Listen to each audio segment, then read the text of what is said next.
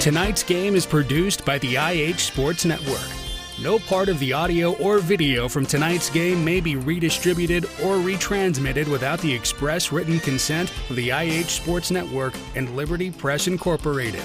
The IH Sports Network's first commitment is to the student athletes of our community, their families, and their coaches. Find us online at ihsports.net.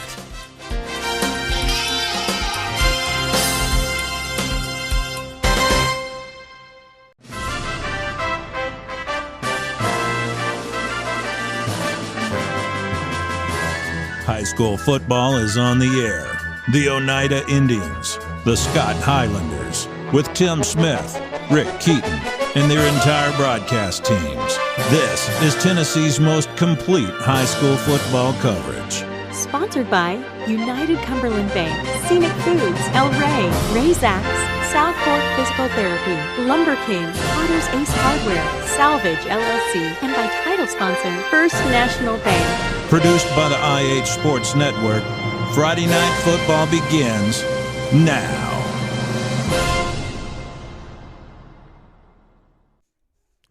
Good evening, everyone, and welcome to Jim May Stadium and Dr. Emmy Thompson Field for state quarterfinal playoff action.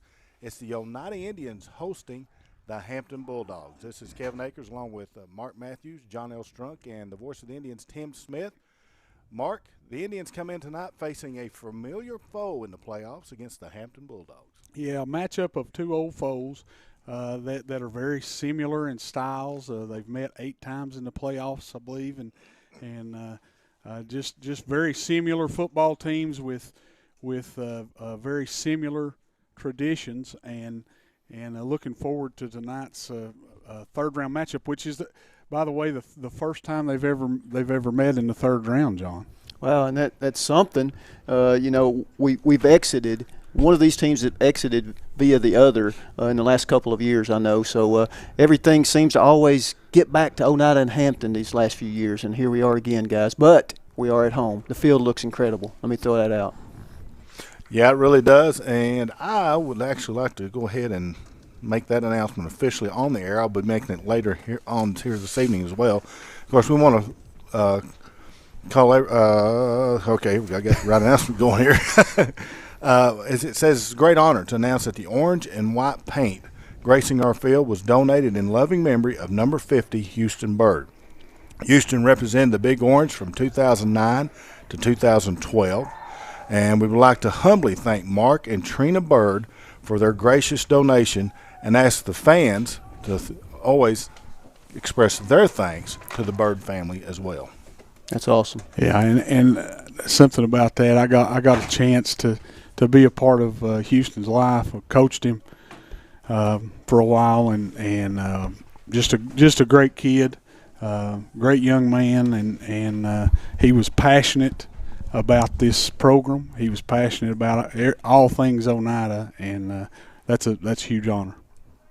Passionate about everything he did, and in this community, that was a heavy loss that was felt, and what a great expression for the family to do that donation in his memory, and we'll move forward, but we'll think about that when we look at those end zones tonight.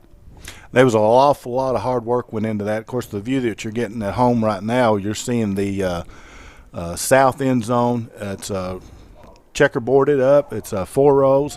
They had to line all that off, and then you have to paint it.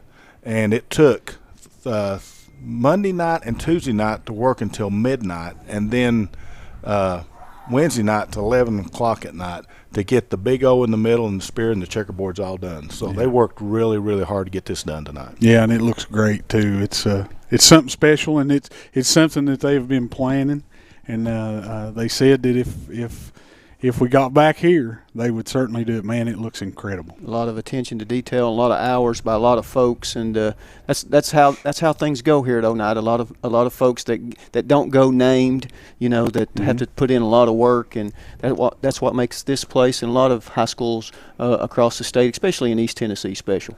A lot of energy around this week, and you mentioned people not going named. I want to make sure we do name, let you know our pregame show brought to you by TNT Car Wash. They are bringing you the pregame, the halftime, and the postgame shows here again this week. And thankfully, we have a commercial for them, so you don't have to hear me ramble and get myself in trouble this week as we once again welcome along TNT Car Wash and talk about people stepping up. And as we get closer, the Oneida community is surrounding this team, and the excitement and energy level has surrounded this team as they've crept closer to the goal. And tonight they will face a team that's kind of like looking in the mirror is how I've expressed it. It's a fan base and a town that loves their team, and Oneida people can understand that because they love their team. It's kind of the same. They have been smash-mouth, hard-nosed, hard-hitting, run-first teams for the majority of their existence. They've had a lot of success,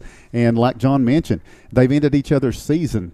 Now this will be the 9th time that they have met in the playoffs, so they've come to an end, but they always leave with a respect for one another when this thing gets done, and that's it's been that way between Oneida and Hampton for a long time. So when that clock ticks down here in a little less than an hour, these two teams will duke it out. And then when it's over, they're going to shake hands, and the fan bases are going to probably root for whoever goes on, regardless of who it is. Oh, absolutely. And you see a lot of banter going back and forth on Coach T. We try to keep up with that some too, and it's always very respectful between these two programs. I think some of them get together and eat before the ball game, whether it's here or up there.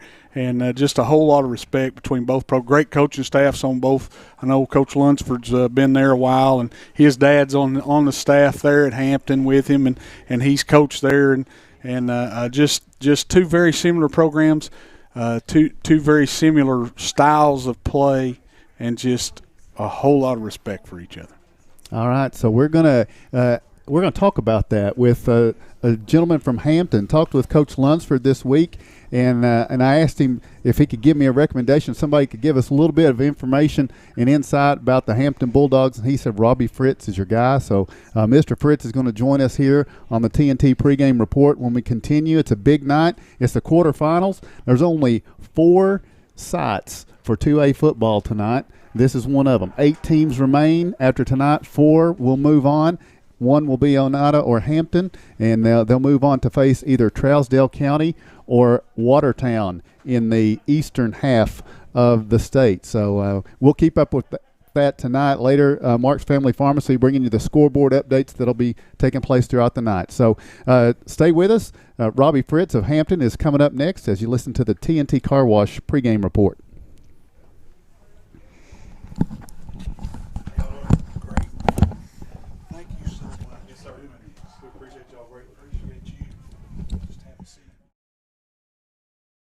Life is about choices. When it comes to your internet service provider, you've got a choice. Telepage. Telepage is internet service provided by local people you know and trust. Different service plans are available, tailored to provide speeds that fit your everyday needs. Telepage now offers fiber internet in select areas, with plans starting as low as $45.41 per month. Speeds up to 1 gig are available. Call 423-569-8595 for more information. That's Telepage, located at 258 South Main Street in Oneida. Visit telepage.net. Home improvement doesn't have to break the bank.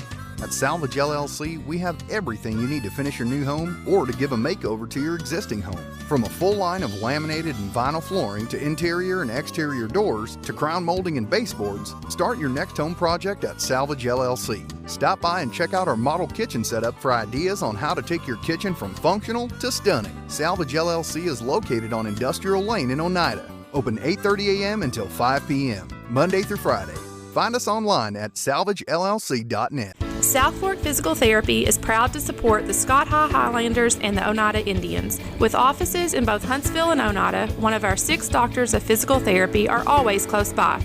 We regularly treat back and neck pain, general sprains and strains, vertigo or dizziness, TMJ disorders, as well as post-operative patients. We accept all insurances and flexible payment plans are available. At South Fork Physical Therapy, we strive to make your experience accessible, affordable, and enjoyable. Home-style cooking with friendly service and a relaxed atmosphere. That's Razak's. Razak's offers breakfast served daily, just like Grandma fixed it, and daily specials like country fried steak, turkey and dressing, and of course, a fish fry every Friday. Razak's has a full menu, ranging from quick and easy favorites like hamburgers and club sandwiches to comfort foods like pinto beans. And you'll love something off the grill, like grade A cut sirloin, ribeye, or shrimp kebabs. That's Razak's on U.S. Highway 27 in Helenwood. Razak's, country cooking and great steaks. Welcome back to TNT Car Wash's pregame show, and I'd like to thank the view of the full moon by Ben's son, doing a good job for us tonight on the camera. And he's got a name, Toby. Toby, yeah. Well, just so you know, just making sure. Well, you covered me because I'll be honest with you, I forgot it. All right, Tim, you got a special guest for us tonight. That's right, Kevin. Robbie Fritz of Hampton joins us. Coach Fritz, you're coaching. You told me you're helping with the basketball, son? I help with the basketball team. I'm a statistician there, and we also help them during the summer and spring, take a little travel ball with them, and stay active there and try to do anything we can to make the boys be successful on the basketball side. I talked with Coach Lunsford earlier this week. I was wanting to just talk with somebody from Hampton a little bit about things, and I'm going to start with just a little bit of history. So you played at Hampton High School. Talk to us about when and what you did. I was there in 96 to 2000. 96, we were fortunate enough we made the state quarterfinals. We were put out by Knox Webb, which went on to win the state championship that year. As it progressed throughout that season, we were pretty good. We went to 12-0 when we went into that game, and got beat 19 to, I think it was 26, 27, something like that, one-score game.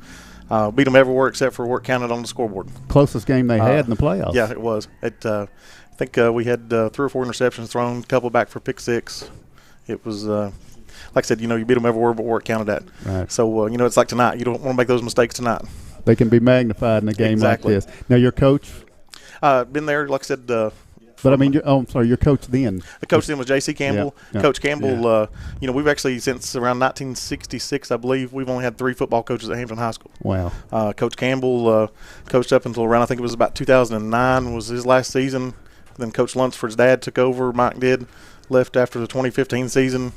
And Coach Lunsford's been there since, and we're fortunate to have a good tradition there with those coaches and stuff. Coach Campbell, he still shows up to the games today. He won't be down here tonight. Send a shout-out to him. He had some heart surgery there, minor things there last week.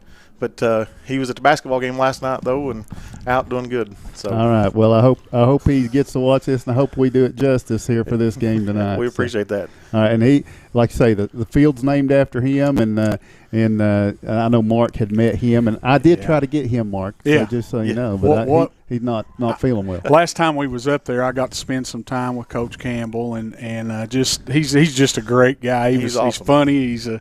He was in a great mood up there that night, and I talked to him about 10 or 15 minutes out there. He didn't know me from Adam. But he's a fantastic guy. We're always known for running the ball so much, and JC's family, his famous saying always was with passing the ball, there's only 3 things that can happen, 2 of which are bad. So, you hand the ball off, you don't have to worry about interception or an incomplete pass. Well, so that was always good. Everybody listening at home, we told you Oneida and Hampton were about the same. It's the same. Mirror images. Yeah. You could probably just switch the jerseys and you wouldn't know the difference tonight. You really will. It'll be a fun, exciting atmosphere tonight. So now how long have you been working with the school doing as an associate there? So I started helping Coach Humphrey, which is one of the assistants on the basketball team. I started helping him at the junior high about 6 years ago, and we've been helping with them. And then we moved up to the high school. We had one of the statisticians. He decided to retire off from doing that, and he's just doing some more out-of-town work and things. But, we were fortunate on the junior high basketball side. We made when they started having the state tournament, we made it back-to-back years, and we lost the state championship game one year to it was the Penny Hardaway does a school from out of Memphis. Yes, we're familiar. We lost to them too. And so, we got beat there with them in the first year, and then the second year we went back.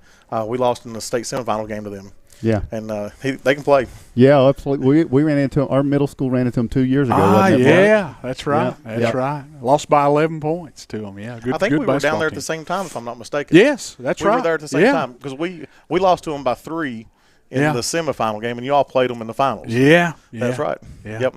Good basketball. Good basketball, great basketball. And so, I mean, Hampton's got good girls basketball. I mean, all three of the programs, football, both basketball programs, they've had a rotation of good success just like we have here. We've been fortunate to have a lot of good athletes, but a lot of people put the time in. Coaches put a lot of time in on the off seasons. You know, as we all know, it's not just during the season. It's 365 days a year. And we've been fortunate. We got a brand new head basketball girls coach this year, Brandon Carpenter. Brandon used to be a head coach up at Cloudland. He's one of the principals at Hampton and just now took back over as the head basketball coach at Hampton. Coach Smith and Ed Smith there on the basketball side for the boys. Coach Smith's just a phenomenal guy. We actually drove down here last year hoping to make a sub-state game. We come down here scouting one night just on a whim, just drove down just to see what we could get some information-wise. But, you know, Coach puts in so much time with these boys. Had a game last night, first game of the year. Both girls and boys won. Boys team won by about 60 over Cherokee, and the girls weeked out won by about 8 on the girls' side last night. So now, who's the gatekeepers over there? Who you got to get through to get on this year? On the basketball side, you know, North Green was the North Green's the one we've got to get back through. Okay. North Green made the state tournaments there last year and things. They've got some exchange students again. I think some from Germany, maybe one from Finland or somewhere. Wow. Funny how that happens. It's it is what it is. But we'll take our boys and the girls on the same side and line up and just play, tip the ball up and let's go. All right. So that sounds good. And I know Cosby's pretty solid usually. Cosby's really solid when you come to the regional play there. Cosby's the one that put us out there last year. And we were fortunate the year before we got by Cosby in the regional semifinals, and then we played University High in the finals, beat them, and then had the sub-state game at home, played Harriman. We beat Harriman by it's like 39 or 40 at home on the sub-state game, and then that was with COVID. The state tournament got canceled. Yeah. You know, we really felt like that was a year. It's one of those things, but we got a little elementary school up from us there called Little Milligan. Coach up there called J.R. Campbell. I don't know if you ever heard of J.R., but he put on a sign up there. He says 2020 state champs until proven otherwise. Now, do you have any relatives that play in? I don't have any kids, no relatives, no nothing. I used to work sheriff's department for 10 years, and we used to, at the evening and stuff, I'd bring a lot of inmate labor up on my own time. We'd do a lot of work around the stadium and the fields and do things and stuff. And I left there a few years back and started my own business and things. But, kind of just got involved more and more. You just want to see the kids play somewhere nice. You want to see aesthetically everything looking good. And, like you all have got here, y'all have got a great facility. We'll do the same up there where we're at. All right, Robbie Fritz join us. He's a Hampton Bulldog getting set for this big game tonight. We're going to take a break for our sponsors, and when we come back, we're going to focus on this game. We've talked some basketball and some personal stuff. Now we want to talk about the Hampton Bulldog football team and the Oneida Indians, the matchup tonight. We'll do that when we return. You're listening to the TNT pregame report. A responsible local bank must branch out into the community it serves. At First National Bank, we realize a community bank must be a strong partner with the community. That's why First National Bank doesn't have branches, but roots that are deeply embedded in the fundamentals and foundations set forth in the past, with a vision for fostering the potential for the future. Since 1904, First National Bank has had only one focus: you. First National Bank. Your family, your future, your bank. Member FDIC. Odds are there's a Potter's Ace Hardware right in your neighborhood, with expert advice and the right tools and supplies to make your quick fixes even quicker. Around the block, what you need in stock, with people who know their stuff. Potter's Ace has a convenient location on Industrial Lane here in Oneida. Visit the helpful folks at Potter's Ace for all your home improvement needs. Potter's Ace, the helpful place. Lumber King in Oneida, Tennessee is the region's one-stop shop for everything a DIYer might need. Carhartt apparel, rugged clothing that works as hard as you do. Lumber King Rental Center, a home for not only tools that a construction site might need, but heavy equipment that can get the hardest jobs done in no time. Here at Lumber King, we carry all of the essentials. Let us be your #1 source for everything construction.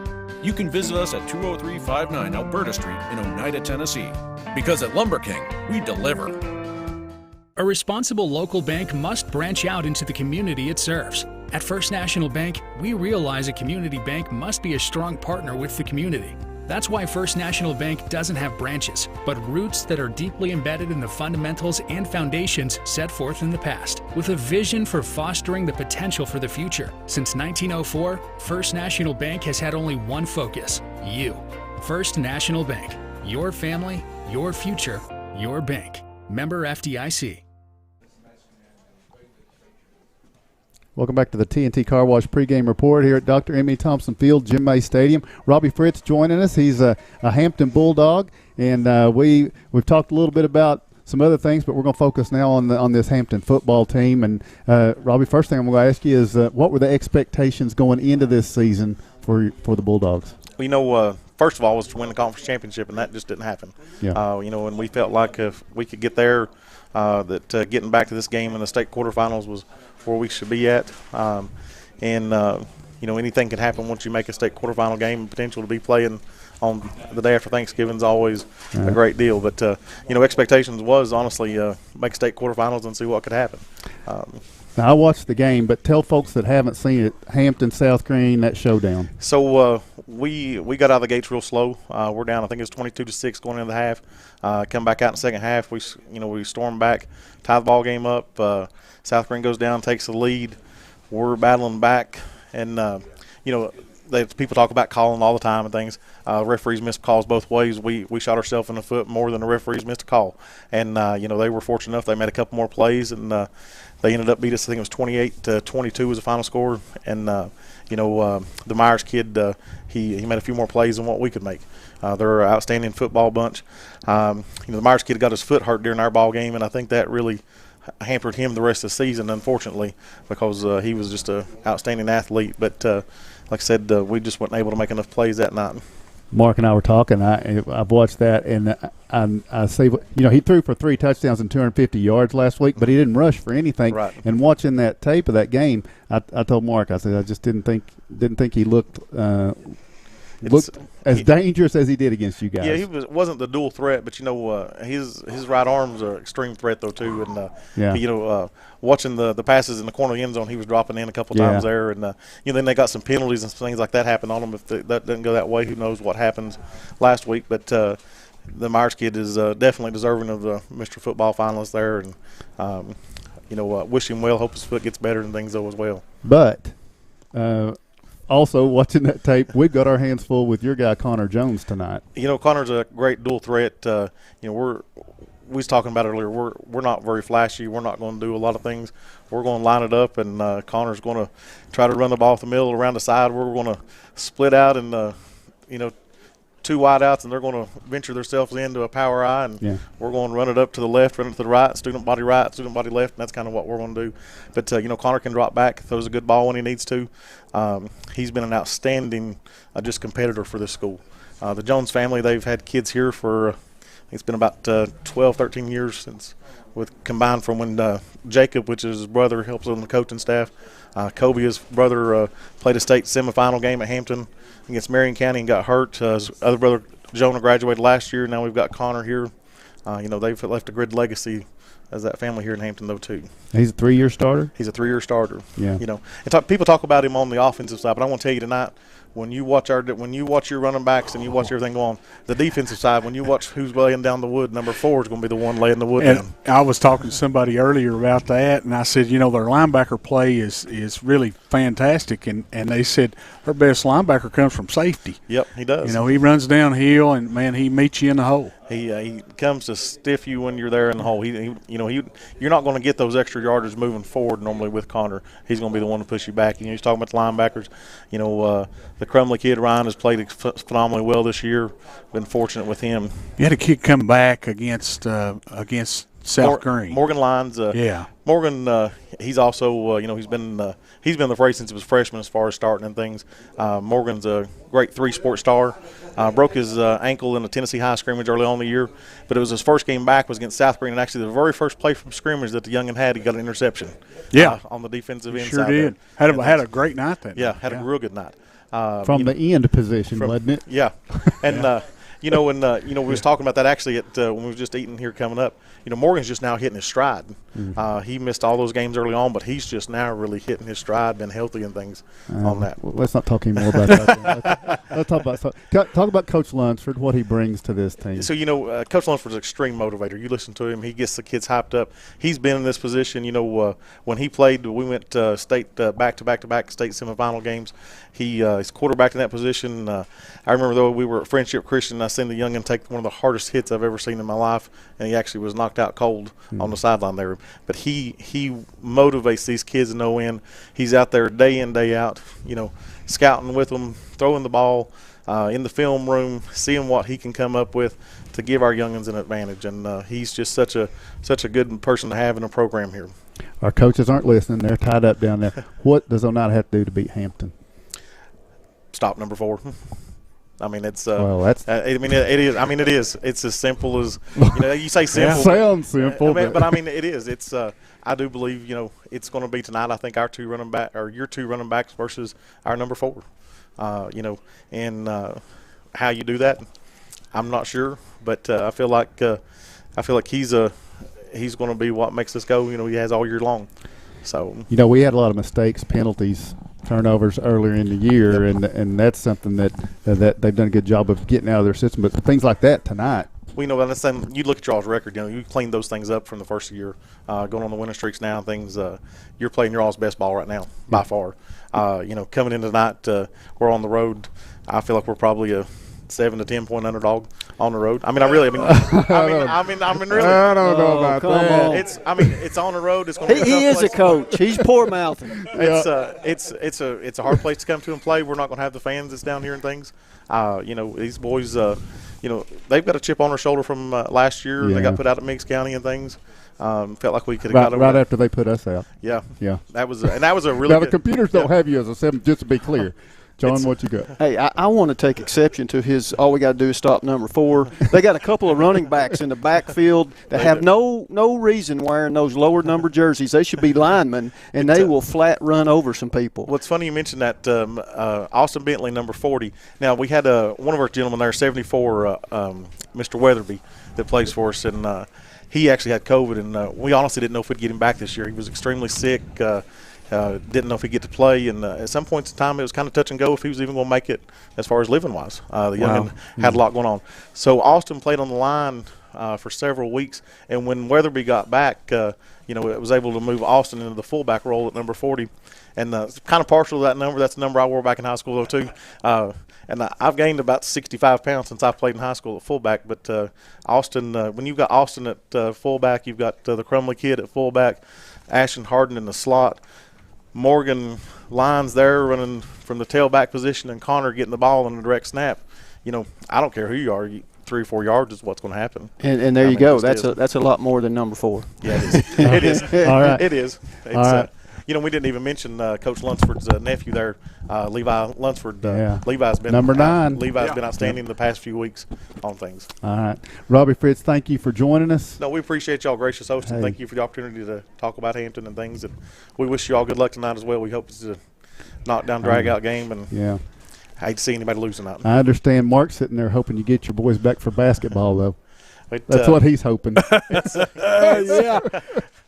No, basketball's right around the corner here. Yeah. Win, lose, or draw. I mean, if y'all win it tonight, it'll be a hard-fought ball game, but I'll be rooting for you if you do to go on all the way, man. And that's the thing about we talked about that on the way up here. I don't know how many times that we've lost to the eventual state champion. Yeah. And, if we get beat by somebody, we're going to pat them on the back and say good luck next week. That's what we want to see. All right, Robbie Fritz, thank you for joining us. Thank you, sir. Nice to meet you, sir. Yes, sir. All right, you're listening to the TNT Car Wash pregame report. Mark's scouting report coming up next. South Fork Physical Therapy is proud to support the Scott High Highlanders and the Oneida Indians. With offices in both Huntsville and Oneida, one of our 6 doctors of physical therapy are always close by. We regularly treat back and neck pain, general sprains and strains, vertigo or dizziness, TMJ disorders, as well as post-operative patients. We accept all insurances and flexible payment plans are available. At South Fork Physical Therapy, we strive to make your experience accessible, affordable, and enjoyable. A responsible local bank must branch out into the community it serves. At First National Bank, we realize a community bank must be a strong partner with the community.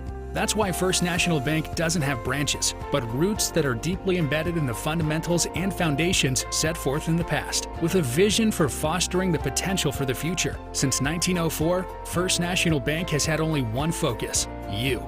First National Bank. Your family, your future, your bank. Member FDIC.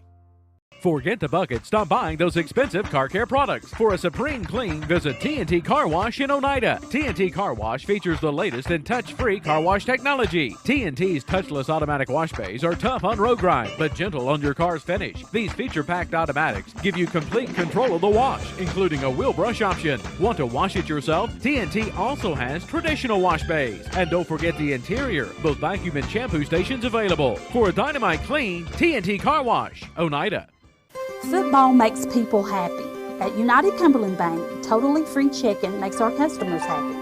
If you are not completely satisfied with your checking account, come see me and find out why more Scott Countyans are choosing United Cumberland Bank. This is Tammy Strunk, new accounts representative, and I would appreciate your business. United Cumberland Bank, member FDIC, $50 minimum deposit to open. Other fees may apply. Ask us for details. 24-4. Welcome back to the T&T Car Wash pregame show. Gentlemen, Mark? Start your engines. Is that what you want? Which is it, gentlemen or Mark? I mean, hey now. It can't be both. Well, I'm sitting here thinking about three things I got to do here all at once. Mark, you got a scouting report for us. Yeah, I mean, I don't know how I can follow that up. He had a pretty good stop number four. He was stop number four, and that's all you got to do. You stop number four, and you all can win. That's all you got. Yeah, there's a lot more. Simple, Mark. Yeah, just tell people how you're going to do it. Okay, the Hampton Bulldogs are 8-2 on the year, 2-1 in their.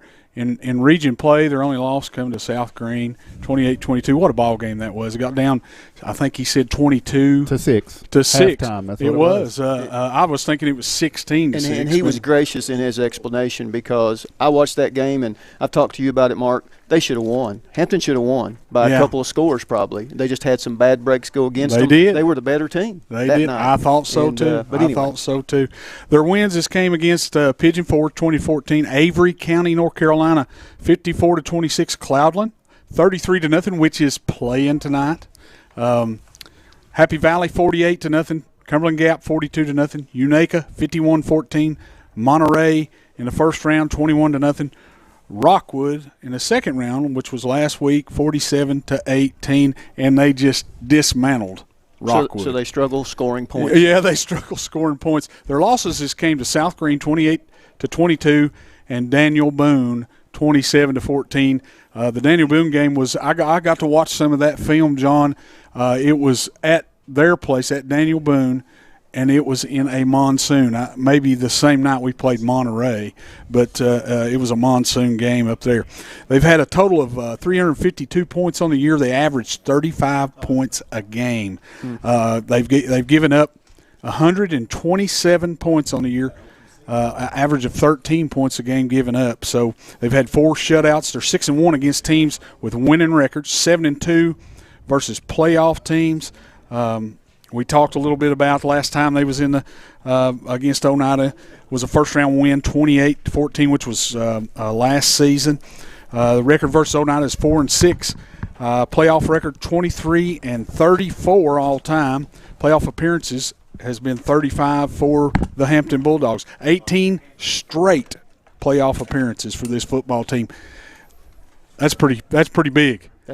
Yeah, that's it's their mirror image of Oneida. They really are in everything they do, and their playoff record versus Oneida is 3-5. First meeting in the playoffs was 1982. Oneida won that game 24-6. He may have that, and I'm not going to step on his toes. John likes to talk, so I'm going to let him do that. I was at that game. I was there too. That was my 7th grade year, my first year in March. My brother was actually a senior on that football team. They had a great year. Cold. Yeah, and they ended up losing to Sweetwater that year, but in the second round, I think. So they like to run a power eye, offset eye, run a shotgun power high. They'll take those two fullbacks and they'll set them out at receiver, and then they bring them in and get right behind the dang guard and tackle, and they're going to run right at you. They'll run a quick pitch, John. We talked about that. Man, they're tough to stop. You got a load of beef coming at you. Yeah, and that's exactly right. You was talking earlier. We was looking down here in the end zone, right under the goal post, down here in the south end zone. You turned around to me and you said, "Look at all that beef under the dang end, that Hampton beef." Their linemen was Holy there cow. taking. And I'm not kidding. You know, when we were talking to the gentleman earlier, some of those fullbacks, they have no reason wearing those 40s because they should be in 70s and 60s. They're lineman size. Yeah. But they're athletic, they're large, and they can run, and they can also knock the snot out of you. Oh yeah, absolutely. On defense, they'll run a 40. They're a base 40 defense. You'll see them probably tonight get in a 50-some. They like to bring one linebacker or the other. They'll run a 4-3, a 4-2, and they'll bring one linebacker pretty much all the time. They got great linebacker play. And number 4, old Connor Jones, he's kind of a linebacker playing safety because he runs downhill. We've seen him with several big stops on game film, and man, he comes to the point of attack and he destroys the runner. We've seen him do that all year. He reminds me of the kid from Meigs County a couple years ago that played from the number 1. What was his name? Safety. He was the quarterback. Swafford. I mean, he was one of the hardest hitting safeties coming downhill and would be at the line of scrimmage. This kid reminds me of that watching him on tape. Except Swafford outweighed him by about 40 pounds. He doesn't have that much to bring, but he brings every ounce he's got, and he brings a helmet and shoulder pad with him. And Connor Jones on offense, I mean, he lines up behind those guys. What they do is they'll run right at you. He'll hit that little seam there, man, and then he breaks it open. He's got all kinds of speed. He can go from anywhere on the field. Very, very dangerous player. And when he throws it, he's pretty dang accurate too. He's got some good receivers. All right. And when we come back, we're going to hear from Coach Jimmy May. Kevin Akers interviewed him, and then John L's got some more facts about Oneida and Hampton to share with everyone when we come along. Oneida is the only team that ended the season unranked that remains going in these playoffs. There's 8 teams engaging tonight, and across the state, they are, of course, here. I'm sorry, Oneida's not the only unranked. There's one other. But the Oneida Indians here against Hampton, and Hampton finished the year ranked number 10 over in Watertown. The Purple Tigers over there, they're hosting their friends from Trousdale County, the Yellow Jackets. And over the last 3 years, the Purple Tigers have won the regular season, and then Trousdale has come and taken the playoff matchup from them. So that one's going on, and the winner of this game will play that one. Over on the other side of the state, Decatur Riverside does the number 4 team in the state, and they are playing Forest. And then the number 2 and 3 teams in the state, Westview, number 2. And remember, number 1 was knocked out last week. Meigs County lost to Trousdale. So number 2, Westview, they're hosting the Memphis Academy of Health Sciences this week. So those are your 8 teams left. There will be 4 after tonight. And coming up, we're going to hear from Coach Jimmy May, and John's going to share his information on the Oneida Hampton series with us. You're listening to the TNT Car Wash pregame report. Forget the bucket. Stop buying those expensive car care products. For a supreme clean, visit TNT Car Wash in Oneida. TNT Car Wash features the latest in touch-free car wash technology. TNT's touchless automatic wash bays are tough on road grime, but gentle on your car's finish. These feature-packed automatics give you complete control of the wash, including a wheel brush option. Want to wash it yourself? TNT also has traditional wash bays. And don't forget the interior, both vacuum and shampoo stations available. For a dynamite clean, TNT Car Wash, Oneida. El Rey is Scott County's home for great Mexican flavor. Located in Oneida Plaza, we're just up the sidewalk from Walmart. From our fresh chips that are made daily to our chicken or beef fajitas that are big enough to share, El Rey uses the freshest ingredients to serve authentic Mexican dishes that will be a hit with the entire family. Stop in before the game on Friday, or pop in on Saturday and watch college football on one of nearly a dozen screens while you eat.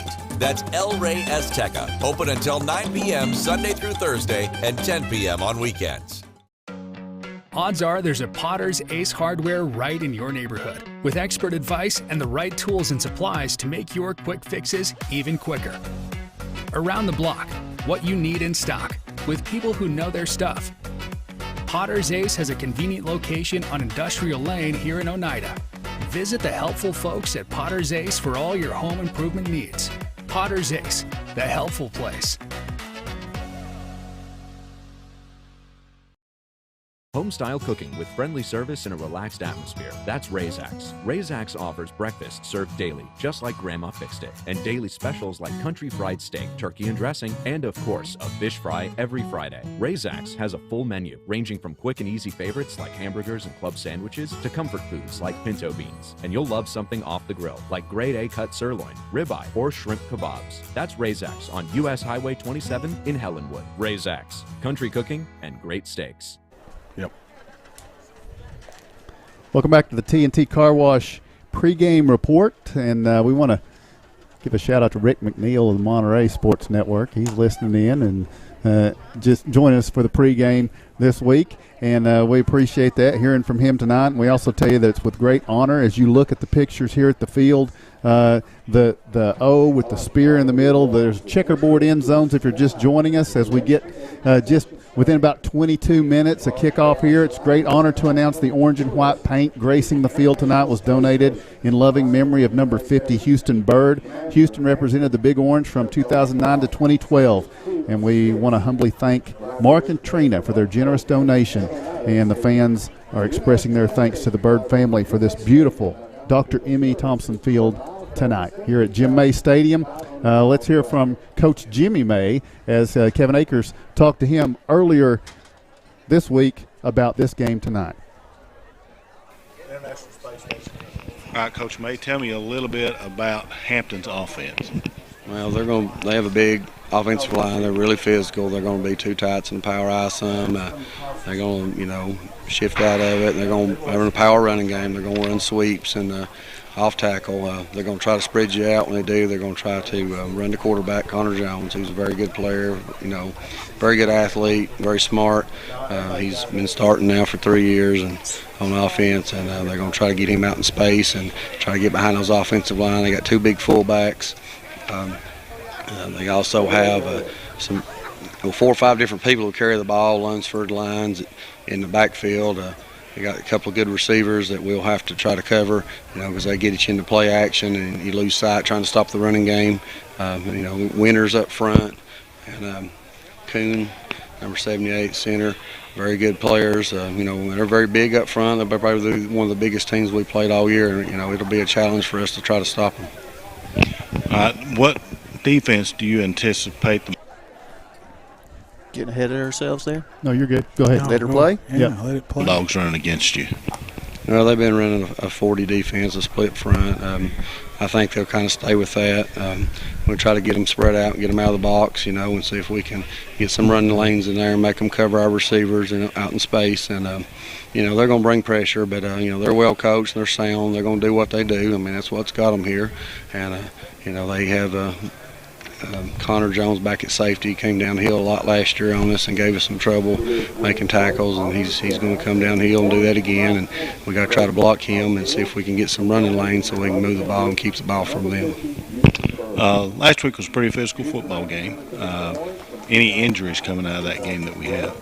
Man, we had some kids banged up. Xavier Shoemaker was banged up a little bit, and Hunter Shoemaker, after they caught that pass, with his neck. He wasn't a head injury or anything like that. But yeah, they've set out a day or two, and they've come back full speed, and they're ready to go. Of course, Tate West had his surgery last week. He's going to be out. He's got his pins in his hand, and because we're going to miss him at wide receiver and at special teams. But other than that, everybody else that got banged up in the game, it hurt a little bit. They're expected to play Friday night. All right. Several people have made the comparisons that Hampton and Oneida mirror each other quite a bit on the football field. Do you think that's a fair assessment? Well, yeah, I think so. We're both, kind of want to run the ball a lot. They're very physical. We try to be physical up front. Size-wise, we're about the same size. We've got to match their physicality. But yeah, we probably try to throw a little bit more than they do. But they, you compare them, it looks identical in some areas. I mean, they're just, both of us try to run the ball and be hard-nosed and be physical with the other team and see if that can win the game for you. All right, Coach Jimmy May on the Hampton Bulldogs. We'll hear his final thoughts a little bit later, but, guys, you heard him comparing it there. And something I was thinking about this week as well as I was kind of punching in some numbers and things was just how Coach May, he wasn't the head coach a year ago. So, I mean, he hasn't even been the head coach for a year.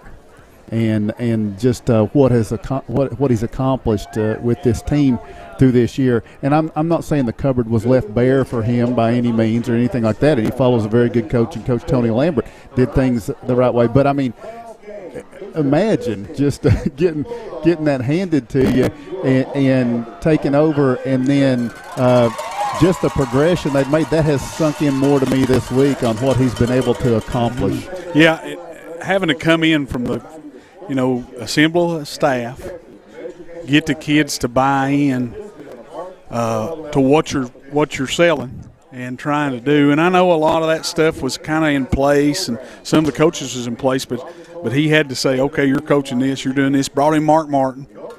Mark Martin has took over the defensive play calling duties, and I think that's been, man, you can't say enough about the job he's done this year in Mark Martin. But it's been a tough task, and he's progressed every single week, John. They've gotten a little better, and offensively now, you see, I think he had a heck of a game plan against Coalfield, but we wasn't able to make the plays, or I think that might have been a little different ballgame. Yeah, it came down to 2 plays, 2 fourth down throws into the end zone, and it was a 14-7 ball game. But that's the way that game went. And I roll back to the first game of the season, where Oneida just got shellacked. I mean, and he even made a comment last week, he's sitting there at halftime down 30.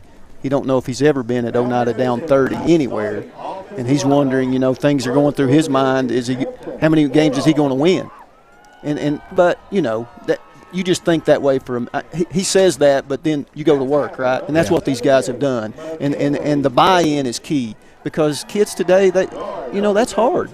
And even last week, how do you keep them wanting to play this deep into the season? And sometimes it don't work out, even with a good team. And so you got to give the coaching staff a lot of kudos for what's transpired. And I was talking to some of the coaches whenever I got here earlier, and they was talking about this senior bunch, the leadership that they've had, and they told me, these guys don't want to quit playing. They want to keep going. And they've certainly shown that in these first 2 rounds. You got Cumberland Gap, which is a tough team to defend, man, a tough team to defend. And then you've got South Green. And South Green, favored by 21 points. And these guys just don't have quit in them, and they just keep fighting and fighting and fighting. And I think that's what's going to take tonight. And you go back to his dad, Coach May Sr., and he was all about that senior leadership and you taking a role as a senior and upperclassman and being in that. And so that's good to see with this team. And you can see it last week where these kids just did not want to go home. That's the way they played. So we'll move on into some of the playoff history here between Oneida and Hampton. And they played each other, I've got 8 times in the playoffs to this point, guys. And Oneida is 5-3 in those matchups. 3-1 in the first round is Oneida, victories to losses against Hampton. 2-1 in the second round, and this is the first time that they've met in the quarters.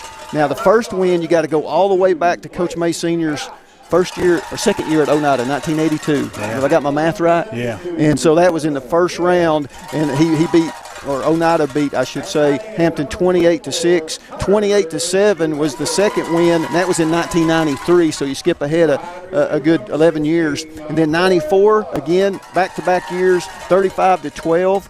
Oneida wins, and Coach May Sr. went 3-0 in the playoffs against Hampton, guys. So that's pretty special, and I think about that, and I say that because here's Jimmy with his first chance, as head coach going up against Hampton in the quarterfinals of all things. Yeah. So a nice history between these two schools, and like we said, the last few years, 2019, Tony Lambert led team wins 14-12 in the second round. Last year, Tony Lambert's led team they lose 28-14 in the first round, and then here we are in the quarters in 2021. So I think Oneida in the quarterfinals, 5-3. I believe this is the 9th quarterfinal appearance, and Oneida's 5-3. But the Indians have lost 3 straight in the quarterfinals. It's been since 2008. That's the last time Oneida won a quarterfinal game. Now for Hampton, this is only their 5th appearance in the quarterfinals. Their first one came in '96. Robbie Fritz that joined us. He was a freshman on that team. That was their first appearance, and they lost to Knox Webb. However, the ensuing 4 appearances, and they've been pretty recent, 05, 06, 07, and 2015, Hampton won every one of those quarterfinals. So they're 4-1 in the quarterfinals. They've never made it past the semifinals. But they're hoping to at least get another shot at it this year. So, he talked about who's favored and this and that. We talk about computers every once in a while. Oneida did get a little improvement in the computer world this week, but still they come into tonight, even with the home field advantage. Oneida a 12-point underdog to Hampton. Hampton ranked 55, Oneida ranked 116. Trousdale's ranked 34, and Watertown's 43. That game is a .01 difference. Wow. That should be just a big toss-up and a lot of fun over there at Watertown. Forest is a big underdog to Decatur Riverside, and then the Memphis Health Science School, Academy of Health Sciences, they are a 12-point underdog to the number 2 team in the state, Westview. So that's the 4 quarterfinal games going on tonight. Winner of this one goes to the Final Four. We're going to take another break. When we come back, we're going to get Coach Jimmy May's final thoughts and get the scene set. We're closing in on about 10 minutes from the start of this one. It's the quarterfinals, the Hampton Bulldogs and the Oneida Indians, as you listen to the TNT Car Wash pregame report.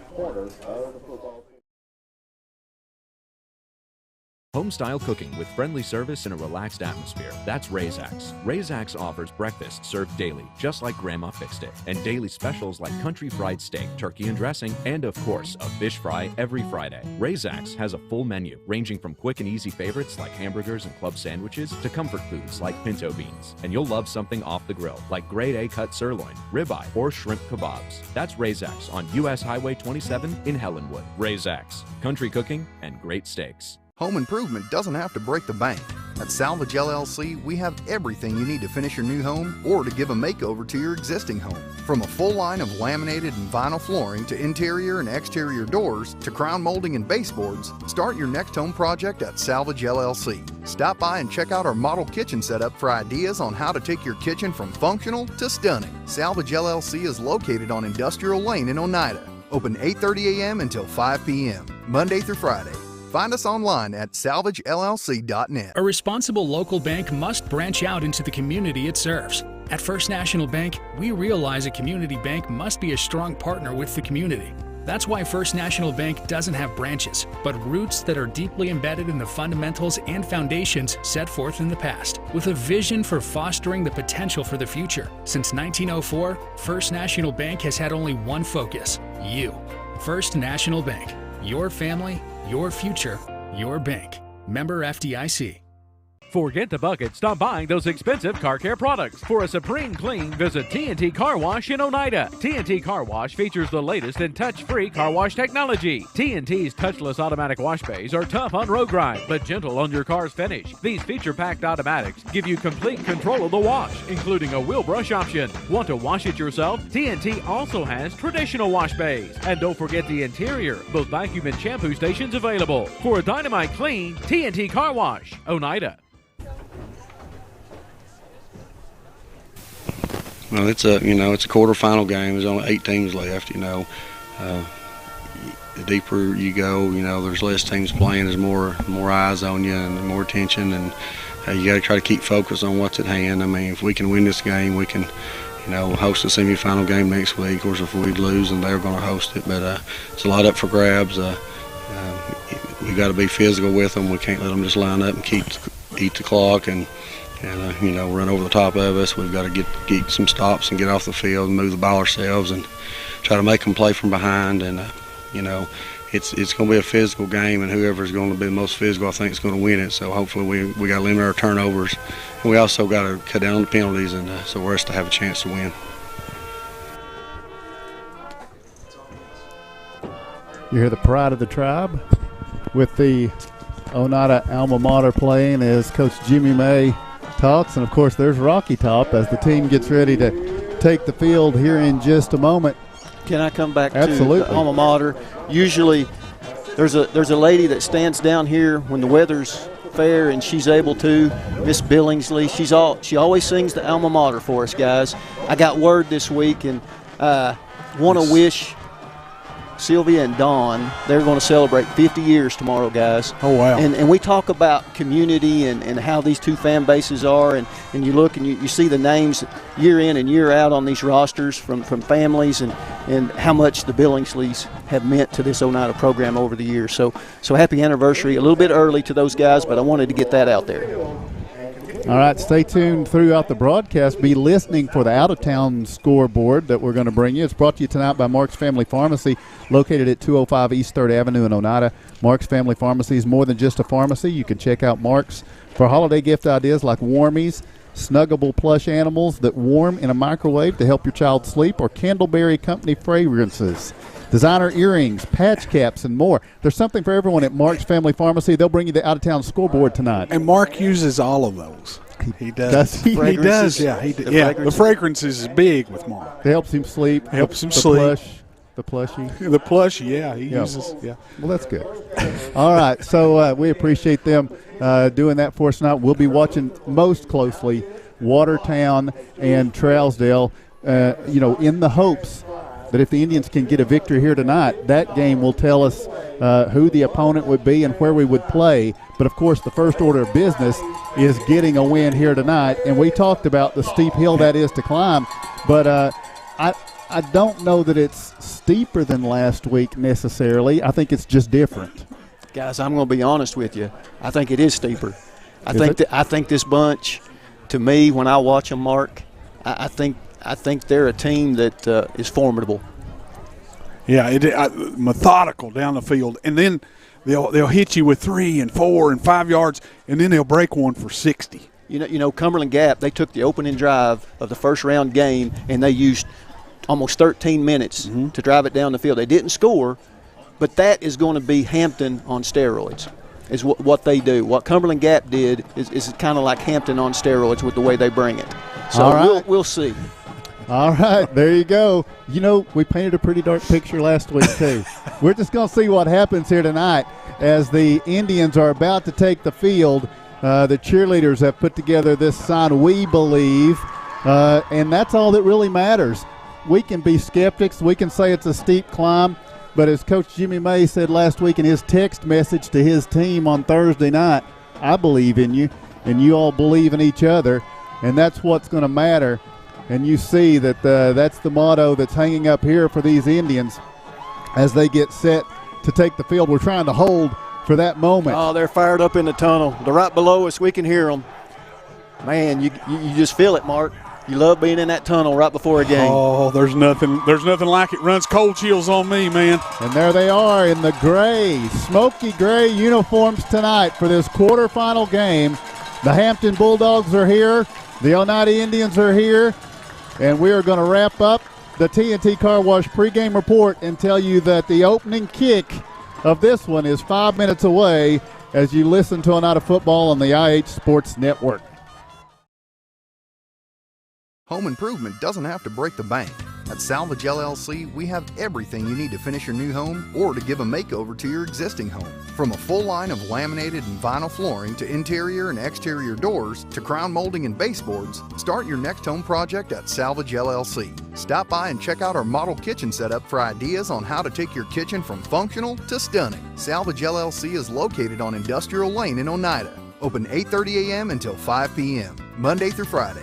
Find us online at salvagellc.net. South Fork Physical Therapy is proud to support the Scott High Highlanders and the Oneida Indians. With offices in both Huntsville and Oneida, one of our 6 doctors of physical therapy are always close by. We regularly treat back and neck pain, general sprains and strains, vertigo or dizziness, TMJ disorders, as well as post-operative patients. We accept all insurances and flexible payment plans are available. At South Fork Physical Therapy, we strive to make your experience accessible, affordable, and enjoyable. odds are there's a Potter's Ace Hardware right in your neighborhood, with expert advice and the right tools and supplies to make your quick fixes even quicker. Around the block, what you need in stock, with people who know their stuff. Potter's Ace has a convenient location on Industrial Lane here in Oneida. Visit the helpful folks at Potter's Ace for all your home improvement needs. Potter's Ace, the helpful place. Home-style cooking with friendly service and a relaxed atmosphere. That's Razak's. Razak's offers breakfast served daily, just like Grandma fixed it, and daily specials like country fried steak, turkey and dressing, and of course, a fish fry every Friday. Razak's has a full menu, ranging from quick and easy favorites like hamburgers and club sandwiches to comfort foods like pinto beans. And you'll love something off the grill, like grade A cut sirloin, ribeye, or shrimp kebabs. That's Razak's on U.S. Highway 27 in Helenwood. Razak's, country cooking and great steaks. Number 38, McKinley Coon.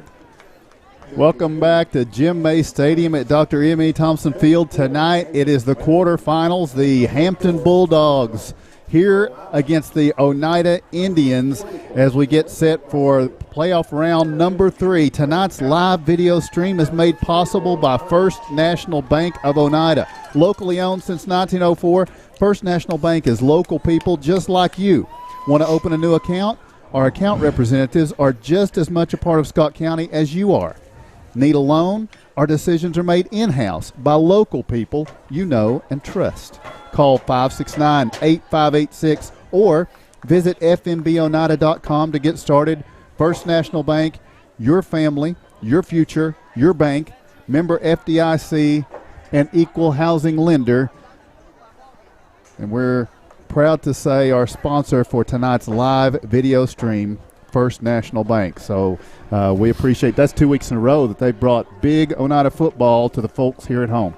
Yeah, and it's kind of cliche, I guess, to say that, you know, whoever controls the line of scrimmage is going to be in the driver's seat in this football game, but that's definitely true tonight. I mean, they've got to go 300 pounds across the line, guys. They're huge. Yeah, they're huge. And if you want me to, I'll run through the captains real quick. Yeah, there's the toss. Let us know. Oneida wins the toss again, guys. I'm pretty sure it's 6 or 7 weeks in a row. The captains for Hampton, Connor Jones, Andon Winters, Devin Ward, and McKinley Coon. For Oneida, Hunter Shoemaker, Lorenzo Garcia, and Blake Couch. All seniors, of course. But Oneida wins the toss. They'll defer to the second half, so it'll be on our defense shoulders to start this thing. Hampton is 8-2. Oneida is 9-3. They will meet for the 9th time in the playoffs, and you're going to watch it live here on the I8 Sports Network thanks to First National Bank.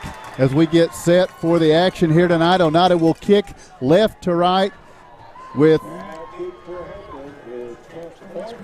Chance Point and Brody Hicks deep to return for Hampton. They're in their road white jerseys, blue numerals, dark blue pants, a dark blue helmet with a light blue H. Oneida in the smoky grays as Jaden Anderson makes his way to the football.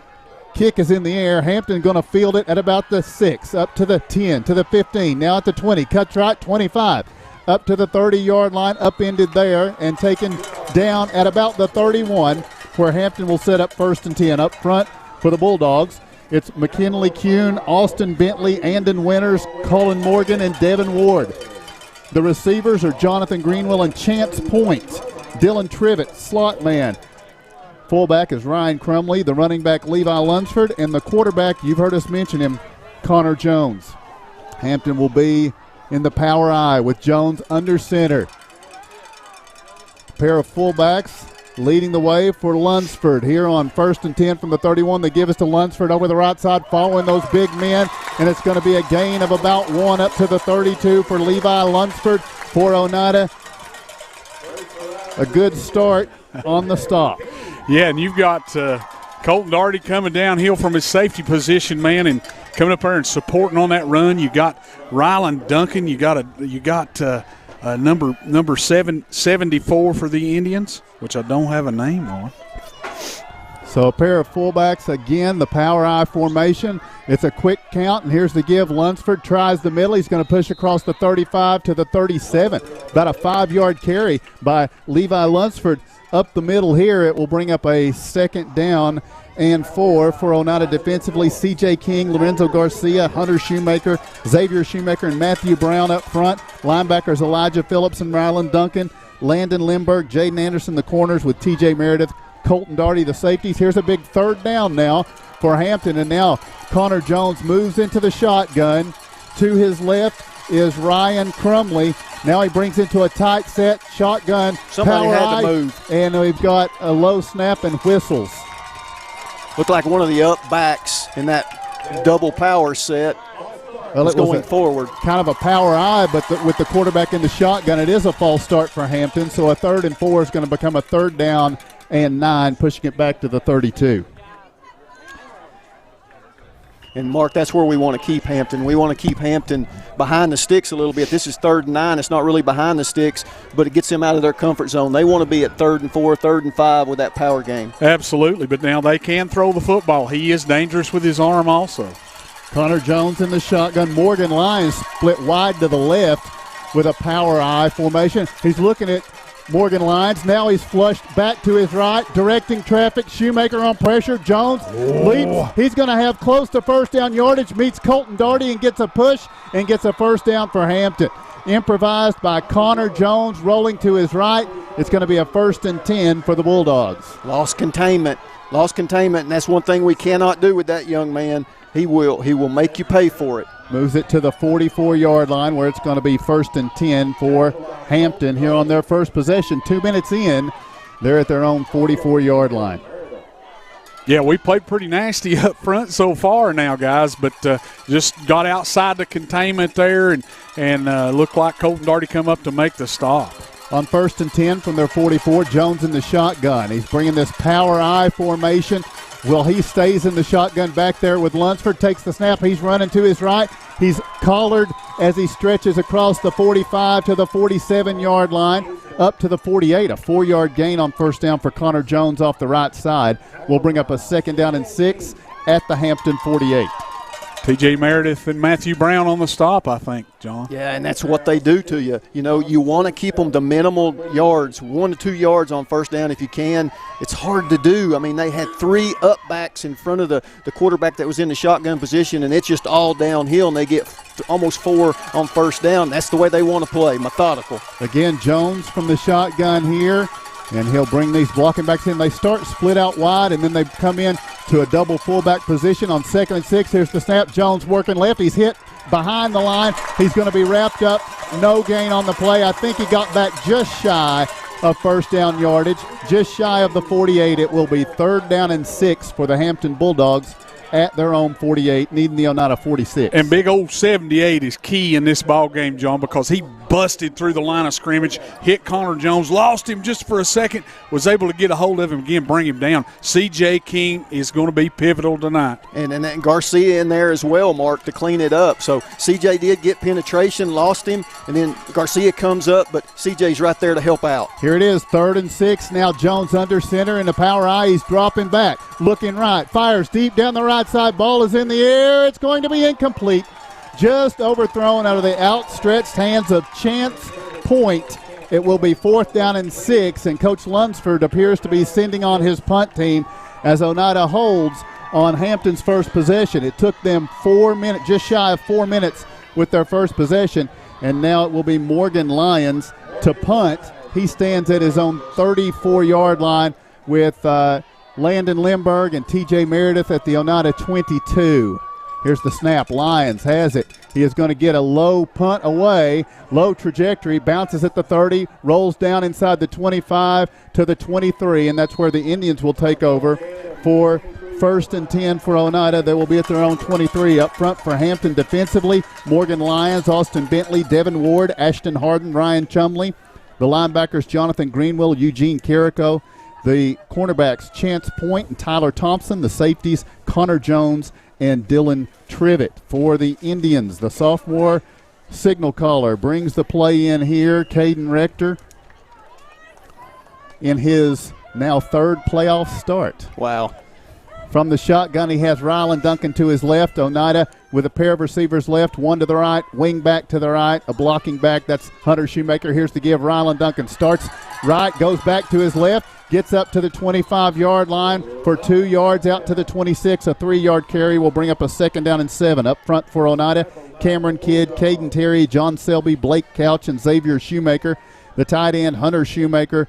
Receivers, McLaurin Love, Todd Derrick Ryan, Landon Limberg. Fullbacks, Elijah Phillips, T.J. Meredith. The running back, starting tonight, Ryland Duncan, and as we mentioned, the quarterback, Caden Rector. 2nd down, 7. From their 26, from the shotgun, Rector with Duncan to his left. Here's the snap. He'll put it in the basket for Duncan. He will push forward back to the line of scrimmage and not much more. It'll be 3rd down and 7 now for the Indians with 7 minutes and ticking in this first quarter. Yeah, and Duncan may have got hurt there a little bit, guys. And actually the ball came out. And I'm pausing because there's sideline warning. Yeah, there's some action going over here with flags. They're going to get a sideline warning, I believe. It is a sideline warning against Hampton here. Yeah, and this penetration right there, and that they got penetration with those linebackers coming downhill. We're having a hard time moving them off the line of scrimmage. We tried to spread them out, 2 receivers to each side, tried to spread them out to run it. They were having none of it. 3rd down, 7. This Hampton secondary, 4 picks last week against Rockwood. They weren't playing the Atlanta Falcons. They were playing the Rockwood Tigers and picked it off 4 times. Here's the Indians with a 3rd down and 7. They need the 34 for a 1st down. Rector from the shotgun takes the snap, looking right, fires on the slant, looking for McLaurin Love. He got a paw on it but couldn't reel it in as Connor Jones was closing in. It falls incomplete, and Oneida will be forced to punt. Tonight's live video stream is made possible by First National Bank of Oneida. First National Bank's checking accounts are customized for the people of our communities. Visit online and mobile options that make banking easier than ever before. Visit fnboneida.com to learn more. First National Bank, your family, your future, your bank. Member FDIC. Each team with a possession. Hampton got 1 first down. Oneida didn't get one. Here's a low snap back to the 13. And Oneida's going to run with it. Sweeping off to the right, Jaden Anderson. He is shedding a tackle at the 25, cuts it up across the 30-yard line to the 32. He's not going to have enough for a 1st down, and so it's going to be Hampton to take over at the Oneida 32 on the trouble on the snap. Yeah, you got There's a flag down, though. Blocking the back against the Indians. They'll decline it and take the football, you would think. Yeah, absolutely. But you have to be able to get – I understand we had the low snap, but if you don't feel the penetration coming, you got to kick that thing away. He elected to run it and try to pick up the 1st down, man. They just got on him pretty quick. The block in the back occurred at the 27-yard line. It's going to be declined. Oh. And so Hampton will have it 1st and 10 at that 32-yard line. So the Indian defense put in a tough spot here. 6:29 to play, first quarter. Here comes Connor Jones and the Bulldogs. It's not a turnover necessarily, but it is similar to one. Turnover on downs. And yes, Mark's spot on. You know, it looked like he kind of felt more pressure than was there. Probably could have just turned around and punted that thing away. As it stood, if he'd have been able to get that yard, it went for nothing with the penalty, but we'd got to kick it again. So, but you're right. The defense putting in a tough spot. They were in them all last week and came up big. So here we go with the power eye set. Jones turns around, gives instructions. Receiver right, gives Levi Lunsford off the left side. The Indians swallow him up after about a yard gain up to the 31. Good defensive play by the Indians. It will be 2nd down and 9 at the Oneida 31. Garcia and Elijah Phillips on the stop. That's what we need to do, John, is hold them to short yardage on those 1st and 2nd down runs. Yeah, the 1st down especially, Mark, and keep them a little bit behind the sticks. And when I say behind the sticks, get them to 3rd and 6 or better is what you want to be positionally. Put them in a situation where they want to throw it or make them throw it. Morgan Lyons, a tailback, and it's going to be a pitch. Lyons sweeping off to the right, cuts behind his fullback up to the 25-yard line, driving forward down inside to the 24. And Morgan Lyons, following the fullback Ryan Crumley off the right side, picks up good yardage to the 24. And we've got an Indian slow to get up. I think it's Elijah Phillips. Yeah. He is up, but he's going to have to come off here. He's holding that shoulder a little bit. Elijah Phillips, Xavier Shoemaker It'll be 3rd down 2. On the stop, yeah, it looked like maybe a stinger, hopefully. First time they've went with that little quick pitch. I seen it on film. I know you guys did, and they really loved that. And they had more success with that than they have been going up off tackle. So we'll see if they go back to that. 3rd and a short 2. 3 receivers right, 1 to the left. Timeout, Hampton, and we'll take the same. We take the break with your score. 5:08 to play first quarter. It's Oneida 0, Hampton 0. A responsible local bank must branch out into the community it serves. At First National Bank, we realize a community bank must be a strong partner with the community. That's why First National Bank doesn't have branches, but roots that are deeply embedded in the fundamentals and foundations set forth in the past, with a vision for fostering the potential for the future. Since 1904, First National Bank has had only one focus: you. First National Bank. Your family, your future, your bank. Member FDIC. Welcome back to Jim May Stadium at Dr. M.A. Thompson Field. The Oneida Indians and the Hampton Bulldogs scoreless with 5:08 to play first quarter, but Hampton's got a 3rd and a little bit longer than 1 inside the Oneida 25-yard line. They call a timeout, and they're coming out for this 3rd down play. They were in 4 wide with Connor Jones in the shotgun when they called the timeout. I think they wanted to test us. I think they wanted to see how we lined up against that set, Mark, and now coach is going to, he's not going back to it. He's going to jump into power I, so we'll see. All right, the tailback Lunsford off left side. He's going to have 1st down yardage. The pile will push down inside the 20 and all the way down to the Oneida 16-yard line where Hampton will have a 1st down. Boy, and they just wear them big old linemen. Even after the back gets hit, they get in behind him and keep pushing him, and helps him pick up extra yards. Yeah, and the back never stops churning those legs, and it's a machine once it gets oiled and greased and moving, and we don't want that to happen. Morgan Lyons now the tailback behind these 2 fullbacks in the power I. Hampton at the Oneida 16, 4:40 to play first quarter. Scoreless now. Lyons off the left side. Starts left, cuts inside, stretches down to the 12-yard line, and that will be a gain of about 4 for Morgan Lyons. Elijah Phillips coming up with a stop. Back in there. John Selby was in there the play before for Elijah. Just a little stinger, I believe. So comes up to make the stop, puts it it's 2nd and about 6.5 yards to go here for the 1st down. Hampton. Yeah. Just no penetration the last few plays, guys. We saw it on that first series. Oneida able to get into the backfield a little bit. They've shored that up, has Hampton. Hampton at the Oneida 12, 2nd and 6. Lunsford off the right side. He's got good blocking down inside the 5-yard line all the way down to the Oneida. What is this, 3 for Lunsford on the carry? It's going to be 1st and goal for the Hampton Bulldogs as they get to the Oneida 3-yard line. Well, we'll call it the 4.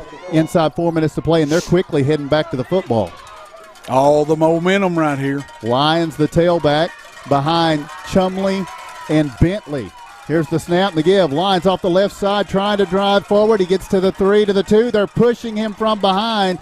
He's down close to the 1, and that's where they're going to spot him. Morgan Lyons got about a yard, and then the pile push from Hampton gets him all the way to the 1-yard line, and now it's a 2nd and goal from the 1. It's crazy. And it's coached. They had 5 white shirts that got up off of that running back. They got in behind him and just started wedging forward.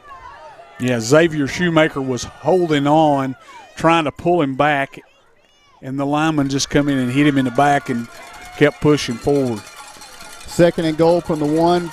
Bentley and Chumley are the fullbacks. Jones, he's going to sneak it in, and he's got the touchdown for the Hampton Bulldogs. 3 minutes to go first quarter, and the Bulldogs are on the board. Yeah, they just mashed us in the mouth a little bit right there, guys. They lined it up and made us like it. Sure did. Yeah, we didn't have any penetration on that drive into the backfield, which we had on the first that kind of set us up for a pretty good defensive stop. But they'll get a little bit of that in their crawl and won't like it, I imagine, John, and take advantage of that a little bit here when we get back on defense again. Well, I hope so. With 3 quarters and 3 minutes left to play, we better not like it because they'll give us more for sure. Hampton going to go for 2. Jones in the shotgun. Now he's going to be a shotgun power I with Lunsford to his right. Going for 2. Here's the snap. Jones rolling to his right. Fires into the end zone. It's going to be complete. He hits the fullback Bentley for the 2-point conversion, and timeout on the field, your score. 3 minutes to play here in the first quarter. It's Hampton 8, Oneida 0. Home improvement doesn't have to break the bank.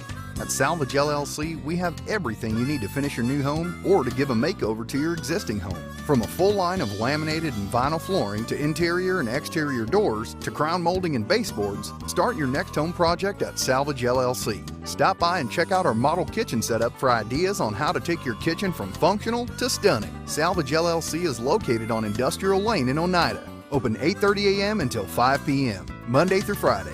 Find us online at salvagellc.net. Welcome back to Jim May Stadium at Dr. M.A. Thompson Field. Here in the first quarter of play, Hampton takes – Oneida had a muff punt or a problem on the punt snap and turned it over at their own 32. Hampton takes over and scores on a 1-yard touchdown run from Connor Jones, and then the 2-point conversion pass. They lead now 8-0 as the kick comes from Hampton down the right sideline, picked up here by TJ Meredith. He starts at the 12, now to the 15, out to the 20, and goes out of bounds. Located at 205 East 3rd Avenue in Oneida, Mark's Family Pharmacy is more than just a pharmacy. Check out Mark's for holiday gift ideas like Warmies, snuggable plush animals that warm in a microwave to help your child sleep, or Candleberry Company fragrances, designer earrings, patch caps, and more. There's something for everyone at Mark's Family Pharmacy. They bring you the out-of-town scoreboard where we find Cloudland leading Coalfield 8-7 in the first quarter. Alcoa up on Pigeon Forge 21-0. Maryville leads Farragut 7-0. And Knox West is leading Knox Central 7-0. Here, Oneida down 8-0, their second possession. And T.J. Meredith, the running back, to the right of Caden Rector with 2 receivers to the right, 1 to the left, fullback left. Here's the snap. Rector fires out to the right side. McLaurin Love makes the catch, and it is going to be – he's going to be taken down, though, back at the 21-yard line. So Oneida goes in reverse for a yard here on the pass, and it will be 2nd and 11 for the Indians. They trail 8-0. 2:35 and ticking here in the first quarter.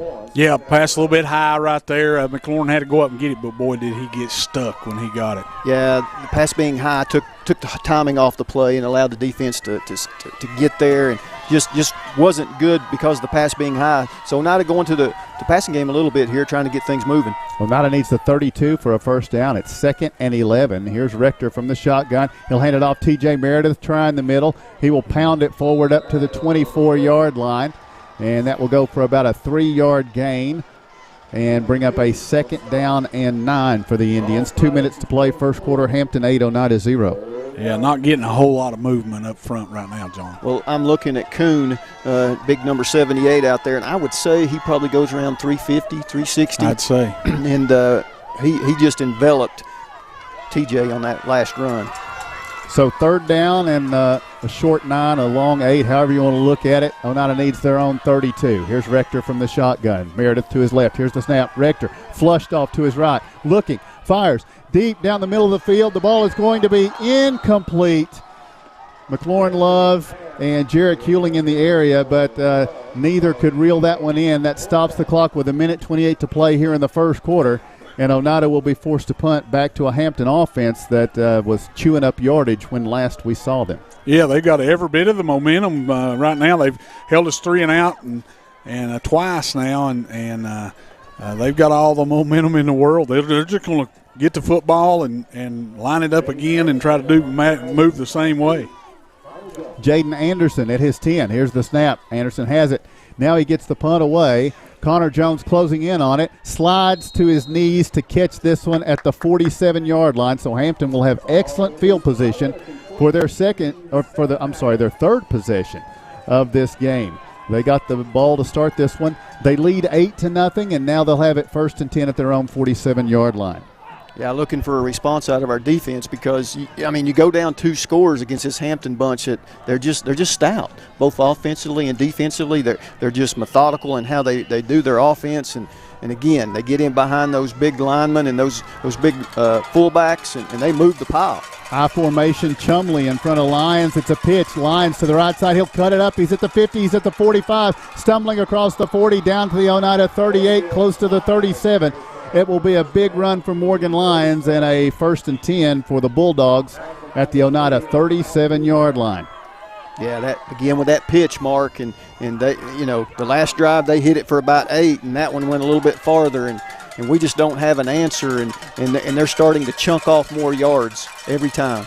Jonathan Greenwell, the running back now, in the I formation. Quick snap. Here's Greenwell kind of juggling it, works to his left, finds some extra room inside the 35, down to the 30, close to the 29-yard line. So another big chunk of yardage, about 8 yards on the carry for Greenwell. It will be 2nd and 2. Yeah, moving us off the line of scrimmage. We got a little penetration that time and just wasn't able to bring him down. They're running that quick pitch, and we don't, like you said, we don't have an answer to it. Morgan Lyons will be the tailback now with Chumley, the fullback, and Jones under center. And now he's going to get to Chumley, a little change of pace. He blasts through the middle. He needed 2 yards. He got it all the way down to the 25-yard line. It will be 1st and 10 for the Bulldogs. At the Oneida 25 now, with 16 seconds to go in the first quarter, they lead 8-0. That may be the final play of this quarter as Hampton walks it over to the far sideline. That will do it. The first quarter is going to come to a close, and we will tell you the score after 1 as we take the break. It's Hampton 8 and Oneida 0. Scenic Foods is about freshness, with meat cut in-store daily and special cut upon request. A deli that offers fresh meats and cheeses sliced to your choosing. A produce department offering fresh fruits and vegetables, and of course a full line of competitively priced groceries to meet your weekly shopping needs. Scenic Foods is about value and convenience. Don't have time to cook supper? Try our cheese sticks, pizza, and wings, as well as our fresh-made desserts and side dishes. Need to fill an empty pantry? We have all you need at Scenic Foods, located at 7352 Baker Highway in Huntsville.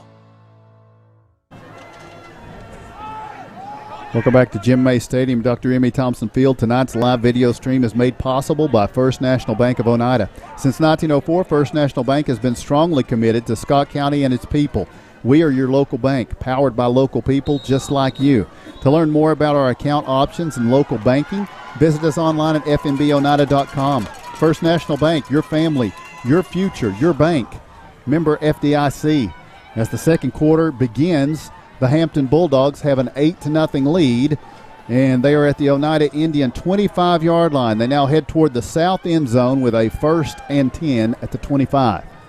Yeah, they're looking for more points, and Oneida's looking for its first down, and that's bad news. Hampton's having its way up front with us, Mark, and they're able to get to the second level, get to our linebackers, and get these running backs free. Chumley and Bentley, the fullbacks, in front of Levi Lunsford on 1st and 10. Lunsford over the right side, and he's down to the 20-yard line, inside the 20. They're going to spot him at the 18, and that is a 7-yard gain, another big chunk run. It will be 2nd down and 3 for the Bulldogs at the Oneida 17. Yeah, you got old Lunsford coming through the line of scrimmage, big back.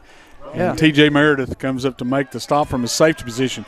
They're getting guys on the second level to get into those linebackers to get them out of the way. Good job by Hampton. Rotating running backs now. It's Lyons off the left side. Lyons is going to follow the pile, pushed inside the 15. He's got a 1st down as they'll take it all the way down to the Oneida 12, where it's going to be 1st and 10. The Bulldogs lead 8-0, and they're hungry for more. Garcia's 6th stop on the night, John. Yeah, and it's just going to be more of the same because we're not able to slow them down. 5 and 6 yard carries, they're just going to keep pounding on us. Power I formation, Lunsford the back here. Connor Jones surveys the situation as he steps under center, hands it off. Lunsford over the left side. He's hit at the line this time and taken down for no gain. It will be 2nd and 10 at the Oneida 12. Boy, that was quick. C.J. King got in the backfield, man, just wrapped him up along with Lorenzo Garcia. Big play right there by C.J. We need a stop real bad right here. Yeah, I mean, and this sounds dire, but to go down 2 scores, and if they tack on a 2-pointer, it's really 3 scores. You just can't let that happen here. Oneida's got to bow up. Greenwell now the tailback. It's actually 2nd and 9. Here's the pitch. Greenwell, he's forced back inside and taken down. That was a collision at the 6. Yeah, that looked like T.J. Meredith coming downhill, man. And he don't care to stick his hat in there, man. He got a big one last week. gets another big one this week. That was a big play right there. Another pitch that we're having trouble. They're kicking they're pulling the guard. They're bringing both those backs, and they're kicking our end, and they're just getting it up off tackle. It's a power play, man. Still got 4 or 5 yards on that. 3rd and 4 at the Oneida 6. Morgan Lyons, the tailback, and as Hampton gets set, they call a timeout. We'll take the same. Timeout on the field, 9:48 to play first half. It's Hampton 8, Oneida 0. Lumber King in Oneida, Tennessee is the region's one-stop shop for everything a DIYer might need. Carhartt apparel, rugged clothing that works as hard as you do. Lumber King Rental Center, a home for not only tools that a construction site might need, but heavy equipment that can get the hardest job done in no time. Here at Lumber King, we carry all of the essentials. Let us be your #1 source for everything construction. You can visit us at 20359 Alberta Street in Oneida, Tennessee. Because at Lumber King, we deliver. Welcome back to Jim May Stadium, Dr. M.E. Thompson Field. Hampton burns their second time out of this first half. They lead 8-0. They have a 3rd down 4 at the Oneida 6. And they did this earlier and come out of it and picked up a big first down to keep the drive alive.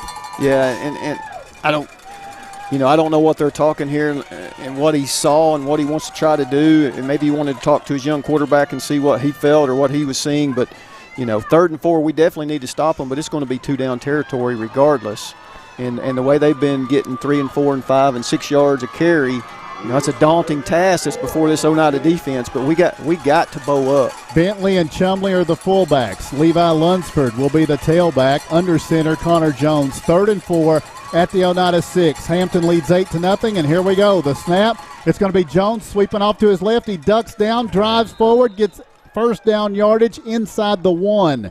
It will be 1st and goal inside the 1 as Connor Jones just kind of lowered his head but stayed above the ground and picks up a big 1st and goal. Yeah, Xavier Shoemaker looked like Matthew Brown over there on the stop, but we had a shot at him in the backfield, just couldn't get a hand on him good enough to bring him down.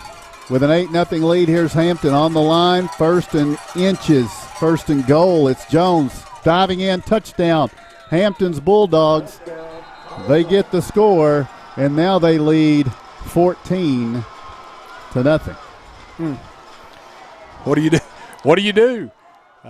You 6-man front. The Indians has run some of that and just have not had an answer for this Bulldog offense. And when we were at break, Mark, I said, I go back to my comment earlier to start the game.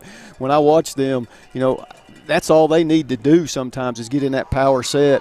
And we go back to that first playoff game, Cumberland Gap. They tried to do this with the team. They're Cumberland Gap on steroids. Morgan Lyons, the tailback, going for 2. Here's Jones dropping back, fires into the end zone, off the receiver's hands, incomplete, so they don't get the 2-point conversion. A timeout on the field. 9:23 to play in the first half. Your score, Hampton 14, Oneida 0. A responsible local bank must branch out into the community it serves. At First National Bank, we realize a community bank must be a strong partner with the community. That's why First National Bank doesn't have branches, but roots that are deeply embedded in the fundamentals and foundations set forth in the past, with a vision for fostering the potential for the future. Since 1904, First National Bank has had only one focus: you. First National Bank. Your family, your future, your bank. Member FDIC. Welcome back to Jim May Stadium at Dr. M.E. Thompson Field. Tonight's live video stream made possible by First National Bank of Oneida. Where's your bank's main office located? Ours is right here in Scott County. First National Bank, member FDIC. 14-0 Hampton. 9:23 to play in the first half. The Indians slated to get the ball the second half, but they don't have a first down. No, they've not. Hampton defense has done just as well as their offense. They've held Oneida in check. Oneida needs to get something going on this possession. Jarek Hewling, T.J. Meredith deep to return. Chance Point will kick it. It's kind of an onside, and Nick Gilbert's going to cover it at the 48. So Oneida will have good field position to start off this third possession. The first two did not net a first down, so the Indians will be looking to start small with just that. And I knew that was something that they would probably try against us is an onside kick. We've seen them do it against Monterey. We've seen them do it against Rockwood. So you knew at some point in this ball game it was coming. And how big would that have been for this Hampton football team to get an onside kick? Luckily, Nick Gilbert comes up and makes a great play and is able to jump on it. So the Indians down 2 scores with 9:23 to play here in the first half at home into the Cowboy package. Wing back to either side, fullback Elijah Phillips, receiver to either side, Caden Rector. Brings them set. Man in motion is Meredith. Here's the give, and this is going to be Jarrett Hewling picking up about a yard. It will be 2nd down and 9 as the ball is up to the 49-yard line of the Indians near midfield. Yeah, and that's just a little old buck play, cross buck coming, fake it one way, come back the other, and we got through the line of scrimmage. Boy, their linebackers stay at home, play downhill. Well, and they're playing clean. Our linemen aren't getting to their linebackers. Where you flip the script, Hampton on their offensive line, they're getting up there and destroying our linebackers. 2nd down 9. Rector brings Meredith in motion. Now he'll sweep off to the right, looks to cut it up inside, but he is going to be hit hard as he's back to the line of scrimmage. Not much more for T.J. Meredith, as the first man there roped up and slowed him down. It was McKinley Kuhn, and Meredith was slow to get up here. It's 3rd and 9.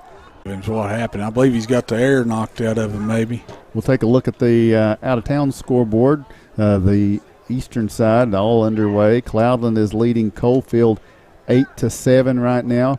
Greenville's up on Elizabethton 7-0. Alcoa's got a 28-0 lead already on Pigeon Forge. Well, that's Maryville up on Farragut 14-0, and Knox West 14, Central 7. So a good battle going on there. Who would have saw that Alcoa score? I mean, yeah. I really.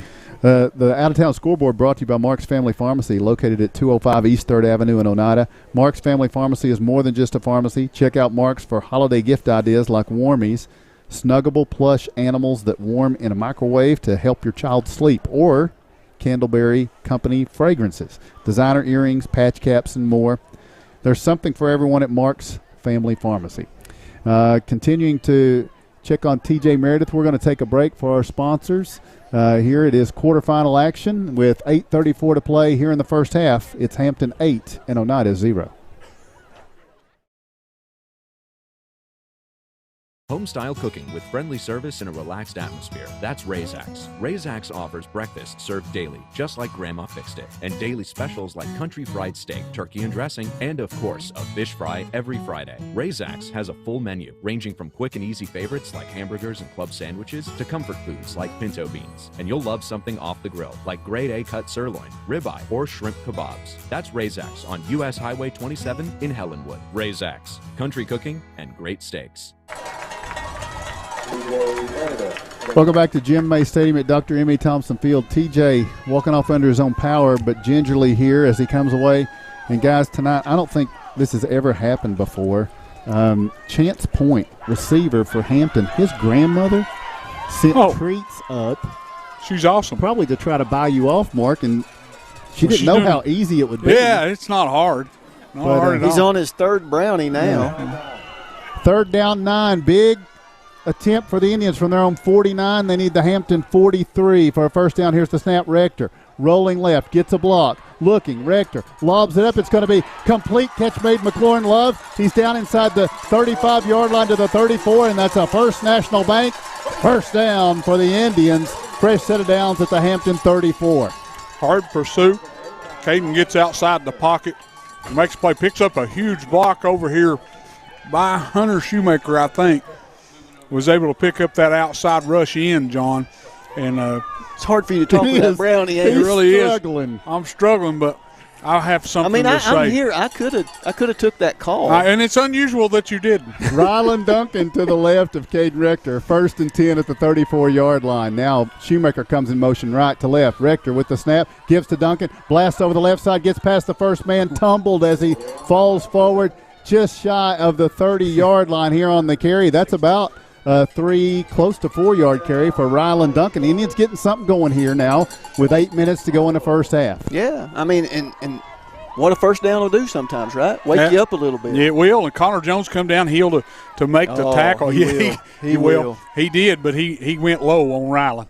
He ain't going to try to take him on up top, but he come up and made a good play right there. And that's when you got to protect that football, because you get a hat across that football and you know what's going to happen. 2nd down and 6. Duncan to the left of Rector at the 30-yard line of Hampton. Here's the snap. Rector looking left, fires on the quick curl. It's going to be a misfire. A flag on the far side, far away from the action, and it came in kind of late. You wouldn't think it's a false start. I wonder if our receivers got tangled up on the other side and were blocking too early.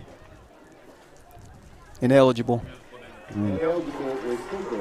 That's weird. Oneida with an ineligible receiver downfield. Hampton's going to take this penalty. So they'll replay the down, but Oneida's going to have a longer distance to go. 7:38 to play first half. The ball will be at the 35-yard line of Hampton, and Oneida will have a 2nd and 11.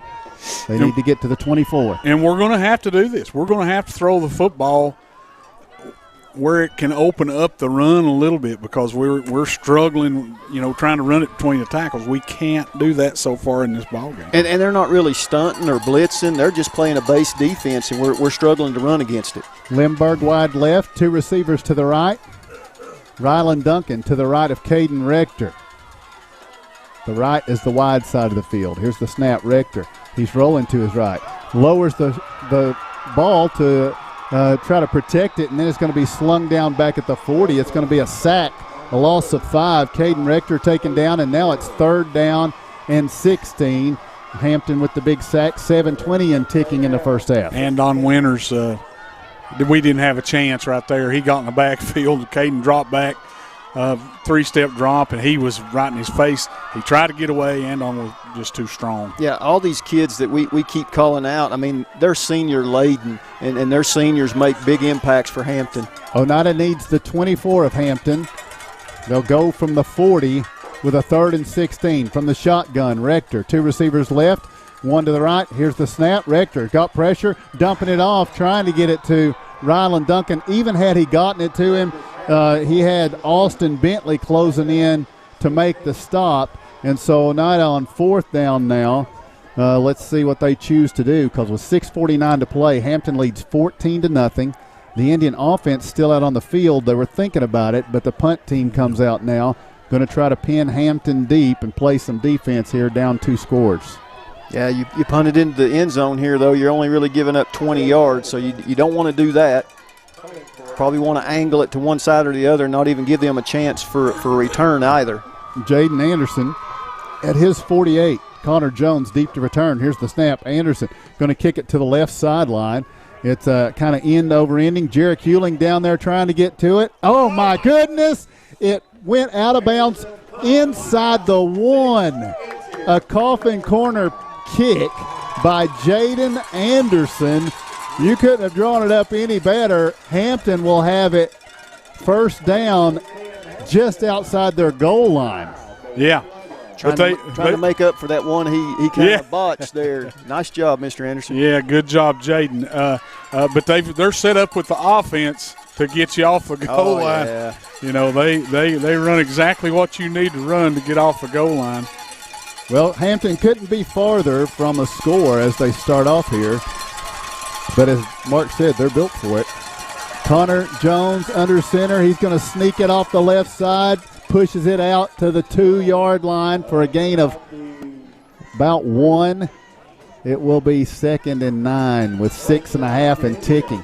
Boy, if the Indians could get a stop here, they have their timeouts and they should have pretty good field position, but that's still a tall task against this beefy offensive line of the Bulldogs. Yes, it is. Yes, it is. You've got to figure out a way to slow them down. You got to get them in 2nd and 3rd down long. They're in this power eye. Jones under center, takes the snap, hands it off, and there's off the right side. It's going to be a run here for Morgan Lyons, and he is close to 1st down yardage. I think he's going to be just shy of it, though, as he pushes it all the way out to the 10, but it's less than a yard shy. Morgan Lyons on the carry off the right side. A big hole opened up. Now it's 3rd and less than a yard. Yeah. And I'd like to see the stats for that kid. You know, Lyons, every time he gets it, he's 6, 7, 8, 9 yards. And they opened a gash for him to run through, just a hole that, you know, it opened up right there. Jones under center, needing less than a yard. He'll turn and hand it off. And it's going to be enough yardage as they push it across the 10 to the 11. It will be Lunsford for a first down for Hampton. So fresh set of downs out of the shadow of their own goalpost. Leading 14-0, the Bulldogs now with 5:20 and ticking in this first half. Boy, he didn't need much. And our guys kind of bowled their back right there. Xavier Shoemaker and also Hunter Shoemaker on the stop, but we couldn't hold him for less than a yard. So Connor Jones on 1st and 10 from his 11.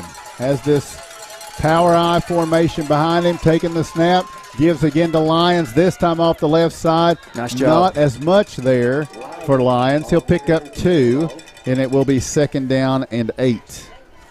Kind of went against the grain, did they? They tried to go opposite of their power set, looked like, Mark. And I noticed that Oneida, they flipped CJ to the power side, and they kind of tried to go away from CJ, but Oneida was able to keep it to minimal, 2 yard and a half gain there. Oneida caught in substitutions here, trying to get on the field in time, and do they have too many? Here's the snap, and Hampton's going to get it out to the 20-yard line, close to first down yardage on the miscommunique from Oneida. It will be to the 21, probably a 3rd and 1 now for Hampton with 4:10 to go. Tonight's live video stream made possible by First National Bank of Oneida. At First National Bank, we don't have branches, but roots that are deeply embedded in our community, just like you.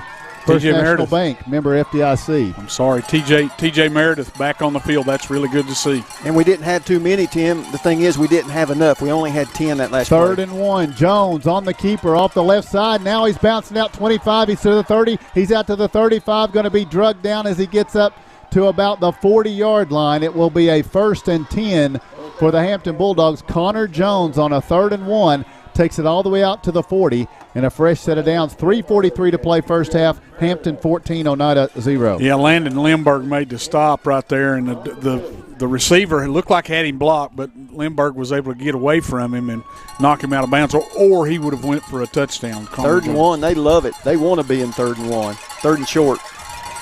Jones under center, pitches. Morgan Lyons sweeping off to the right.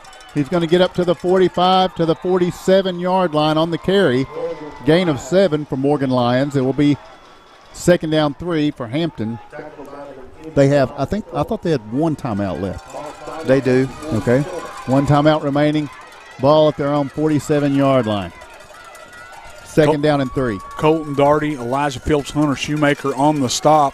Man, it's just hard to, that power sweep that they have, it's hard to do anything with that, isn't it? It is, and off the shadow of their goalpost, 6-inch yard line, and now they're almost to midfield. Connor Jones from his 47-yard line, power I formation. Levi Lunsford, ball's on the ground. Jones picks it up. Why the not? Surge forward pushes it up to the 49. So the fumble turns into a 2-yard gain on the play for Hampton. It will be 3rd and 1. Wow. It just going Hampton's way right now. Bounce right back to the quarterback. He picks it up. He gets something out of nothing, and there again, they're in 3rd and less than 1. Yeah. It seems like they've lived here. Yeah, yeah, and this is a fight in the phone booth, man. They're inside those tackles, and it's just whoever wants it more, and right now, Hampton wants it more. Morgan Lyons, the tailback. He'll have the give off the left side. He's got first down yardage into Oneida territory, pushing the football to the Oneida 47-yard line. It will be 1st and 10 for Hampton. 2:15 to play on a first half clock.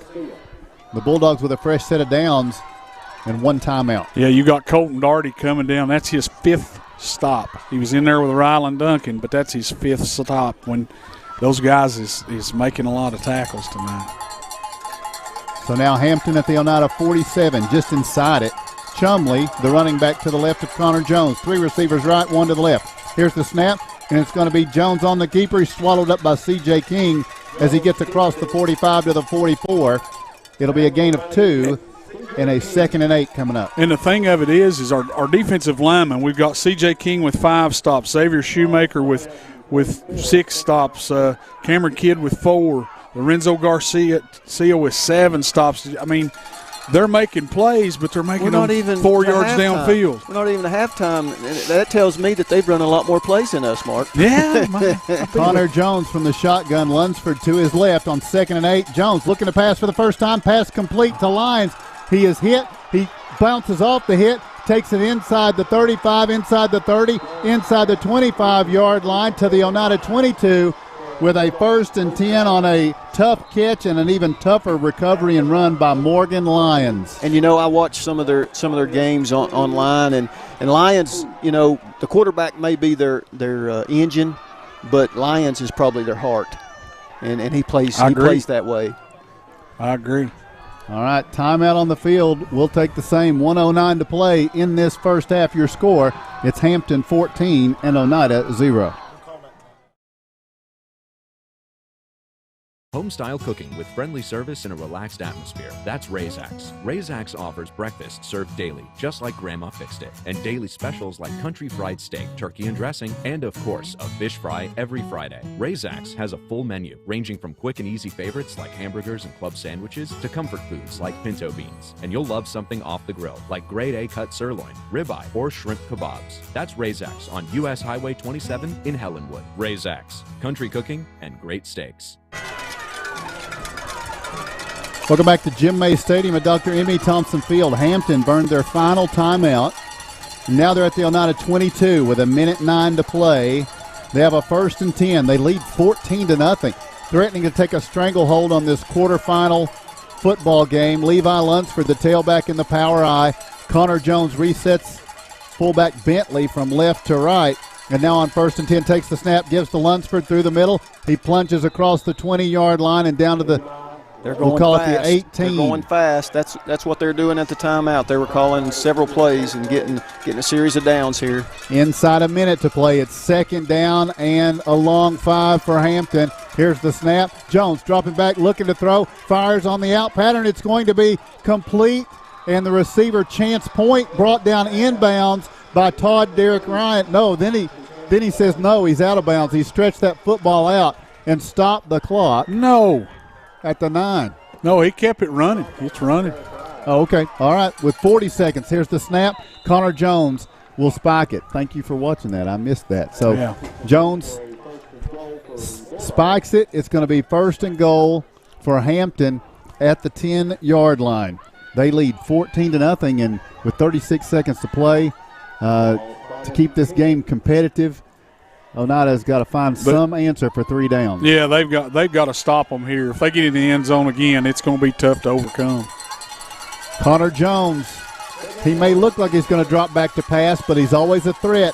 He's got an I formation. Chumley in front of Lunsford on 2nd and goal from the 10. Here's the pitch. Lunsford, it's a reverse. Jones is trying to go to the end zone. They're throwing it for him, and it's going to be complete.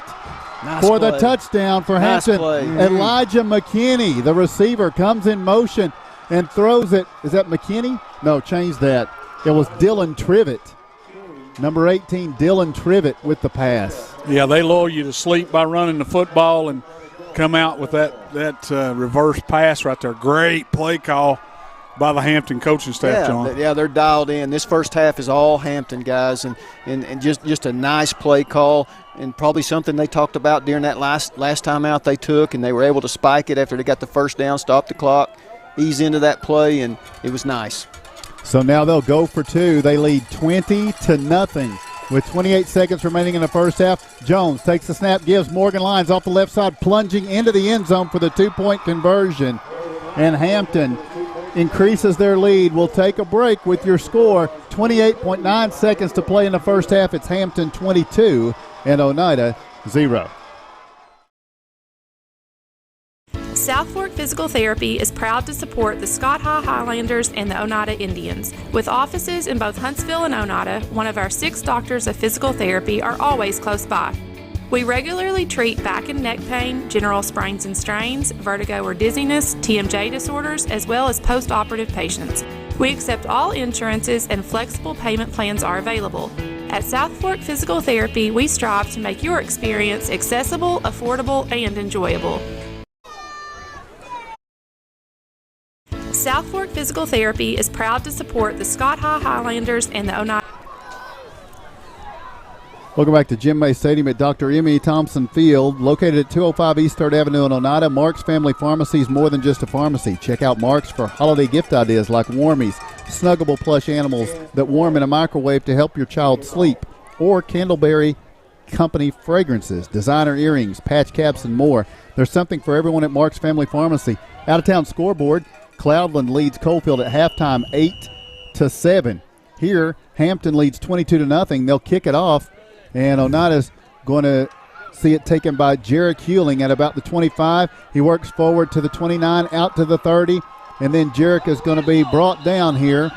And Oneida will have 3 timeouts, 1st and 10 at their own 30-yard line. Other scores on the Mark's Family Pharmacy scoreboard. Alcoa continues to lead Pigeon Forge 42-0. Greenville Elizabethton tied at 7. Most of the Middle Tennessee games haven't started up yet. West leads Knox Central 28-7. Yeah, and I think they was calling that the Greenville Elizabethton game was supposed to be a good one, but I think they thought Greenville was going to kind of run away with that. Well, I think they was wrong on that one. 1st and 10, Oneida down 22-0 with 28 seconds to play first half. Rolling right, Caden Rector fires the pass. It's going to be complete. Todd Derrick Ryan makes the catch on the far sideline up to the 37-yard line. It will bring up a 2nd and 2. Stops the clock with 16 seconds to play. Yeah, we just need something good to happen to us right now. We've completed a few passes here. It'd be great if we could get a score, but we just need something positive. Rector from the shotgun. They've got 2 safeties patrolling deep. Here's the snap. Rector now rolling left, looking at the middle. Now flushed out again, directing traffic. He's going to lob it up, trying to get it to McLaurin Love, and Connor Jones comes over, out of bounds, trying to haul that one in. It's going to stop the clock with 7.2 seconds to play. Yeah, just lobbing it up. He was trying to make something, was the quarterback. He escaped what I thought was going to be a sack, but did a good job to get out there and lobbed it up for Love down the sideline. The safety over the top, doing what he's supposed to do, not letting anything get behind him. Pretty good pass there, too. Had a shot at the safety, wasn't right there. Yeah. It's 3rd down 3 for the Indians now. They'll snap it from their 37-yard line. Rector in the shotgun, takes the snap. Little misdirection, gives to T.J. Meredith. He's at the 40, 45. He's up to the 50. Still on his feet as he gets to the 47. And did Oneida get a timeout in time? They did not. That will be the end of the first half. And so we will take you to halftime here of this quarterfinal game, and it's been domination from the Hampton Bulldogs. As we go to your halftime score, we tell you it is Hampton 22 and Oneida 0. Forget the bucket. Stop buying those expensive car care products. For a supreme clean, visit T&T Car Wash in Oneida. T&T Car Wash features the latest in touch-free car wash technology. T&T's touchless automatic wash bays are tough on road grind, but gentle on your car's finish. These feature-packed automatics give you complete control of the wash, including a wheel brush option. Want to wash it yourself? T&T also has traditional wash bays. And don't forget the interior, both vacuum and shampoo stations available. For a dynamite clean, T&T Car Wash, Oneida. El Rey is Scott County's home for great Mexican flavor. Located in Oneida Plaza, we're just up the sidewalk from Walmart. From our fresh chips that are made daily to our chicken or beef fajitas that are big enough to share, El Rey uses the freshest ingredients to serve authentic Mexican dishes that will be a hit with the entire family. Stop in before the game on Friday or pop in on Saturday and watch college football on one of nearly a dozen screens while you eat. That's El Rey Azteca, open until 9 p.m. Sunday through Thursday and 10 p.m. on weekends. Football makes people happy. At United Cumberland Bank, totally free checking makes our customers happy. If you are not completely satisfied with your checking account, come see me and find out why more Scott Countyans are choosing United Cumberland Bank. This is Tammy Strunk, new accounts representative, and I would appreciate your business. United Cumberland Bank, member FDIC. $50 minimum deposit to open. Other fees may apply. Ask us for details. Home improvement doesn't have to break the bank. At Salvage LLC, we have everything you need to finish your new home or to give a makeover to your existing home. From a full line of laminated and vinyl flooring to interior and exterior doors to crown molding and baseboards, start your next home project at Salvage LLC. Stop by and check out our model kitchen setup for ideas on how to take your kitchen from functional to stunning. Salvage LLC is located on Industrial Lane in Oneida. Open 8:30 a.m. until 5 p.m., Monday through Friday. Find us online at salvagellc.net. Welcome back to Jim May Stadium at Dr. M.E. Thompson Field. Tonight's live video stream is made possible by First National Bank of Oneida. Locally owned since 1904, First National Bank is local people just like you. Want to open a new account? Our account representatives are just as much a part of Scott County as you are. Need a loan? Our decisions are made in-house by local people you know and trust. Call 569-8586 or visit fnboneida.com to get started. First National Bank, your family, your future, your bank. Member FDIC, an equal housing lender. It's halftime. The T&T Car Wash halftime report begins now, and it's the Hampton Bulldogs leading the Oneida Indians 22-0. The scoring recap for you: Hampton got the football to start things off. Oneida won the toss, deferred to the second half.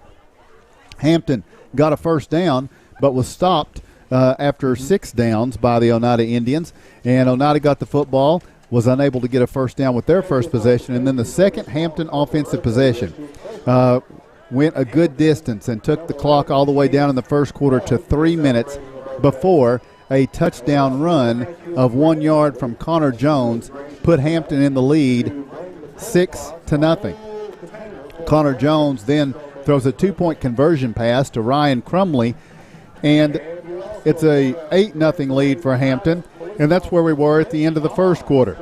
Oneida is stopped on a 3-and-out, and Hampton takes over after Oneida tries to punt and has some trouble on it. Jaden Anderson scrambles nearly for a first down but comes up a yard shy, and a penalty would have wiped that out, and they'd have had a repunt anyway. But Hampton takes over on a short field at the Oneida 32, and they take it in with 9:23 to play in the first half again. Connor Jones on a 1-yard touchdown plunge. And then he tries to throw the 2-point conversion pass. It's incomplete, and Hampton leads 14-0.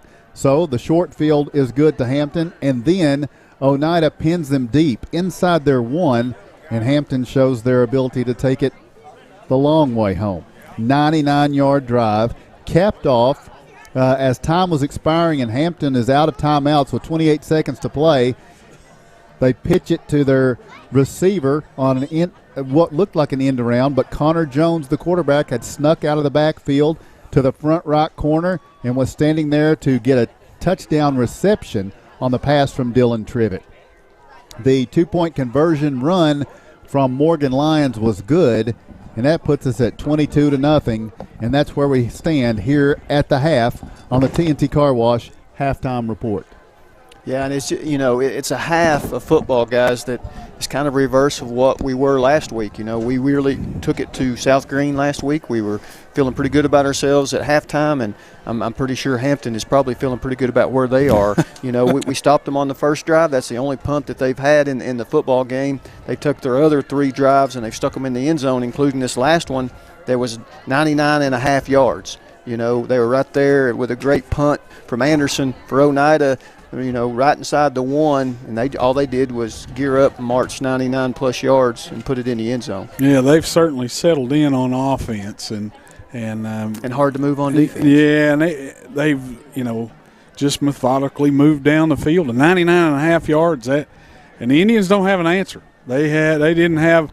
They started out the game pretty good and was able to stop them there, but got some penetration. But I think they maybe closed down their splits a little bit, and the Indians don't have an answer. Didn't have all first half and are not able to stop them on defense and not able to move the ball on offense. So maybe we need to come out here in the second half. Something good needs to happen to us. But if more of the same, we're just going to have a hard time overcoming this. And they're playing with a 3-year senior at quarterback, very smart. And not only that, he's very, very athletic. They played a lot of playoff games. They've been in a lot of big situations. A lot of seniors, across that line of scrimmage. A lot of those guys are seniors from what I'm seeing. And they're just stout. And Oneida's just having all kinds of issues with anything offensively right now, and it's to the credit of Hampton and what they're doing. All right, a lot of work to do and very little time to do it for the Indians, but it's got to start with that second half opening possession. They're going to need a spark. Down 22-0 here at halftime. Kevin Akers will be in to guide you through the rest of the TNT Car Wash halftime report. As we take the break, we tell you the score. It's Hampton 22 and Oneida 0. El Rey is Scott County's home for great Mexican flavor. Located in Oneida Plaza, we're just up the sidewalk from Walmart. From our fresh chips that are made daily to our chicken or beef fajitas that are big enough to share, El Rey uses the freshest ingredients to serve authentic Mexican dishes that will be a hit with the entire family. Stop in before the game on Friday or pop in on Saturday and watch college football on one of nearly a dozen screens while you eat. That's El Rey Azteca, open until 9 p.m. Sunday through Thursday and 10 p.m. on weekends. A responsible local bank must branch out into the community it serves. At First National Bank, we realize a community bank must be a strong partner with the community. That's why First National Bank doesn't have branches, but roots that are deeply embedded in the fundamentals and foundations set forth in the past, with a vision for fostering the potential for the future. Since 1904, First National Bank has had only one focus: you. First National Bank. Your family, your future, your bank. Member FDIC. A responsible local bank must branch out into the community it serves. At First National Bank, we realize a community bank must be a strong partner with the community.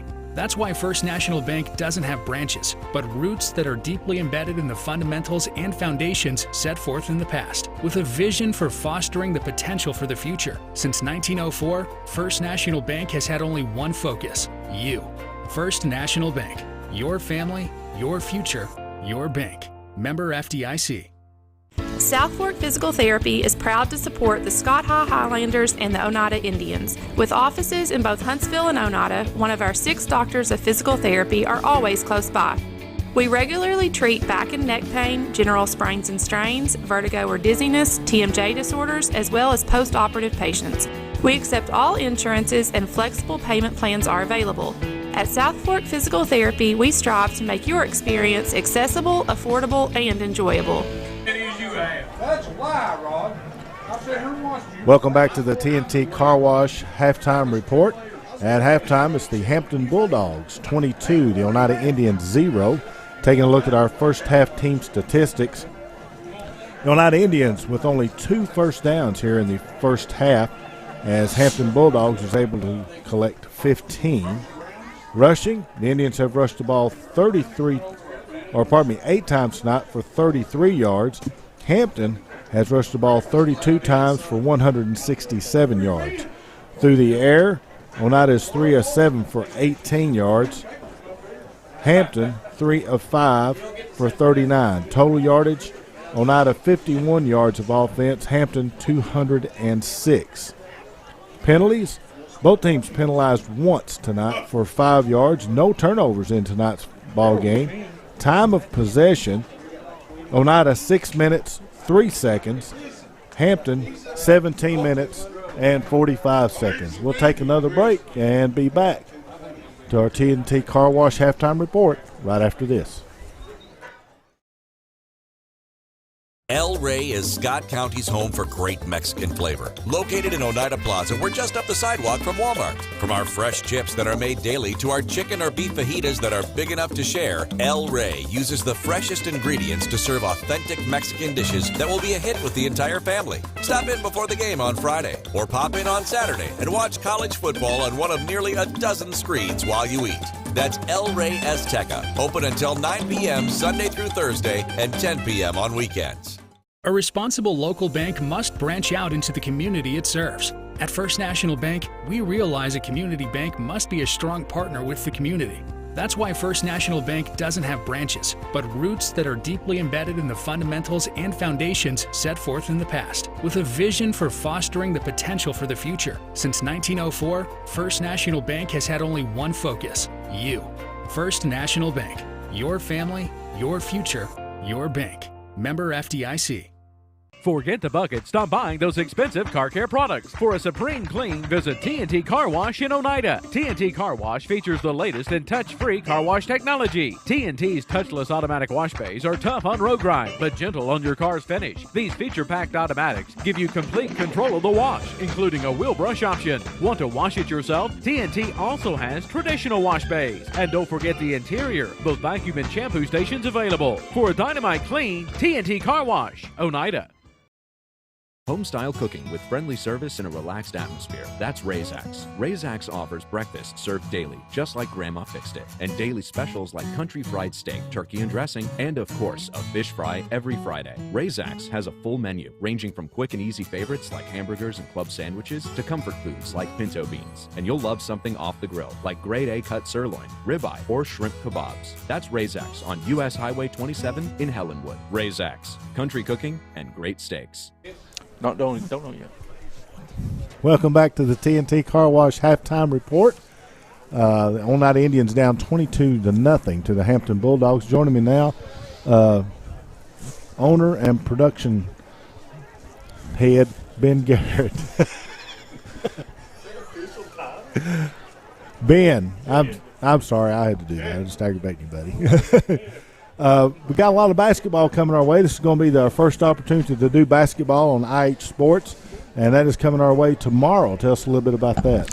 Well, we're hoping to get started tomorrow, and we don't have everything 100% lined up yet, so we're waiting to find out. But if we're able to go tomorrow, then we'll have the Oneida girls against Stone Memorial from the Twin K Hall of Fame Classic at Scott High, and that game tips off at 3:15, and it should be a great one.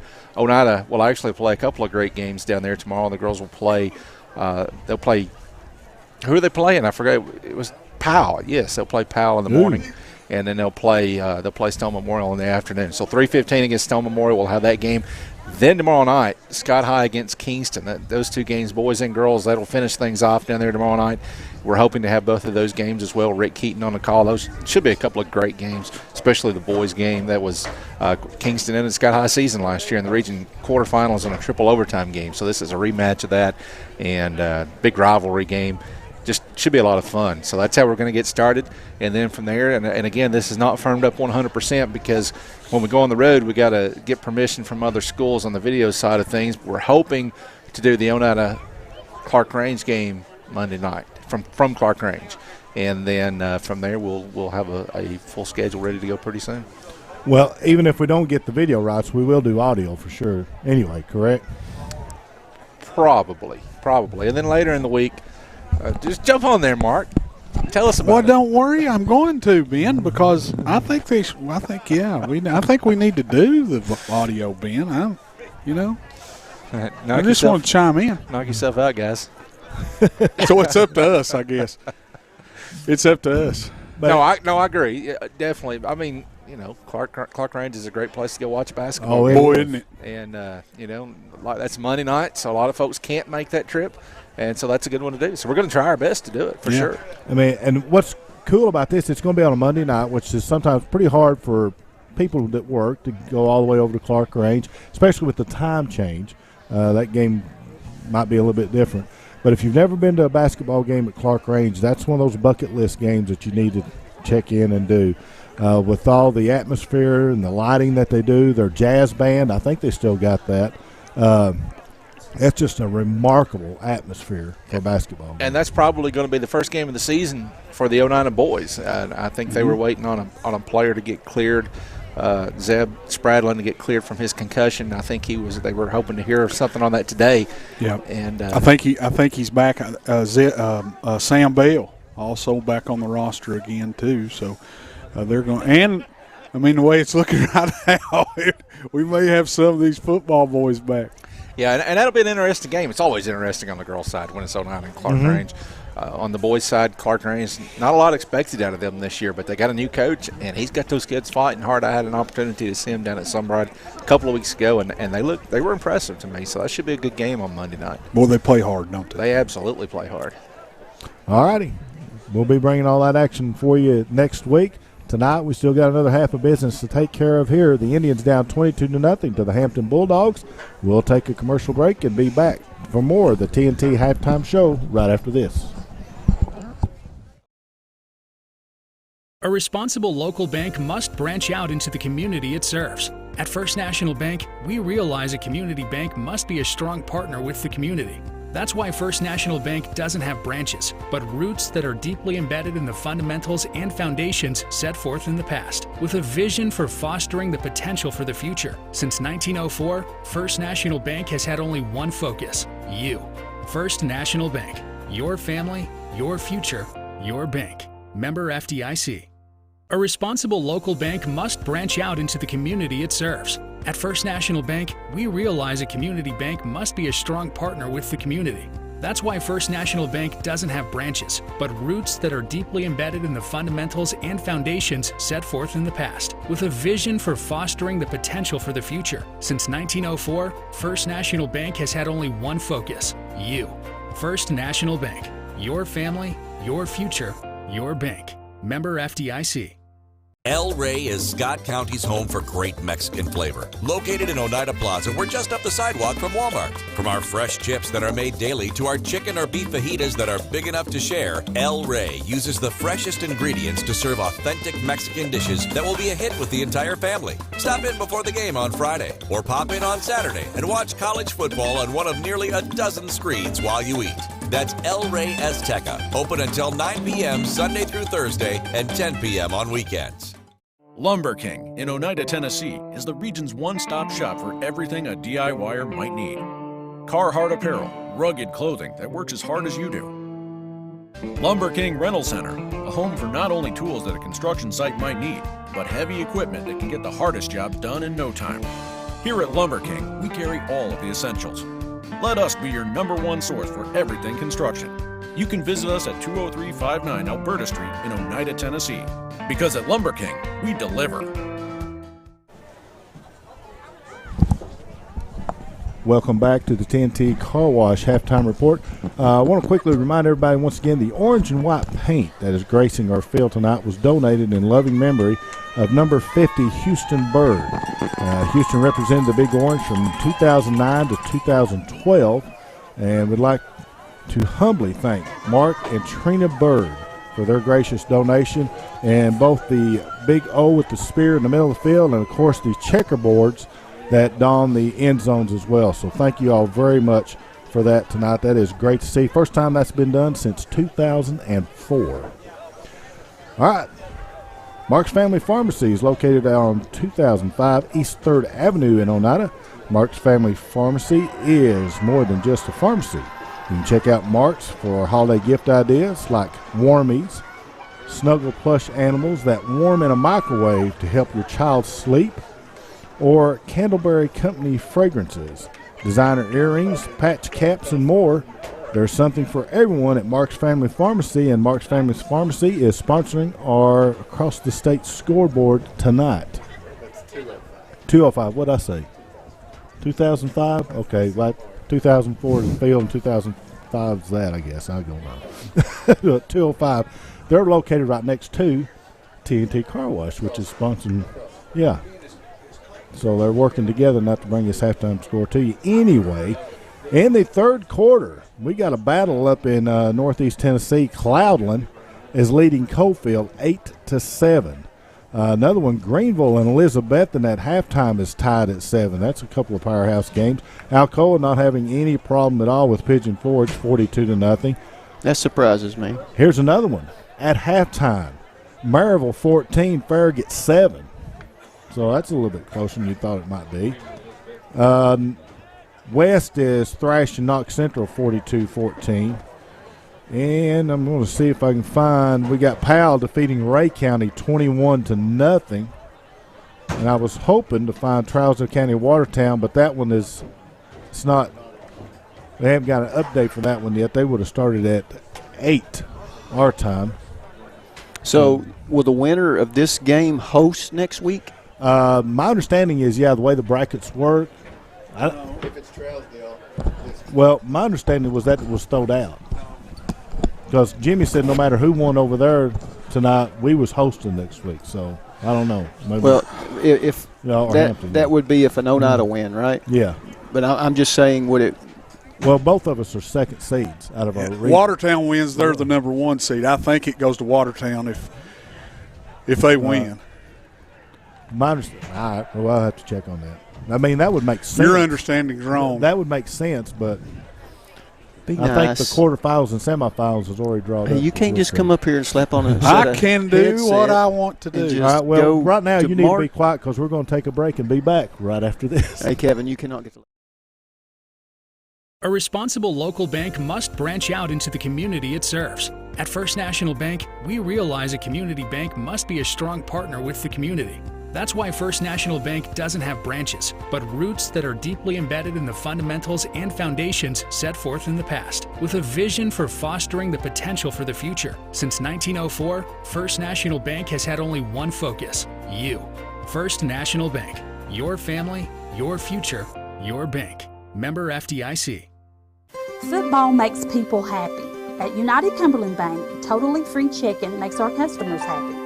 If you are not completely satisfied with your checking account, come see me and find out why more Scott Countyans are choosing United Cumberland Bank.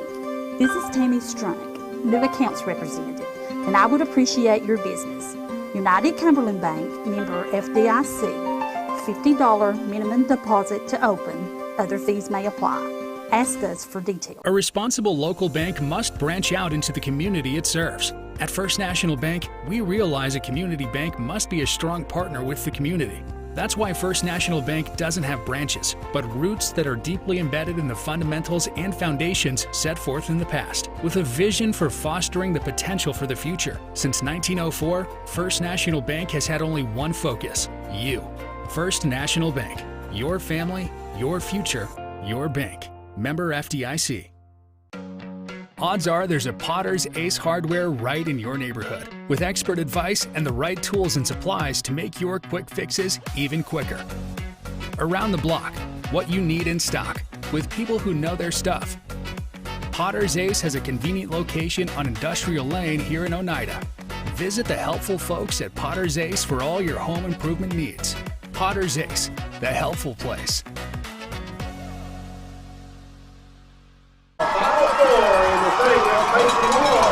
Welcome back to Jim May Stadium at Dr. Emmy Thompson Field. The conclusion of the TNT Car Wash halftime report. We appreciate their sponsorship this week.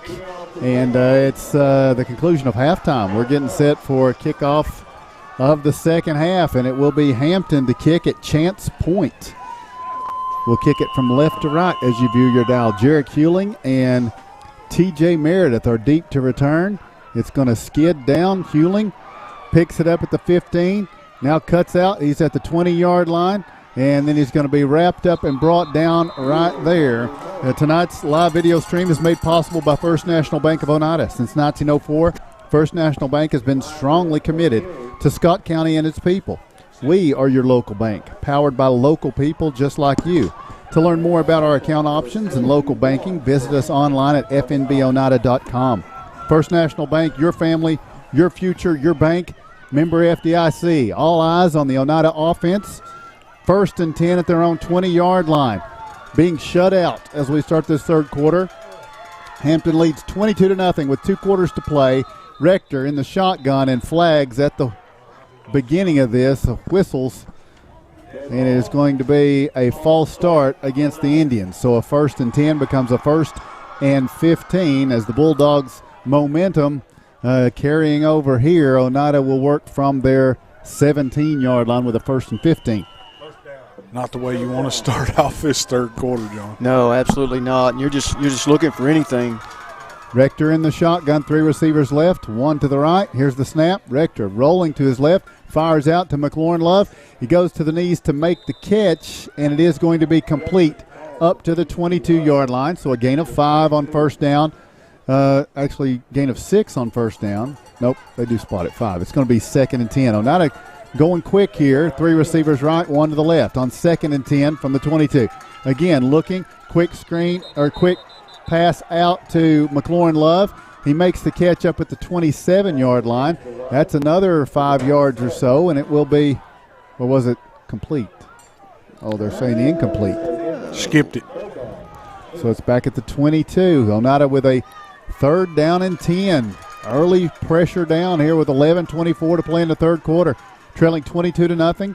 on 3rd and 10. Here's the snap. Rector rolling right, looking. He's flushed, still looking, fires. He's hit as he throws, and it falls incomplete. And Oneida will be a 3-and-out here following the opening penalty false start. They'll have to punt it back to a red-hot Hampton offense. Yep, and you got to block somebody off the edge, and we didn't block anybody. They had 3 defenders back there.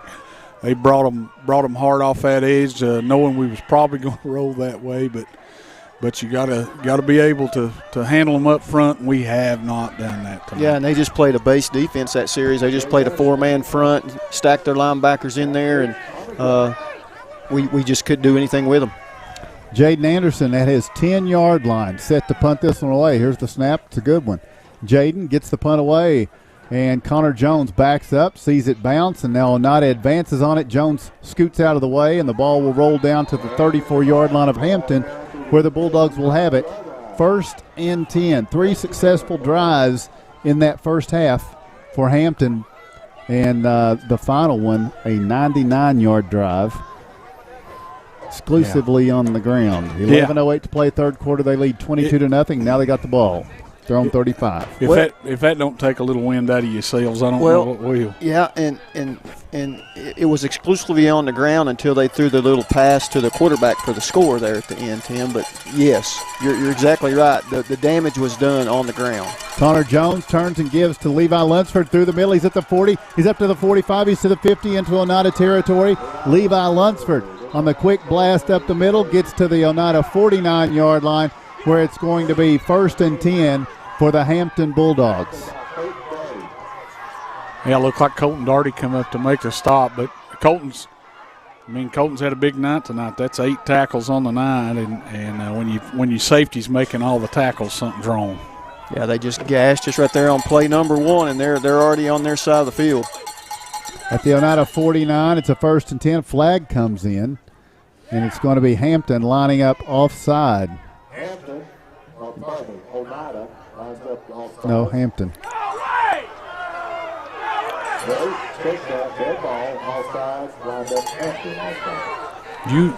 So that moves it back to the 46. Kevin got the officials hollered at for no reason there.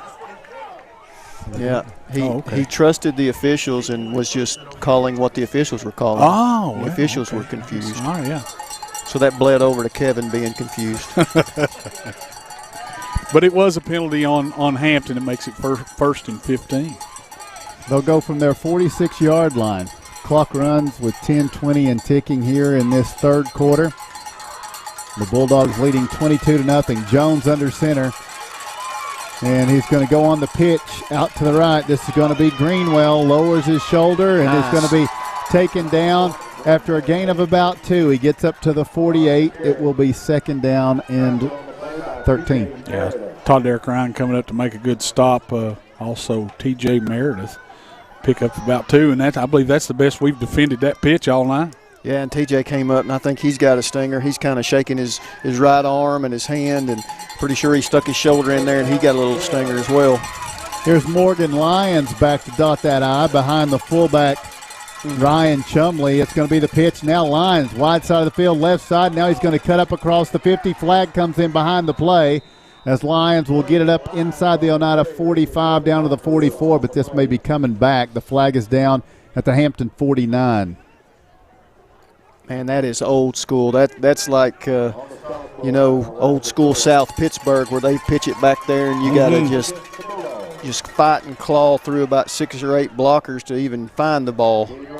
So something we did not see from Hampton in the first half is an offensive penalty that's going to push it back now to the 39-yard line. And it will give Hampton about a 2nd and 22. Yeah, and that's a great point. I mean, execution. They executed well in the first half. Perfect. And did what they needed to do and put themselves in good position. 2nd and, I don't know what this is, 2nd 22. That's not where they want to be in their offense. Connor Jones in the shotgun. 3 receivers right, 1 to the left, and now his running back vacates. So 5 wide. Here's Jones dropping back, slides, fires. It's going to be complete and out of bounds. Brody Hicks makes the catch up at the Oneida 49-yard line. So about 11 of the actually about 12 of the 22 they needed, and it will be 3rd and 10. Bulldogs at the Oneida 49. Now he's accurate when he has to throw the football. He just doesn't have to throw it much. And you know, again, a senior-laden team, a 3-year starter at quarterback. They don't have to throw it, but they darn sure can. He even kind of slid and lost his footing, and he's just very calm, collected back there. Connor Jones now with a 3rd down and 10 on the snap. He rolls to his right, looks, thought about pumping. Now he goes deep down the middle, man breaking open, but he overthrows his intended receiver, and I believe it's Dylan Trivet who was racing down the field, and it's incomplete. So it stops the clock with 9:06 to play in the 3rd quarter. It will be 4th down and 10. Hampton looks like they're going to have to punt on their first possession of the second half. So Morgan Lyons, who's been very good at running back, he stands in to punt this at his own 37. Maybe the Indians can spark off of this stop. Deep to return, Hewling and Meredith. It's angling toward Hewling. Calls for the fair catch, drops it, gets back on it at the 20-yard line. Flag is in. And I don't know, the flag, it may be that they didn't give him enough room to catch it. That was a weak. Yeah, it was. You're right. No, it's against Oneida. That was a weak fair catch call. Very Kinda late. quick. Yeah. I didn't get what the call was, actually. It was a weird call. He just held up his hand like, hey. Like he's making a left turn. I think he's trying to make a left turn. At the 21 is where the flag is down. Looks like they're asking Hampton if they want to accept it, so it's going to be against the Indians. I mean, it's got to be a change of possession call, right? It wouldn't be a re-kick. They're going to mark it off, looks like. Yeah, Coach Lunsford says move them back, so let's see what it is.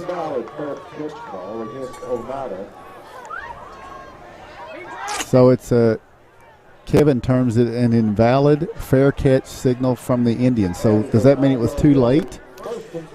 It was weak. You know, he just barely got his hand above his shoulder. If at that, so not clear. Yes.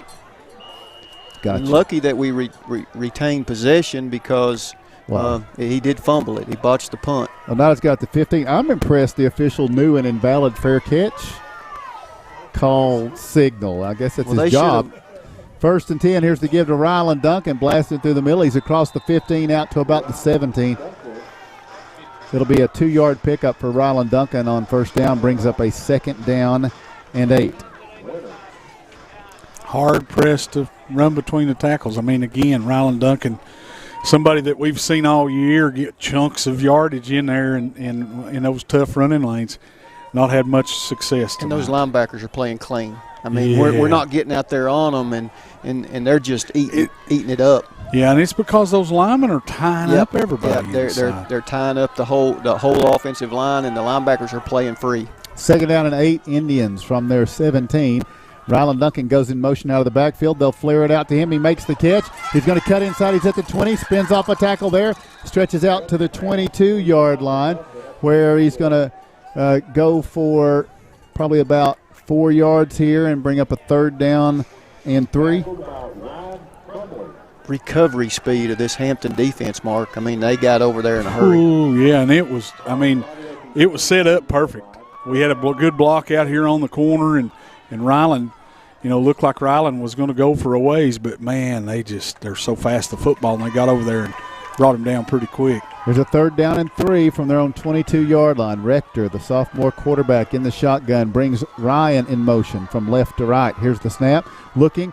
Quick curl is going to be McLaurin Love. Has he got enough for the 1st down? It looks like he does. It's a First National Bank 1st down. Tonight's live video stream is made possible by First National Bank of Oneida. First National Bank offers big bank services with small bank service. That's First National Bank, your family, your future, your bank. Member FDIC. 1st and 10 Oneida at their own 26. Yeah, it looks like everything's coming out a little bit low for Caden tonight. It is. It seems to be that way. It's very cold night, and the football's probably going to feel a little heavy. Oh, yeah. And it is. And slick. And we've seen the receivers have to go to their knees several times to try to get a catch or to catch the ball. That one was a 1st down, luckily. Meredith, the running back to the right of Rector from the shotgun. Here's the snap. Rector fakes the give. He keeps. Pushing out to the right, Morgan Lyons is going to slow him as he gets up to the 26-yard line is where they're going to spot him back at the line of scrimmage, I guess, or just shy of it. Loss of about a yard. It'll be 2nd down and 11. Yeah, Morgan Lyons just staying at home, playing where he needed to play, and he just didn't bite on that fake on the inside. I mean, I don't know what to say other than this Hampton team, especially defensively, and I don't see very many weaknesses, especially on this defense. They've got a lot of good players, and they play well. 2nd down and 11. Shotgun, Caden Rector. To his left, Meredith. Here's the snap, Rector. Rolling left. Has pressure. Trying to elude. Face mask. Now he's going to stretch up at the 22. I think that's what you're going to get, John. Flag comes in from the side, and I think Rector's face mask may have been grabbed there. Yep, and he was just running for his life. Yeah, and I think they raked across his face there, and Oneida's going to be the beneficiary of that. There was pursuit from the backside that was getting to him, and he got out there and he fought through a couple of would-be tacklers and made positive yardage. Yeah, he got 3 or 4 yards he had no business getting. No. So they'll mark it off. It's going to be a First National Bank first down from the spot of the foul. It pushes it out to the 42-yard line. So Oneida, with halfway through the third quarter, trailing 22-0. Caden Rector comes from the sideline as the clock is rewound, set for this 1st and 10 from the Oneida 42. Trying to get something going here offensively. Meredith to the right of Rector. One receiver's wide to the right, 2 to the left. Here's the snap. Rector hands it off, fakes it to Meredith, and he's keeping it. Rector to the 45. He's to the 50. Stretches forward to the 49-yard line into Hampton territory. A 9-yard carry for Caden Rector. It'll be 2nd and 1. What a good play, good fake. He sold that well, got to the outside, and picked up close to first down yardage. And this is positive for Oneida. We're moving the ball, we're moving the chains, albeit the last first down was by a penalty, but we'll take it. We'll take them any way we can get them. 2nd down and 1. Rector from the shotgun. Meredith to his right. 2 receivers right, 1 to the left. And here's the snap. Rector this time gives to Meredith. He's going to blast through the left side inside the 45-yard line to the 44. It's a First National Bank. First down for T.J. Meredith. Oneida now at the Hampton 44. Well, I'll tell you what, offensive line right there, move that side. They just pushed them inside right there, John. Good job by the offensive line there. Awesome job. And given the score and given the condition of this game, how it's went with 4 minutes left to play, 4:40 left to play in the third quarter, and Hampton's had their way with Oneida, this is a good response by Oneida. Not giving up. At the 44, Rector from the shotgun with a 1st and 10. Rylan Duncan, the running back, has the give. Working off to his left, little stutter move, and he'll push it down to the 41-yard line. Gain of 3 for Rylan on first down, 2nd and 7. Clock with 4:15 and ticking in the third quarter. It's Hampton 22 and Oneida 0. Yeah, positive play. You got to keep those positive plays, string some together, keep getting those first downs, get down in there, make it 22-8. Here, if we can get into the end zone and get a 2-point conversion. Yeah, you're not going to bust off a 30-yarder on these guys every play. No. And you just got to take the 3 or 4 yards if you can get it and be happy with it. The offensive line just walled off this whole left side. 2nd down and 7. Shotgun at the 41 of Hampton. Here's Rector rolling left. He's going to fire the pass a little high for McLaurin Love. Located at 205 East 3rd Avenue in Oneida, Mark's Family Pharmacy is more than just a pharmacy. Check out Mark's for holiday gift ideas like Warmies, snuggable plush animals that warm in a microwave and help your child sleep, or Candleberry Company fragrances, designer earrings, patch caps, and more. There's something for everyone at Mark's Family Pharmacy. Bringing you the out-of-town scoreboard, and we have a score now. From Watertown, it is Trousdale County 7 and Watertown 0. That's in the second quarter. Winner of this game will play the winner of that game in a Final Four matchup. Now a 3rd and 7 for Oneida at the 41 of Hampton. They need the Hampton 34. Here's Rector dropping back, firing on the slant. McLaurin Love makes the catch. He's down inside the 25-yard line to the 23, and that's a First National Bank first down. Yeah, huge play right there. for the Indians. Just run a slant right there. The pass was on the mark to McLaurin Love. Yeah, they have McLaurin Love lined up over here, man to man, and the safety cheated over to the left side of the field or the right side of the field, according to how you look at it offensively, and that left that post pattern open. Nice recognition by the quarterback. 3:20 and ticking in the third. Oneida down 22-0, but at the 23-yard line, here's the snap, and they give. It's going to be Meredith hopping through across the 20-yard line down to the 18, and that's going to be a gain of 5 for T.J. Meredith. Now to the Hampton 18-yard line with 3 minutes and ticking in the third. Yeah, no, TJ, that's what he gives you when he gets the football. He just explodes through the hole. He's through there so quick that they're not able to get a hand on him, and picks up a good gain there. Nice to see him back in the game. We know he went down in the first half with that ankle again. A couple of games ago, if you remember, he had to get that thing taped up, retaped, and he's back out there. 2nd and 5, Rector from the 18-yard line. Meredith to his left. Here's the snap. Rector looking, and he fires deep to the touchdown Indians. It's going to be McLaurin Love making the catch. They faked the hitch and took it into the end zone for the score as Caden Rector finds McLaurin Love. But what do we have? I think it's going to be a hold on the hitch and go. I think the receiver got held. Nope, it's on us. Let's see. No, let's see. Yeah. Pass interference against Hampton. That's good. Oneida gets the touchdown, and do you go for 1 or do you go for 2 here? It's an 18-point lead. We've been showing them that little stop pattern all game, the little hitch, and then finally we faked it and just went around, and the defender come up and grabbed him a little bit. Was lucky to get away from him, and it's a nicely thrown ball at the goal line. Easy score for Oneida. Oneida's on the board. They're going to attempt the extra point kick with Aiden Love to hold McLaurin Love, who just caught the touchdown. Here's the snap, the hold, the kick from Aiden Love is on the way. This kick is good. Timing on the field, the Indians are on the board. 2:36 to play in the third quarter. It's Hampton 22 and Oneida 7. Lumber King in Oneida, Tennessee is the region's one-stop shop for everything a DIYer might need. Carhartt apparel, rugged clothing that works as hard as you do. Lumber King Rental Center, a home for not only tools that a construction site might need, but heavy equipment that can get the hardest jobs done in no time. Here at Lumber King, we carry all of the essentials. Let us be your #1 source for everything construction. You can visit us at 20359 Alberta Street in Oneida, Tennessee. Because at Lumber King, we deliver. Welcome back to Jim May Stadium at Dr. Emmy Thompson Field. Tonight's live video stream is made possible by First National Bank of Oneida, Scott County's only locally owned bank. First National Bank, your family, your future, your bank, member FDIC.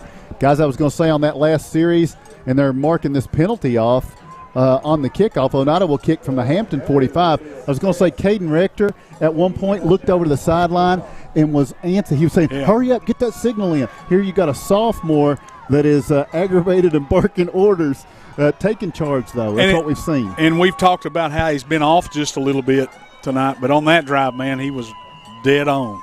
Jaden Anderson will kick it off for the Indians from the 45 of Hampton. Jaden's kick is going to go into the end zone and out of the back. So, Oneida stopped on their first drive this half, but then they come up with the stop against Hampton, and now they come up with their first scoring drive of the night. With 2:36 to play in the third quarter, the Indian defense will try to do something they haven't done, and that's stop Hampton 2 times in a row. Yeah, and penalties helped us out on that last one. We had some big plays on defense, though. Penalties helped us out some, but we need to get another stop here and get the football back. First downs are so key, keeping them to minimal gain on first down. If they get 3 or 4 yards on every play, it's going to be tough. They're in that power I. Connor Jones under center, takes the snap, gives to Lunsford. Over the left side, Lunsford plunging across the 20-yard line, and the surge will take him out to about the 24. So that's going to be a gain of right at 4 yards on first down for Levi Lunsford and make it 2nd down and 6. Yeah, and again, that's what they do. I mean, and I don't know if they would. I don't foresee them coming out of that power eye. Mark, they want to wear on that clock and wear on us. Yeah, why would you? You want to try to pick up first downs and run this clock as much as you can. You've got a good lead here. Morgan Lyons is the tailback here on 2nd down and 6. Off the right side, he stumbles but stays on his feet, pushing forward across the 25 to the 26, 27, and close to the 28. So Morgan Lyons on the carry, another 4. When he was hit at the line, he just kept churning. It's going to be a 3rd down and 2, a huge 3rd down and 2. Hampton needs their own 30-yard line. The clock runs with 1:35 to play in the third quarter. They have a 15-point lead. Yeah, Lorenzo Garcia with his 9th stop on the night. Yeah, big game. I look for this pitch right here, guys, going left or right, but that pitch has been good to them. Lunsford hasn't taken a pitch. Here's the snap. It's going to be Jones on his own over the left side, and he's going to break across the line. A 1st down across the 35 to the 38. It is Connor Jones with the 1st down run. Yeah, and it looked like we may have had him wrapped up back there, but Connor Jones just too talented. Gets through there and picks up a big 1st down and gets up to close to the 45-yard line. It's actually the 39, just shy of the 39. Just shy of the 45. Just 6 yards and some inches shy of the 45 mark. You're correct. Inside a minute to play in the third quarter. It's a fresh set of downs for Hampton. Jones under center. And again, Lunsford, the leaning tailback. Here's the snap and the give. Lunsford off the left side. Blasting through. He's hit low, and he's going to be upended and brought down, but not before he gets 6 yards up to Mark, the 45. I knew it was going to be there before long, so. You're prescient. I'm precious. Yes, I am. Well, sure. Number 10 on the night for Colton Darty. He's had a big game, too. He's come up and had to make a lot of stops, and that – that's a big game for him, but that's not something that this Indian defense needs, is him making all those tackles. You know what we need? What do we need? A Christmas miracle. We need a Christmas miracle. We need a turnover. We do. We need a turnover. All right, that's going to be the end of the third quarter. We'll take a break. Telling you the score at the end of 3, it is Hampton 22 and Oneida 7. Football makes people happy. At United Cumberland Bank, totally free checking makes our customers happy. If you are not completely satisfied with your checking account, come see me and find out why more Scott Countyans are choosing United Cumberland Bank. This is Tammy Strunk, new accounts representative, and I would appreciate your business. United Cumberland Bank, member FDIC, $50 minimum deposit to open. Other fees may apply. Ask us for details.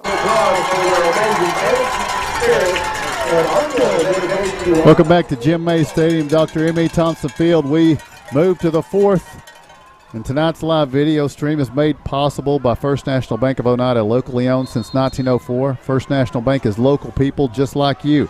Want to open a new account? Our account representatives are just as much a part of Scott County as you are. Need a loan? Our decisions are made in-house by local people you know and trust. Call 569-8586 or visit fnb.com to get started. First National Bank, it's your family, your future, your bank. Member FDIC and equal housing lender. Fourth quarter, Oneida down 15. Hampton with the football with a 2nd down and 4 at the Oneida 46-yard line. Here's the snap and the give. Morgan Lyon looking for a 1st down. He's got it, and he surges across the 50 to Oneida's 49. For a fresh set of downs for the Hampton Bulldogs. Morgan Lyons getting it done. Yeah, getting in behind those big old blockers, guys, and wow. I mean, we're not getting a hand on him about 4 or 5 yards downfield. I think we played that play with 12 guys. Here's Levi Lunsford, the tailback now. 1st and 10, Hampton at the Oneida 49-yard line. Connor Jones turns and gives to Lunsford off the right side. He will surge through, finds a way inside the 45 to the Oneida 44. That's going to be a gain of 5 on 1st down for Levi Lunsford. It will be 2nd down and 5. 11-20 and ticking with Hampton leading 22-7. A score of any kind would do it. Yeah, we just got to hang in there, right? Just got to hold on, hang in there. Need like a turnover? Like a hair and a biscuit. Like a big old hair and a biscuit. Yes, sir. Hang in there, guys. Dig in.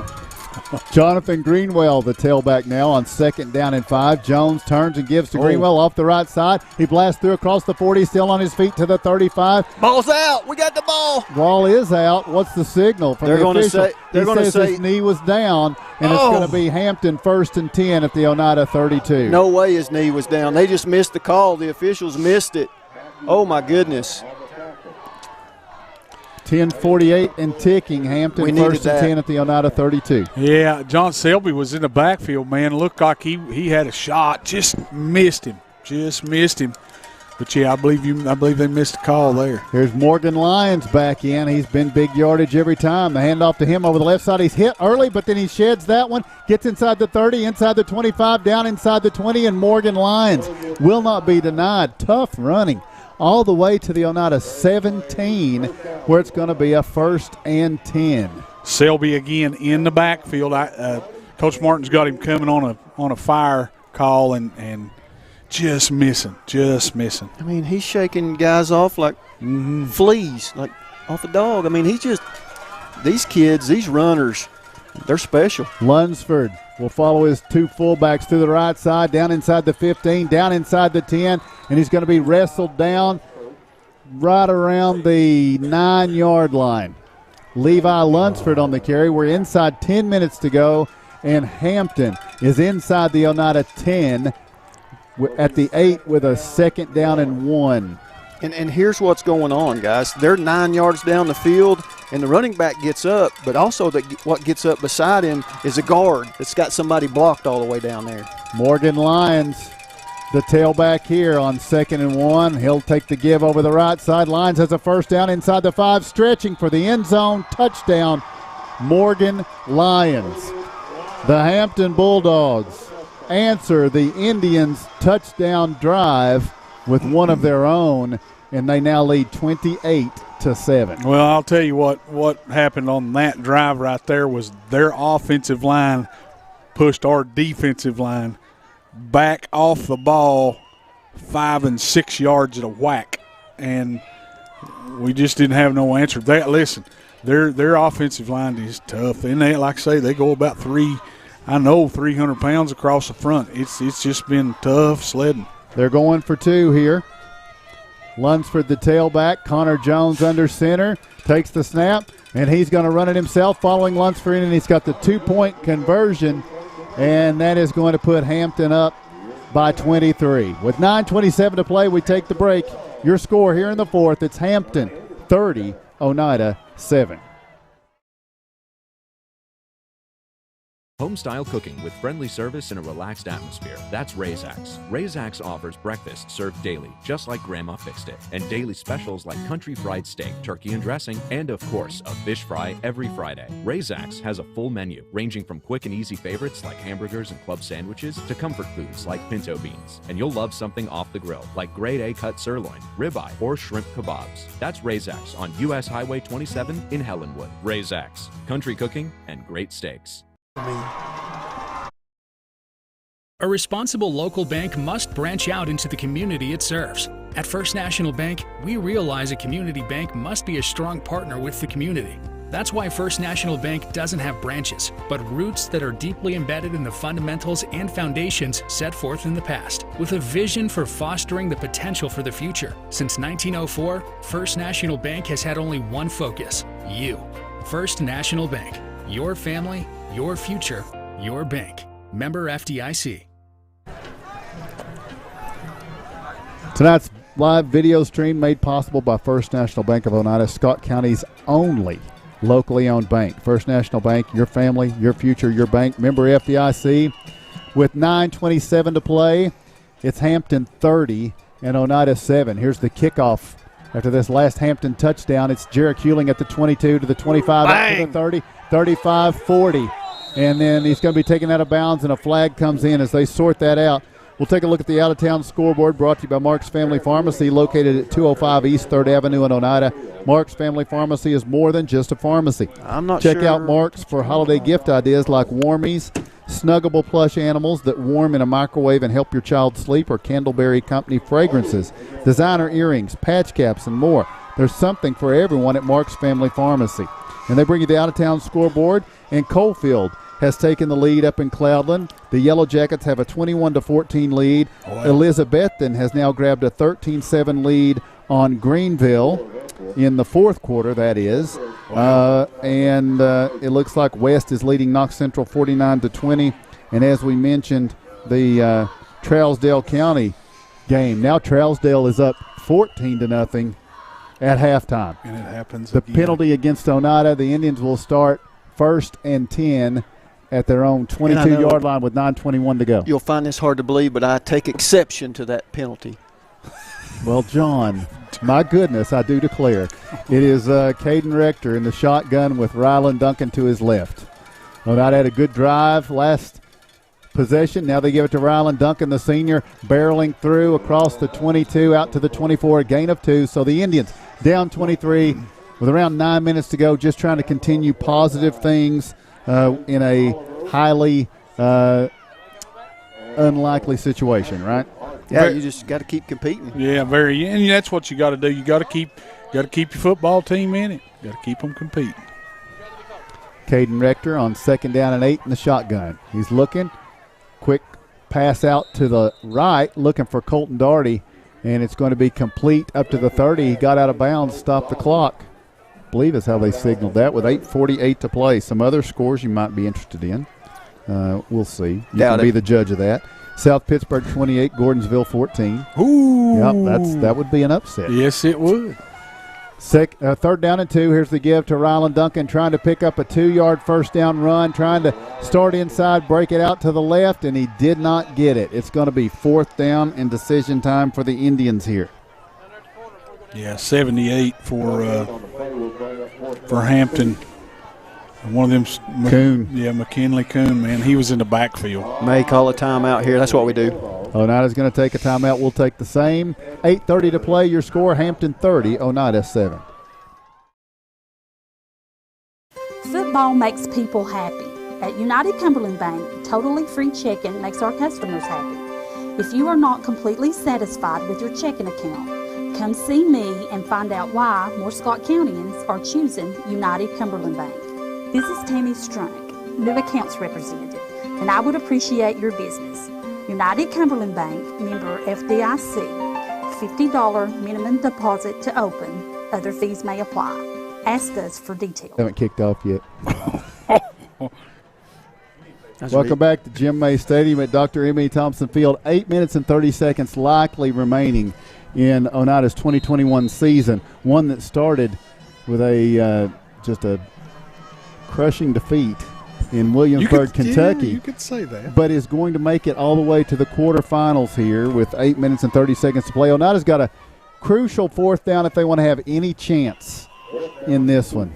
They will snap it from their own 30. They need their 32. TJ Meredith, the running back, to the left of Caden Rector in the shotgun. Rector looking left, fires the pass, complete. Oneida keeps it alive as McLaurin Love takes it up to the 39-yard line with a First National Bank first down. Yeah, big play right there by Rector, McLaurin Love, and good job by the offensive line keeping those guys off of Caden. Oneida on the ball with a 1st and 10 from the 39. Rector rolling right, stopping, firing deep down the middle, looking for McLaurin Love. It's incomplete. Just off the fingertips. Pretty good coverage, but Caden dropped it right down the pipe, didn't he? Yes, he did. We had a shot at it, man. Maybe they got a hand in his face there, but, boy, that was a pretty pass, and McLaurin just about reeled it in, John. Sure did, and just dropped it over what it was, the inside shoulder as he's running the post route, and he got his head around, got his hands on it, just wasn't able to secure it to the ground. 6 inches right there is what you're looking for. Yeah, just hadn't been our night. Over in the western quadrant of 2A, it is the Forest Rockets. They are unranked, playing Decatur Riverside. At halftime, they've got a 3-0 lead. It's kind of a mild upset there. The number 2 team in the state, remember the number 1 team got put out last week in Meigs County. Number 2 team in the state, Westview, leads Memphis Academy for Health Sciences 6-0 in the second quarter. Mark's Family Pharmacy bringing you those out-of-town scores. 2nd down 10 for the Indians, we think. They're sorting something out, the officials, here with 8:24 to play. Is it a clock issue? I think Jerry Lay did something wrong. That's what I'm thinking. Yeah, he had. I don't know. 30-7, Hampton in the lead here in the fourth quarter. Yeah, it's a clock issue. I don't think he's. And the way we understand it, that Trousdale County 14-0 lead, if that were to hold, then and Hampton is able to hold on here, they would host Trousdale County. Boy, that's a long trip for the Yellow Jackets, isn't it? Yeah. Come up there and play and hear Old Hampton before the game. They're kind of their fight song. Yeah. Second down and 10. We're ready to go again, and Oneida with a false start here. Yeah, so it'll be 2nd and 15. Had a receiver move right there, just trying to get a little bit of a step there. Doggone. Now, just strategically, we can talk about as they walk back here. So Oneida would have to have 3 touchdowns and would have to go for 2 in each situation. That would give you a 1-point victory. Or 2 touchdowns and going for 2 and getting it, and a touchdown and an extra point. Tall task. Here is Caden Rector firing on the slant to Ben Buttram. He makes a contested catch at midfield. Great job by Ben Buttram. Yeah, boy. The catch for the First National Bank. First down to the Hampton 49. Made up for that jumping off sides. Good job, Ben. So now the call from the sideline. And the Indians with a 1st and 10 at the Hampton 49. Here's the snap. Caden Rector, a little misdirection. It's going to be Meredith sweeping out to the right side, trying to take it out of bounds, and he will up to the 46. It'll be a gain of 3, and to bring up a 2nd down and 7. Stops the clock, 7:49 to play. On number 5, Eugene Carrico comes up to make the stop. But that was a great run by T.J. Meredith to get it out of bounds. Now Rylan Duncan checks in on a 2nd down and 7 at the Hampton 46-yard line. Here's the snap. Rector rolling left, picks up a block, looks, fires a little bit high, but the catch is going to be made by McLaurin Love up to the 31-yard line, and that will be a First National Bank first down. Yeah, had to go up a little bit for that one, John. But up the ladder. Yeah, but able to bring it in and pick up another first down. Great job. Are you surprised that they're not blitzing us, not sending pressure with the linebackers? They're just dropping back in coverage. At the 31-yard line, this is Rector. Now he's rolling right, looking, fires the pass, incomplete, looking for Todd Derrick Ryan. Couldn't make the connection, stops the clock, 7:28 to play with Oneida at the Hampton 31-yard line. Yeah, he was feeling a little pressure there and tried to get it out to Todd Derrick, but TD, it was behind him. And the Hampton, they've got some hands on hips now, guys. We're kind of, they're a little bit winded here. This hurry-up pace is kind of taking its toll on them. Rylan Duncan to the right of Caden Rector on 2nd down and 10 at the Hampton 31. Misdirection. Here's to give Rylan Duncan over the left side. He's able to blast across the 30-yard line down to the 29. Gain of 3 will bring up a 3rd down, and we'll call it 7. We're probably being generous as we approach the 7-minute mark here. And Rector will be in the shotgun with Rylan Duncan to his right. 2 receivers right, 1 to the left. On 3rd down and really 8. Here's Rector rolling right, looking, wanted to uncork. Now he's going to tuck it. Now he's to the 25. He's at the 20, spins off a man, tries to stretch forward with a flag down behind the play. Caden with a tough run up to the 19, but it's going to be a hold against the Indians back at the 35. Wow. Great play by the young quarterback, just making something out of nothing, which was a first down, or at least it looked like, but this is going to be a big penalty. It's actually going to be about a 15-yarder from the spot off, because it'll be a spot foul plus 10 is in the backfield. Going to the 45, and Oneida needs the 21. So, Mark, that is a what? 3rd down and 24. It is 30. Yeah. Hey, you can count. No, I subtracted. Had to use my powers of subtraction. Here's the snap. Caden Rector rolling left. Stops. Looks. Fires on the left side. Jarek Hewling cradles the catch. Is it complete? Yep. It is. Up to the 24-yard line. That's a big pass play and a big catch for Jarek Hewling. But it's 4th down for Oneida here. They are at the 25. They need the 21. So they picked up 20 yards on the reception to Hewling. They need 4 more. as they get set for this play from the shotgun, Caden Rector. He's rolling right, needs 4 yards, throws in the middle. It's going to be picked off. This is Connor Jones with the interception. He's returning it up to the 30, to the 31-yard line, to the 32, and the quarterback and safety, Connor Jones, gets the interception, returns it to the 32, and that is where this Oneida drive will come to a close. And one of the Indian linemen is slow to get up here. As they check on him, we will take a break for our sponsors. We take this break with 6:07 to play, and your score is Hampton 30 and Oneida 7. Odds are there's a Potter's Ace Hardware right in your neighborhood, with expert advice and the right tools and supplies to make your quick fixes even quicker. Around the block, what you need in stock, with people who know their stuff. Potter's Ace has a convenient location on Industrial Lane here in Oneida. Visit the helpful folks at Potter's Ace for all your home improvement needs. Potter's Ace, the helpful place.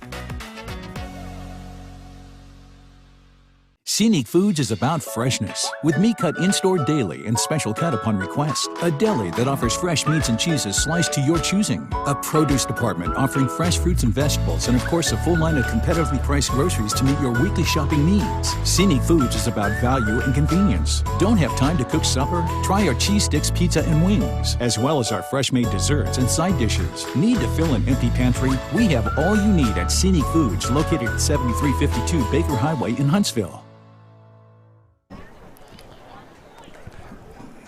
Welcome back to Jim May Stadium at Dr. M.E. Thompson Field. Tonight's live video stream is made possible by First National Bank of Oneida. Come talk to one of our local lenders about a fixed home loan with great rates. Local people, in-house approvals. That's First National Bank, member FDIC, an equal housing lender. Mark, yes, it's been a new experience this year, a new frontier for the IH Sports Network, and it has picked up steam just like Oneida did throughout the year, and sponsors like First National giving us live video stream coverage of the playoffs, something that's never happened before. Yeah, and we're thankful to be a part of it, and thankful for all the sponsors that have been involved in that, including the TNT Car Wash pregame, halftime, postgame reports for the last couple of weeks, and Mark's Family Pharmacy bringing us that out-of-town scoreboard this week. We appreciate them all, and hope to see them, as it looks as if we're going to have to make a transition to basketball. It's coming up soon, maybe as soon as tomorrow. Yeah, very well could. Thinking maybe we're going to do a game down at, or you're going to do a game down at Scott High possibly, but possibly going to end here a little earlier than what we wanted, but they've had a heck of a football season. Really have, and we certainly appreciate all the sponsors, First National Bank and TNT Car Wash, Mark's Family Pharmacy, for bringing all this to us tonight, and you know, First National Bank is, you know, they've stepped up and brought these two. You know, it costs a lot of money to be able to live stream these playoff games, and they've stepped up to the plate and done both of them. So done all three of them. Yeah, and we certainly appreciate that. And we absolutely do. Yeah, they call me every morning, make sure I'm up for work. Mm-hmm. They do, and First National Bank does. Jaden Birchfield shaking up on the play, and hopefully he'll be okay. You get that, I guess. I just went on. I guess it's in their best interest. It is. It is. It is. 1st and 10. Hampton takes over at their own 32-yard line. They've got a 30-7 lead, and they're just going to line up here. And that power eye, it's been good to them all night. Levi Lunsford off the right side, and he will take it across the 35-yard line out to about the 38 on the carry. That's just about a 7-yard gain on first down. It'll be 2nd down and 3, so the Bulldogs are heading back up to the base of Roan Mountain if things hold up, and Trousdale gets that win. You get that big semifinal game at home, John. Yes. And well-deserved. A great team on the other side tonight, and I'm so glad they're the ones making that drive. And here's the snap. Connor Jones off the left side, and he will hand off to a big part of tonight, Morgan Lyons. He takes it off the left side, pushes it up to the 42, close to first down yardage. Tell you, Levi Lunsford, Morgan Lyons, the direction of Connor Jones. This is a team that just is very good at executing. We mentioned didn't have penalties in the first half offensively, and they've never won a semifinal game. They're going to move to 5-1 now in these quarterfinals, but have never won that semifinal game to get to the championship. But they're going to have a shot at it next week. Levi Lunsford off the right side. Rylan Duncan slows him, but Lunsford's going to pick up enough yardage for the first down as he pushes it out to the 44-yard line. Coach Mike Lunsford. Yeah, and they seem to have a well-rounded, a special unit, as you look at them, how they execute. The one thing that I could see might give them some trouble, when we jumped into that hurry up, they really struggled. They were kind of winded. They were trying to substitute across the front really big. So, but other than that, man, they can line up and mash on you. The tailback is Chance Point here. It's Chance's birthday, we were told. No, I changed that. That's not Chance Point. That is going to be actually Brody Hicks over the right side. He had a big catch in the first half. Brody Hicks picks up about 4 yards. Chance Point, though, the receiver, that's the one his grandmother brought us snacks. And wasn't he? And it's his birthday. Wasn't he the kicker, the place kicker? Yes, he is. Yeah. It's going to make it 2nd down and 6. Well, there was some snacks back there. Mark kind of ate them. One thing, too, that may stretch them, too, if it's Trousdale's usual suspects, there'll be more speed on the field than we were able to show them tonight. True. 2nd down and 6. Here's the pitch, and this is going to be off the left side. I think you're going to get a hold right there. We do have a flag coming in, and Oneida rallies to Jonathan Greenwell, the tailback. He didn't pick up much, and a flag came in behind it. Was it 65 there that made the play? Is that Xavier that made the play, Mark? 78, 65, 24. And he was held. He was held before he made the play, but Xavier's had a big game. Yeah, that front four, I mean, they've gotten pushed around a little bit for Oneida, but, man, I mean, they've stood in there. When you got two fullbacks coming at you, along with the 2 offensive linemen in front of you, it's just hard. And they're usually pulling a guard too, and it's just a tough offense to defend.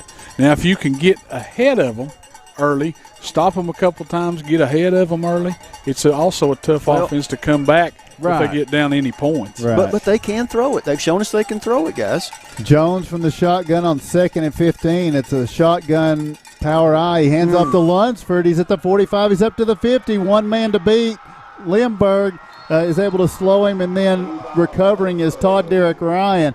But Levi Lunsford takes it all the way down to the Oneida 32, and it will be first down once again for the Hampton Bulldogs. So and I haven't made mention of this, but you got a Lunsford on the Hampton team, right? I mean, that's one of those names that – and lines. Yeah. It seems like there's always there again, the similarities to Oneida. Levi is like having the son of the head coach. It's like having a Shoemaker or a West on Oneida, right? Yeah. I mean, it's just one of those names that you see crop up. So now a 1st and 10 for Hampton. They'll bring this shotgun power eye to 4, and it's going to be a new quarterback. This is Tackett, I think. Dylan Trivet, my apologies to Dylan and his folks there. Dylan Trivet on the carry. He takes it down to the 23-yard line, about an 8-yard gain. And they're not in a hurry, I don't think. They're just doing what they're doing, 2:20, 2:15 on the clock and counting. They're probably okay to get this thing over. They have a 30-7 lead with 2 minutes to go. And Trivet remains the quarterback here. And his running back is Brody Hicks. The fullbacks come in motion and get set on a 2nd down and 2. Hicks is going to be hit first in the backfield and brought down. And the clock will continue to run now with 1:40 to play.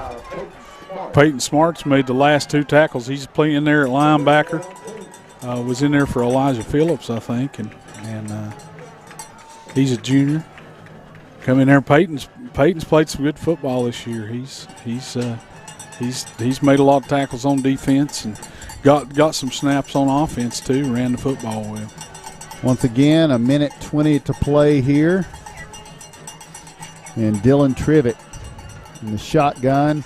Power eye, Lunsford to his left. Here's the snap. Trivett on the keeper. He's going to be upended. He vaults forward down to about the 22-yard line on what was a 3rd and 2. Clock will roll inside a minute to play. Yeah, Matthew Brown on the stop. Matt Brown, he's one of those seniors, man, and you know he's been a mainstay on that defense. Got to see him run the football. Got to see him score against last week against South Green. He scored a touchdown. So Matthew Brown's he's. And you mentioned the senior. You know he's a senior, but this whole group of seniors, special year. You know, huge, yeah, nice year, great year that they've had. Trivett set for the final snap of this one, possibly. With 24 seconds to play. He's in the shotgun. Levi Lunsford to his right. Here's the snap. Trivett running right on 4th down. And he is going to be brought down, but not before he gets a fresh set of downs down to the Oneida 14. But that's going to do it with 14 seconds to play. They'll let this clock roll on out, and the Hampton Bulldogs are headed to the Final Four, to the state semifinals for what will be the 5th time in their history. If it's the Trousdale County Yellow Jackets, they will host them next week at the base of Roan Mountain. This one goes final, and the Oneida Indians fall in the quarterfinals to the Hampton Bulldogs. 2nd straight year Hampton ends Oneida's season, but this year it was in the final 8. We're going to take a break for our sponsors. Be back with the TNT postgame report, the out-of-town scoreboard, to talk with Coach Jimmy May and more. As we tell you once again the final here on the IH Sports Network, it is the Hampton Bulldogs 30 and the Oneida Indians 7. South Fork Physical Therapy is proud to support the Scott High Highlanders and the Oneida Indians. With offices in both Huntsville and Oneida, one of our 6 doctors of physical therapy are always close by. We regularly treat back and neck pain, general sprains and strains, vertigo or dizziness, TMJ disorders, as well as post-operative patients. We accept all insurances and flexible payment plans are available. At South Fork Physical Therapy, we strive to make your experience accessible, affordable, and enjoyable. Football makes people happy. At United Cumberland Bank, totally free checking makes our customers happy. If you are not completely satisfied with your checking account, come see me and find out why more Scott Countyans are choosing United Cumberland Bank. This is Tammy Strunk, new accounts representative, and I would appreciate your business. United Cumberland Bank, member FDIC, $50 minimum deposit to open. Other fees may apply. Ask us for details. A responsible local bank must branch out into the community it serves. At First National Bank, we realize a community bank must be a strong partner with the community. That's why First National Bank doesn't have branches, but roots that are deeply embedded in the fundamentals and foundations set forth in the past, with a vision for fostering the potential for the future. Since 1904, First National Bank has had only one focus: you. First National Bank. Your family, your future, your bank. Member FDIC. Forget the bucket. Stop buying those expensive car care products. For a supreme clean, visit TNT Car Wash in Oneida. TNT Car Wash features the latest in touch-free car wash technology. TNT's touchless automatic wash bays are tough on road grime, but gentle on your car's finish. These feature-packed automatics give you complete control of the wash, including a wheel brush option. Want to wash it yourself? TNT also has traditional wash bays. And don't forget the interior, both vacuum and shampoo stations available. For a dynamite clean, TNT Car Wash, Oneida. Welcome back to Jim May Stadium at Dr. M.E. Thompson Field. We remind you that tonight's live video stream was made possible by First National Bank of Oneida. Since 1904, First National Bank has been strongly committed to Scott County and its people. We are your local bank, powered by local people just like you. To learn more about our account options and local banking, visit us online at fnboneida.com. First National Bank, your family, your future, your bank, member FDIC, and sponsor of tonight's live stream. Also tonight, the out-of-town scoreboard brought to you by Mark's Family Pharmacy, located at 205 East 3rd Avenue in Oneida. Mark's Family Pharmacy is more than just a pharmacy.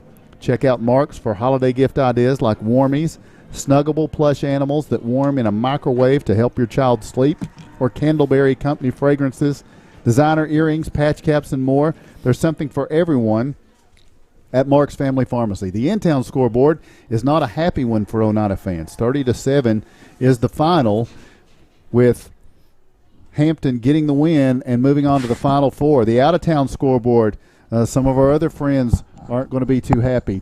It was Cloudland picking up a 22-21 win at home against the Coalfield Yellow Jackets. And so Cloudland moves on to the Final Four. Elizabethton in a big upset tonight over Greenville, 13-7. Those are interesting scores to look at. And, of course, the one that these Hampton Bulldogs are going to keep an eye on, Trousdale County leads Watertown 14-0 at half. So, in this one tonight, Hampton got the football to start things off, and after picking up a first down, Oneida was able to stop them and get the football. But the Indians are stopped on a 3-and-out. Hampton gets it back for their second possession, and the Bulldogs go on a march and go on a show of their beefy offensive line that we talked about, and their features their running backs, Morgan Lyons and Levi Lunsford, their quarterback, Connor Jones. Whenever he felt the need, he would step in, and he did step into the end zone on that first drive from 1 yard out and got the touchdown to put Hampton up 6-0 with 3 minutes to go in the first quarter. Then he passed for a 2-point conversion to his fullback, Ryan Crumley. 8-0 Hampton, 3 minutes to go in the first quarter. They would stop the Indians as Oneida goes to punt. The Indians have trouble on the snap. Jaden Anderson tries to run for the first down. He needed the 33.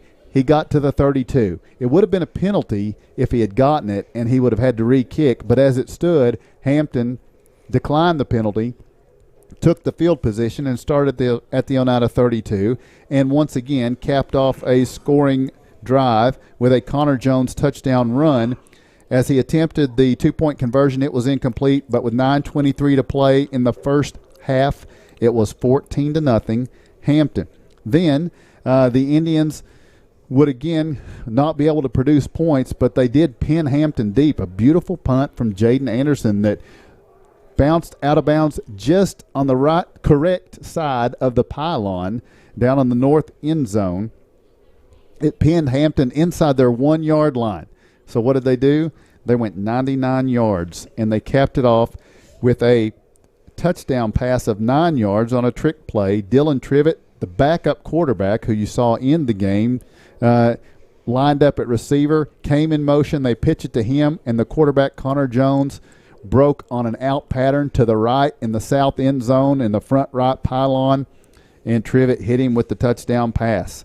They go for 2 and get it, and we go to halftime with Hampton leading 22-0. Oneida gets the ball to start the second half. The Indians come up with nothing.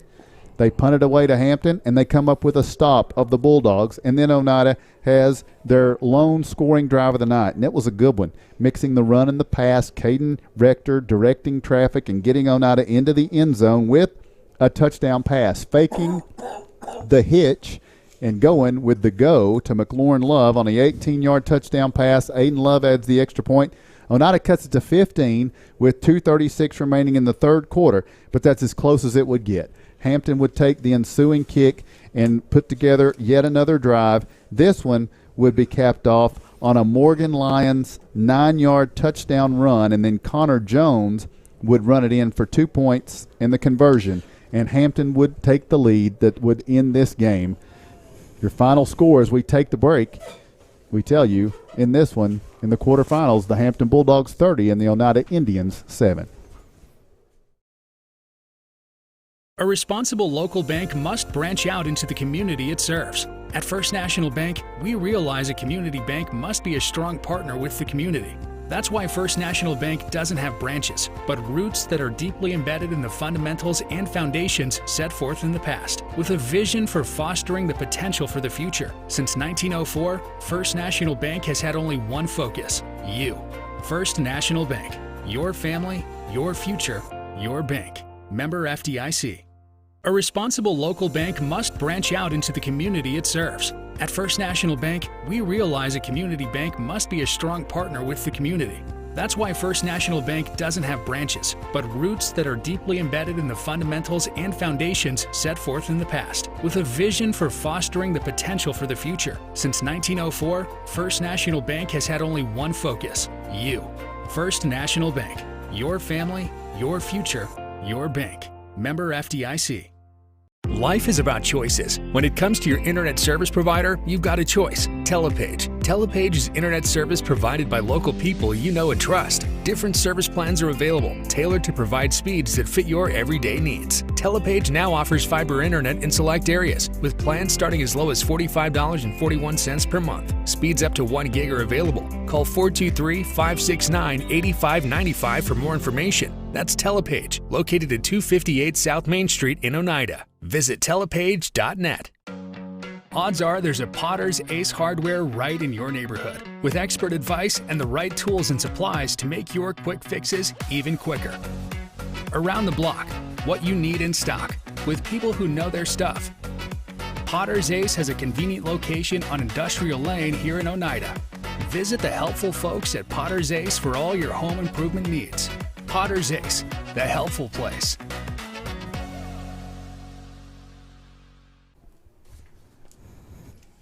Welcome back to the TNT Car Wash post-game show. Taking a look at our final game statistics compiled by Ben bet they're Garrett. pretty. Yeah, one-sided for sure. First downs. Oneida had 10 first downs tonight. Hampton with 24 first downs. Rushing the ball, Oneida rushed the ball 20 times for 65 yards. Hampton, 55 carries for 330 yards. Oh, my goodness. Holy mackerel. Passing tonight, the Indians passed the ball 23 times, completing 13 of those for 135 yards. Hampton, 4 of 7 through the air for 51 yards.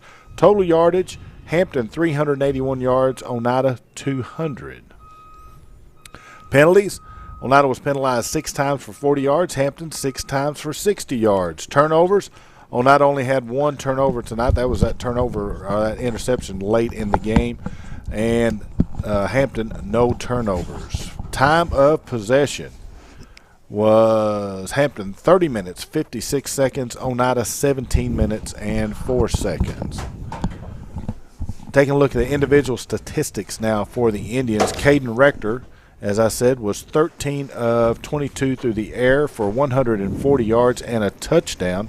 That touchdown came, of course, to McLaurin Love, who was also your leading receiver tonight. He had 8 catches for 85 yards and that touchdown. Other receivers for the Indians, 1 catch by Todd Derrick Ryan for 7, 1 by Colton Darty for 6, Ben Buttram a catch for 17, Rylan Duncan a catch for 5, Jarrett Kuling 1 for 20. Rushing the ball, leading rusher for the Indians tonight was TJ Meredith, 6 carries for only 32 yards. Rylan Duncan had 8 carries for 16. Caden Rector 4 for 10. Jaden Anderson 1 for 6, and Jarrett Kuling 1 for 1. Normally do not go over the visiting individual stats, but we will look at that this evening as far as rushing goes. Levi Lunsford had 18 carries for 128 yards. Connor Jones, 11 carries for 54 yards and 2 touchdowns. Morgan Lyons, 14 carries for 89 yards and a touchdown. Dylan Trivet, 4 carries for 29. And Jonathan Greenwell, 4 carries for 16 yards. We'll go ahead and take another break, and when we return, we'll talk to Coach Jimmy May right after this. A responsible local bank must branch out into the community it serves. At First National Bank, we realize a community bank must be a strong partner with the community. That's why First National Bank doesn't have branches, but roots that are deeply embedded in the fundamentals and foundations set forth in the past, with a vision for fostering the potential for the future. Since 1904, First National Bank has had only one focus: you.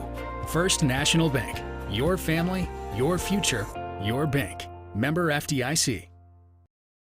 Home-style cooking with friendly service and a relaxed atmosphere. That's Razak's. Razak's offers breakfast served daily, just like Grandma fixed it, and daily specials like country fried steak, turkey and dressing, and of course, a fish fry every Friday. Razak's has a full menu, ranging from quick and easy favorites like hamburgers and club sandwiches to comfort foods like pinto beans. And you'll love something off the grill, like grade A cut sirloin, ribeye, or shrimp kebabs. That's Razak's on US Highway 27 in Helenwood. Razak's. Country cooking and great steaks. Forget the bucket. Stop buying those expensive car care products. For a supreme clean, visit TNT Car Wash in Oneida. TNT Car Wash features the latest in touch-free car wash technology. TNT's touchless automatic wash bays are tough on road grime, but gentle on your car's finish. These feature-packed automatics give you complete control of the wash, including a wheel brush option. Want to wash it yourself? TNT also has traditional wash bays. And don't forget the interior, both vacuum and shampoo stations available. For a dynamite clean, TNT Car Wash, Oneida. South Fork Physical Therapy is proud to support the Scott High Highlanders and the Oneida Indians. With offices in both Huntsville and Oneida, one of our 6 doctors of physical therapy are always close by. We regularly treat back and neck pain, general sprains and strains, vertigo or dizziness, TMJ disorders, as well as post-operative patients. We accept all insurances and flexible payment plans are available. At South Fork Physical Therapy, we strive to make your experience accessible, affordable, and enjoyable. Welcome back to TNT Car Wash's post-game show. Tim? Just want to remind you that you saw the pictures tonight. As we mentioned, First National Bank brought you the live stream. You saw the end zones were checkerboarded, the O at the midfield, and all of that orange and white paint out here on Dr. Emmy Thompson Field was donated in loving memory of number 50, Houston Bird. Houston represented the Big Orange from 2009 to 2012. And Oneida and all of us would like to just humbly thank Mark and Trina Bird for their generous donation and express our thanks to the Bird family. Mark? Well, real quick on that, I got to talk to Pam May yesterday, and she was telling me all about this. It took about 40 gallons of orange paint alone, and I'm not sure how much white. I'm sure it wasn't much different than that to paint this. And then, like I said, it took like 3 nights for them to do that. There's a lot of work out here. There's about 8 or 10 people out here working on that. So yeah. There was a lot of expense and a lot of work to do that to make this place really look sharp, and we appreciate that. Absolutely. The defensive statistics for the night, and there's a lot of them. T.D. Ryan had 5 tackles on the night. Colton Darty had 11 tackles on the night. Matt Brown with 4. Rylan Duncan with 5. T.J. Meredith with 5. Jerk Hewling with 1. Landon Lindbergh with 3. Hunter Shoemaker with 4. Elijah Phillips had 7. Lorenzo Garcia had 10 tackles tonight. Xavier Shoemaker with had 7. Cameron Kidd with 6 tackles. C.J. King had 7 tackles. Nick Gilbert had 1. Big night on defense for the Indians. It was out there a lot of plays, so they was going to have a big night on defense. I think Coach May's on his way up here. I seen him coming off the field there, so. He hasn't entered the press box yet. Yep, we will catch him. Indians will finish the season at 9-4. Now for the Hampton Bulldogs, they are now 9-2 as they get set to host possibly next week Trousdale County. A great season these 11 seniors has had, and a great career at Oneida. You know, to play in a third round game, quarterfinal game your senior year, what a way to go out, man. That's Trousdale now leads 17-0 in the fourth quarter in that one. So we'll get to talk with Coach Jimmy May here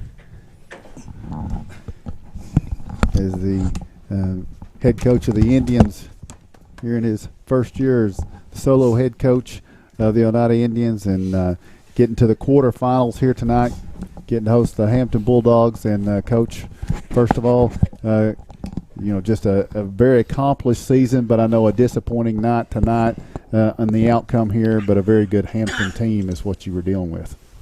Yeah, we were very big, very physical, and that's what I, worried about the most is us trying to get them stopped and get off the field. And I didn't do a good enough job on offense in the first half getting us, we were 3 and out and giving the ball back to them. And we had the bad snap on the punt, didn't make the first down, and gave them a short field. But, it's been a good year.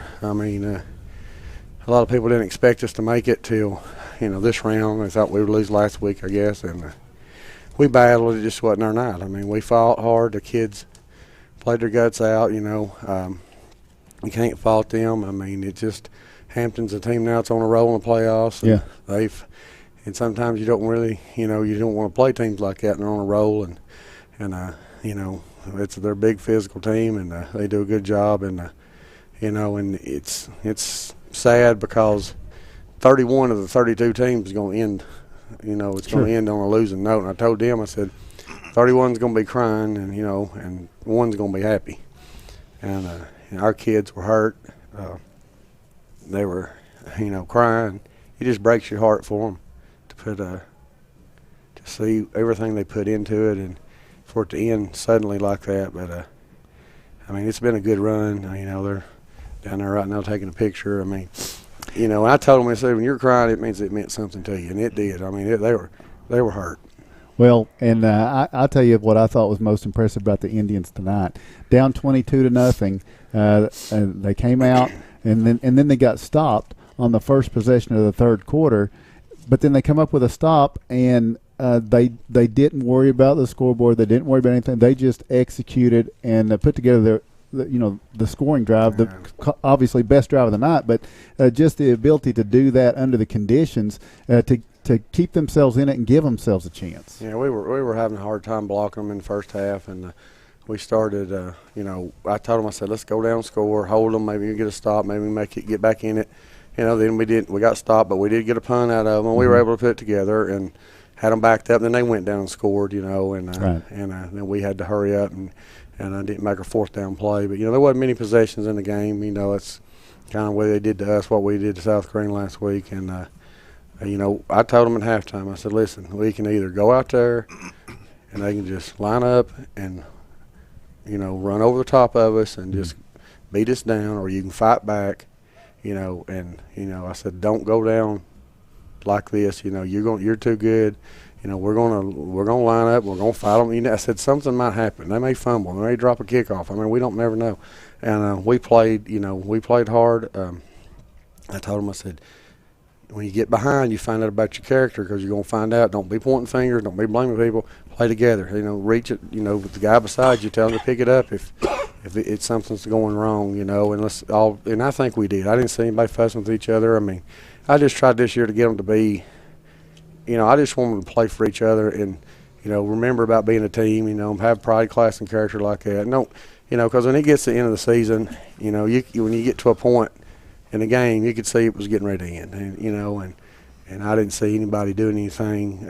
I was proud of the way they acted. I mean, I just wanted to be good young men and, grow up and have families and bring them back and, be good fathers and husbands. And, it's not all about just football.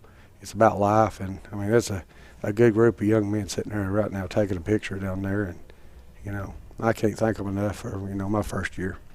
Anybody watch this team has to be impressed with where they came from.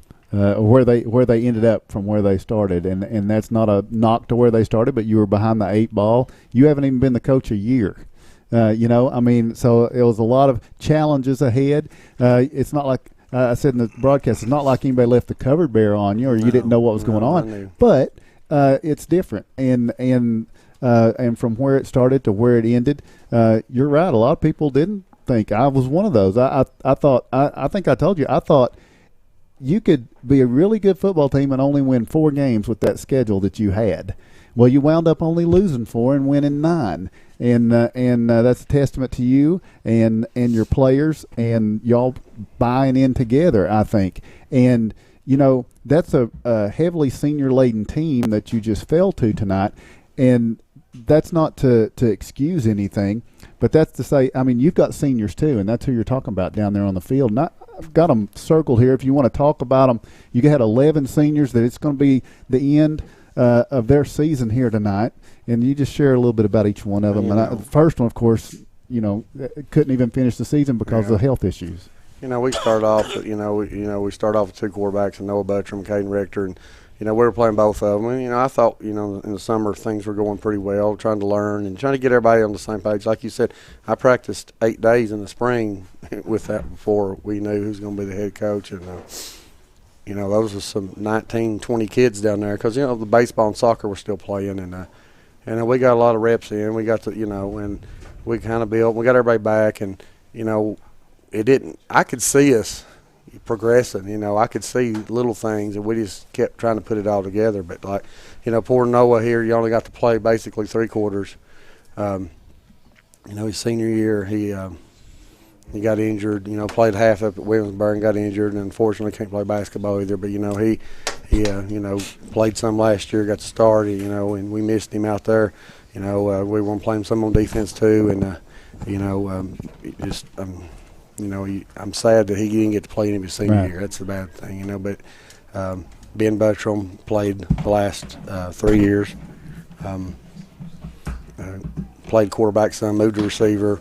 Worked hard every day in practice, and got to be developed into a pretty good receiver. Had a big late catch in this one. And he came and worked every day, and just proud of his effort and everything he's done for us. Matthew Brown, 3 years. Came here from Scott High. Last 2 years played quite a bit. Undersized. He got blocked a few times this year, and he's fighting. He just didn't have the size. And now he gives you everything you want. And he got the most out of his ability. Played as hard as he could, and that's what you gotta you want out of him. He played hard. Lauren Love, what can I say? From the time he's a freshman to a senior, he's one of the few seniors we have played all 4 years. What a receiver he's turned into this year. I could see, 8 catches, 85 yards, and a touchdown tonight. Well, that gives him I think 50 catches for the year, and I thought he could have 50 catches this year. And, a couple of games he only had a couple, but just the routes he ran and the hands he had and, just how hard he worked. He ran hills every day after practice. Nobody saw, If he hit off the ball, he was somebody himself after the Cofield game, and it wasn't one of his better nights, but he bounced back. Rylan Duncan, he only got to play a year in one game. What a year he had. He started off injured a little bit, but hadn't played linebacker and running back. I don't know how many yards he had tonight. He had about 700 yards this year. Him and TJ splitting time about the same. So that's one back. That's over 1,400 yards out of one position. Even we played 13. We actually played 12 games, but what a competitor he is, and just a leader, and he's a hard runner, very talented young man. Hunter Shoemaker came here from Lenore City, Jeremy Milligan's son, and moved in here. We played center there. We moved into tight end, worked his way in, began starting last year. Had a great year, I thought. Blocking in a little position we had that we used with Hunter Barnhart a couple of years ago. The same stuff out of the race set, and and great on defense. He's also a long snapper, so that's something we'll have to replace. And Aiden Love, kicking at a kicker. He's made most of his extra points. I think he'll miss 3 or 4 all year. That's a lot, to kick that many and only miss 3. Kick the winner against Greenback. Kick the winning field goal. He's hard. He was hard on himself every day, and I was just, you just gotta go on to the next one. But he did a great job. He did. Lorenzo Garcia played mostly defensive line, but as a competitor, as a fighter in there. Played extremely hard all the time. He's another great kid to have, like all of them are. Blake Couch, 3-year starter at right guard. You're going to miss people like that. Never says a lot, but you're going to know when he's not there. He did a great job for us on the offensive line. Xavier Shoemaker playing left tackle this year most of the time. Calling most of the blocking up there, helping a younger guy beside him who hadn't played much and telling him what was going on, and just being a leader and just being a great football player, working hard. He's been on some visits too. And then C.J. King, 3-time starter. He's All-State last year, defensive lineman of the year last year. We haven't released our region superlatives yet, but a big force in the middle. It's just hard. Took on double teams most of the year. They had to have 2 to block him, but just these young men I got all of them. Yeah, Yep. he, just.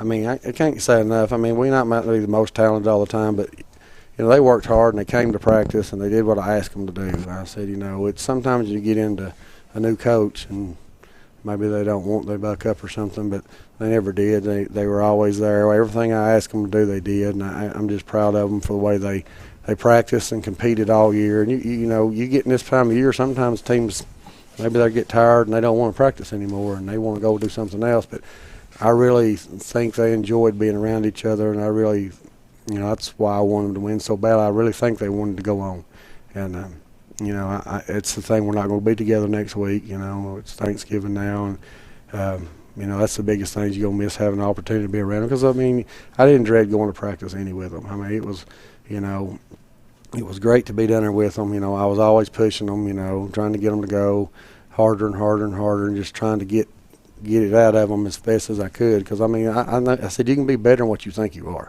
You just don't know. You just got to keep working. And I can't say enough about that senior class and how they led this team this year. And it started back in the winter with Coach Lambert. He worked the tails off, from January to May and made them stronger. And like you said, the cover wasn't better. They were ready to go, and we just had to get them all together. And every team's different, so it's gentlemen, just a great attitude for them all year.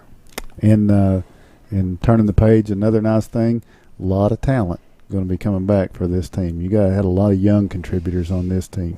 Yeah, there's going to be a lot of people coming back. All our running backs are going to be back besides Ryland. Matt played some. Most of the receivers besides Lauren and all of them besides Lauren and Ben.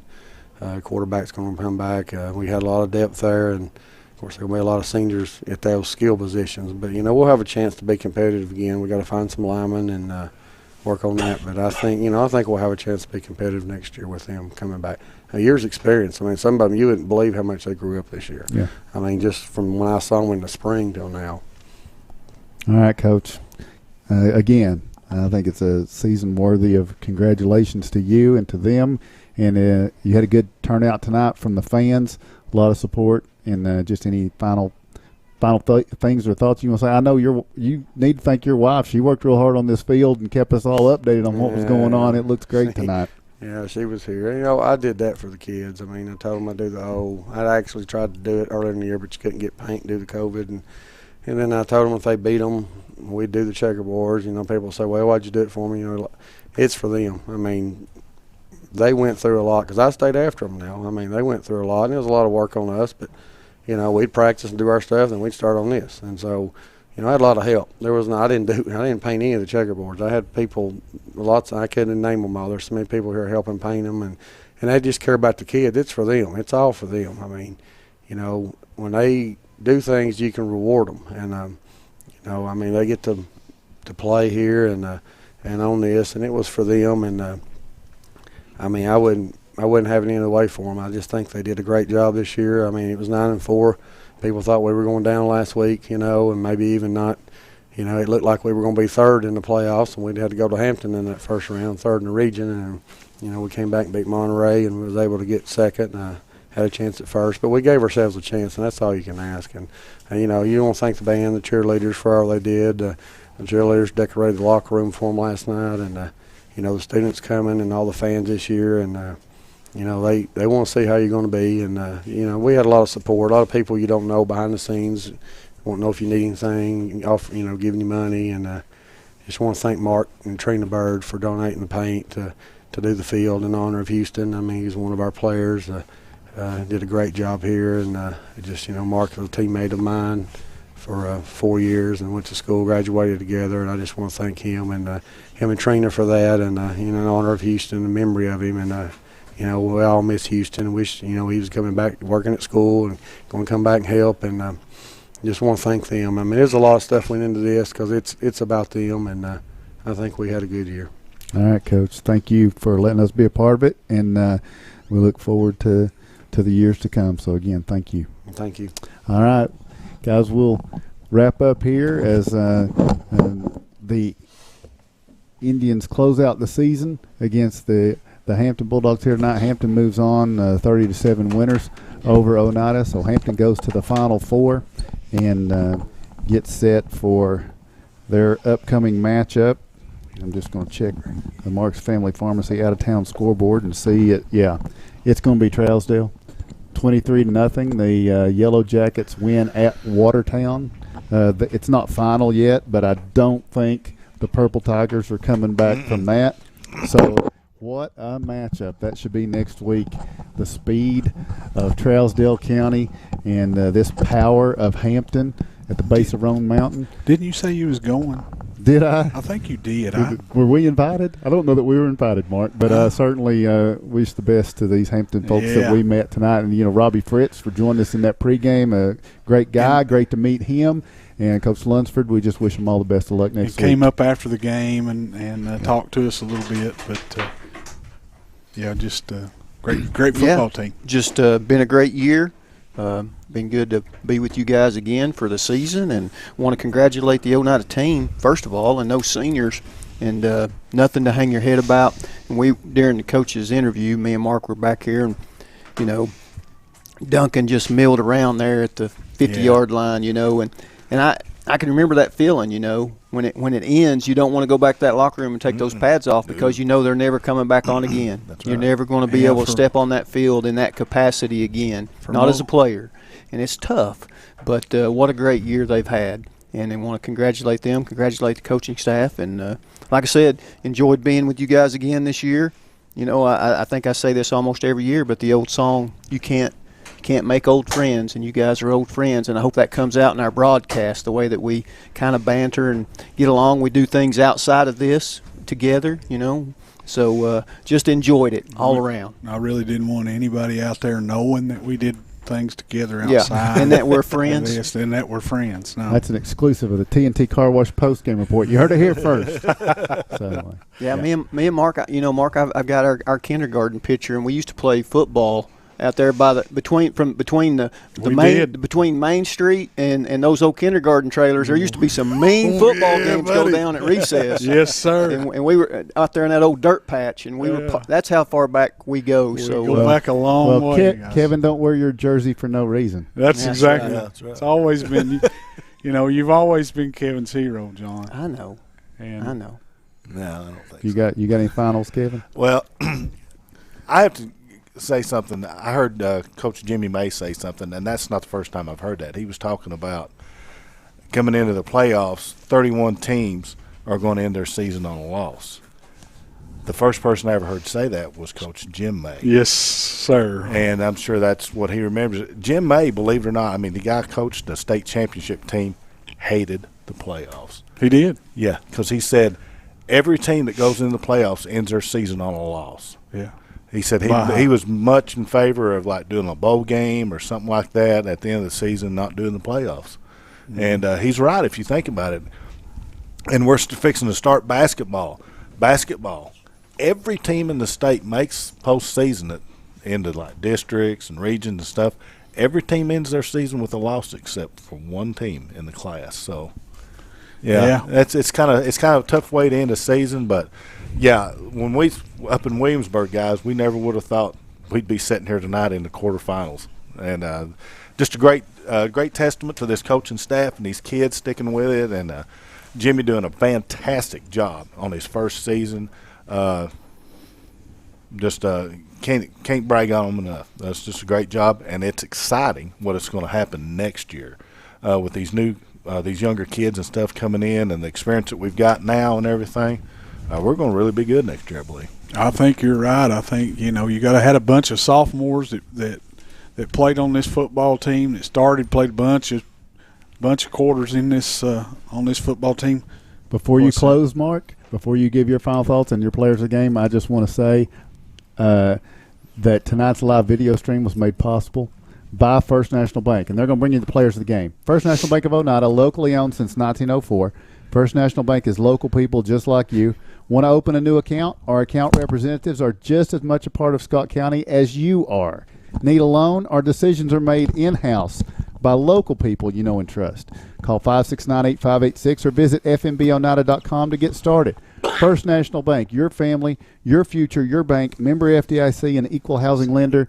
TNT Car Wash postgame report. Mark's Family Pharmacy sponsoring the scoreboard. And now, Mark, your final thoughts and your players of the game. Well, I'm awful proud of this bunch. It started out, and every one of you said it. It started out on a bad note with Williamsburg. I told Jimmy about 3 games into the season, I said, Coach, why don't we get out of that contract with Williamsburg and get another? He said, I'll lose X amount of dollars. I said, heck, we'll make it up at the gate. We don't want to have to go back up there again. But I think that helped them. I really do, and it kind of set the tone for the season, and made a bunch of mistakes in that first one, and I think we got better. The scoreboard didn't always show it, but I think we got progressively better and learned a little bit more week in and week out, and this football team grew together, as the season went, and, had a tough time down at Coalfield, had a good game plan, just dropped a lot of footballs, played good defense, just it wasn't our night that night. And but we come into these playoffs, man, and strung it together. We really came together as a team, and I think we was all year. And just so proud of these guys and all of these seniors. They had a big senior year. To go to the dang third round, man, that's something. If you're playing close to Thanksgiving, you've had an exceptional year. So just want to say I'm proud of you. I love every one of you. I've enjoyed watching and broadcasting your games, guys, and already looking forward to next football season. Already looking forward to that. But now it's time to turn it into basketball. Looking forward to that too. Been looking forward to that since last season. So, First National Bank players of the game. I thought he forgot to mention it. No.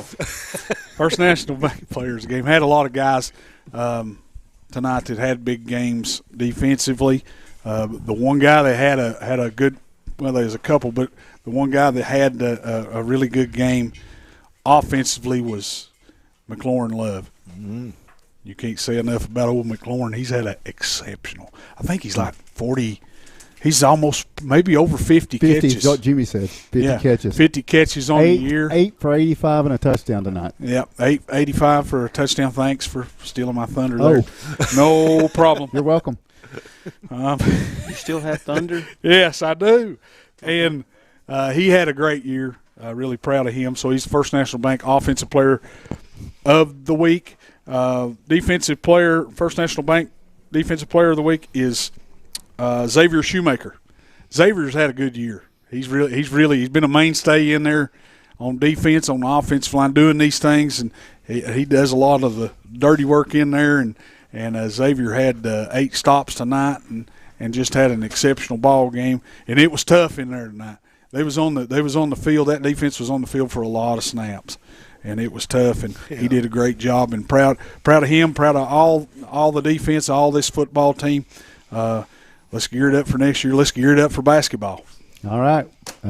Rough start for Oneida this year. We had a rough start on the IH Sports Network, but it came together. Toby Garrett on the camera did a great job. Ben filmed one game. Kevin filmed a couple of games pretty good, but really Toby did a great job. Toby. Yeah, and Kevin, his name is Toby. Yeah, so we appreciate him, and good luck tomorrow as Toby gets his season going tomorrow. So good luck to him. Want to thank Ben Garrett for this whole production, getting the opportunity together. The First National Bank MVP of the IH Sports Network is Greg Bond. It really pulled everything together here, got things going for us, and we appreciate that. Hey, if you want to get on board, come get on board. We'd welcome you. We feel like we're just getting better in what we're doing. Basketball starts in 15 hours for me. Is that right? Are we the first basketball game tomorrow? Is that right? Yeah. Okay. And then Sky High tomorrow evening with Rick going to be bringing you the Highlanders. Doing the first one in the morning? No. Why? It's at 9 o'clock. That's at 9 o'clock, so that's too soon. We're doing the 3:15 Oneida Stone Memorial. We'll have that broadcast for you tomorrow, 3:15.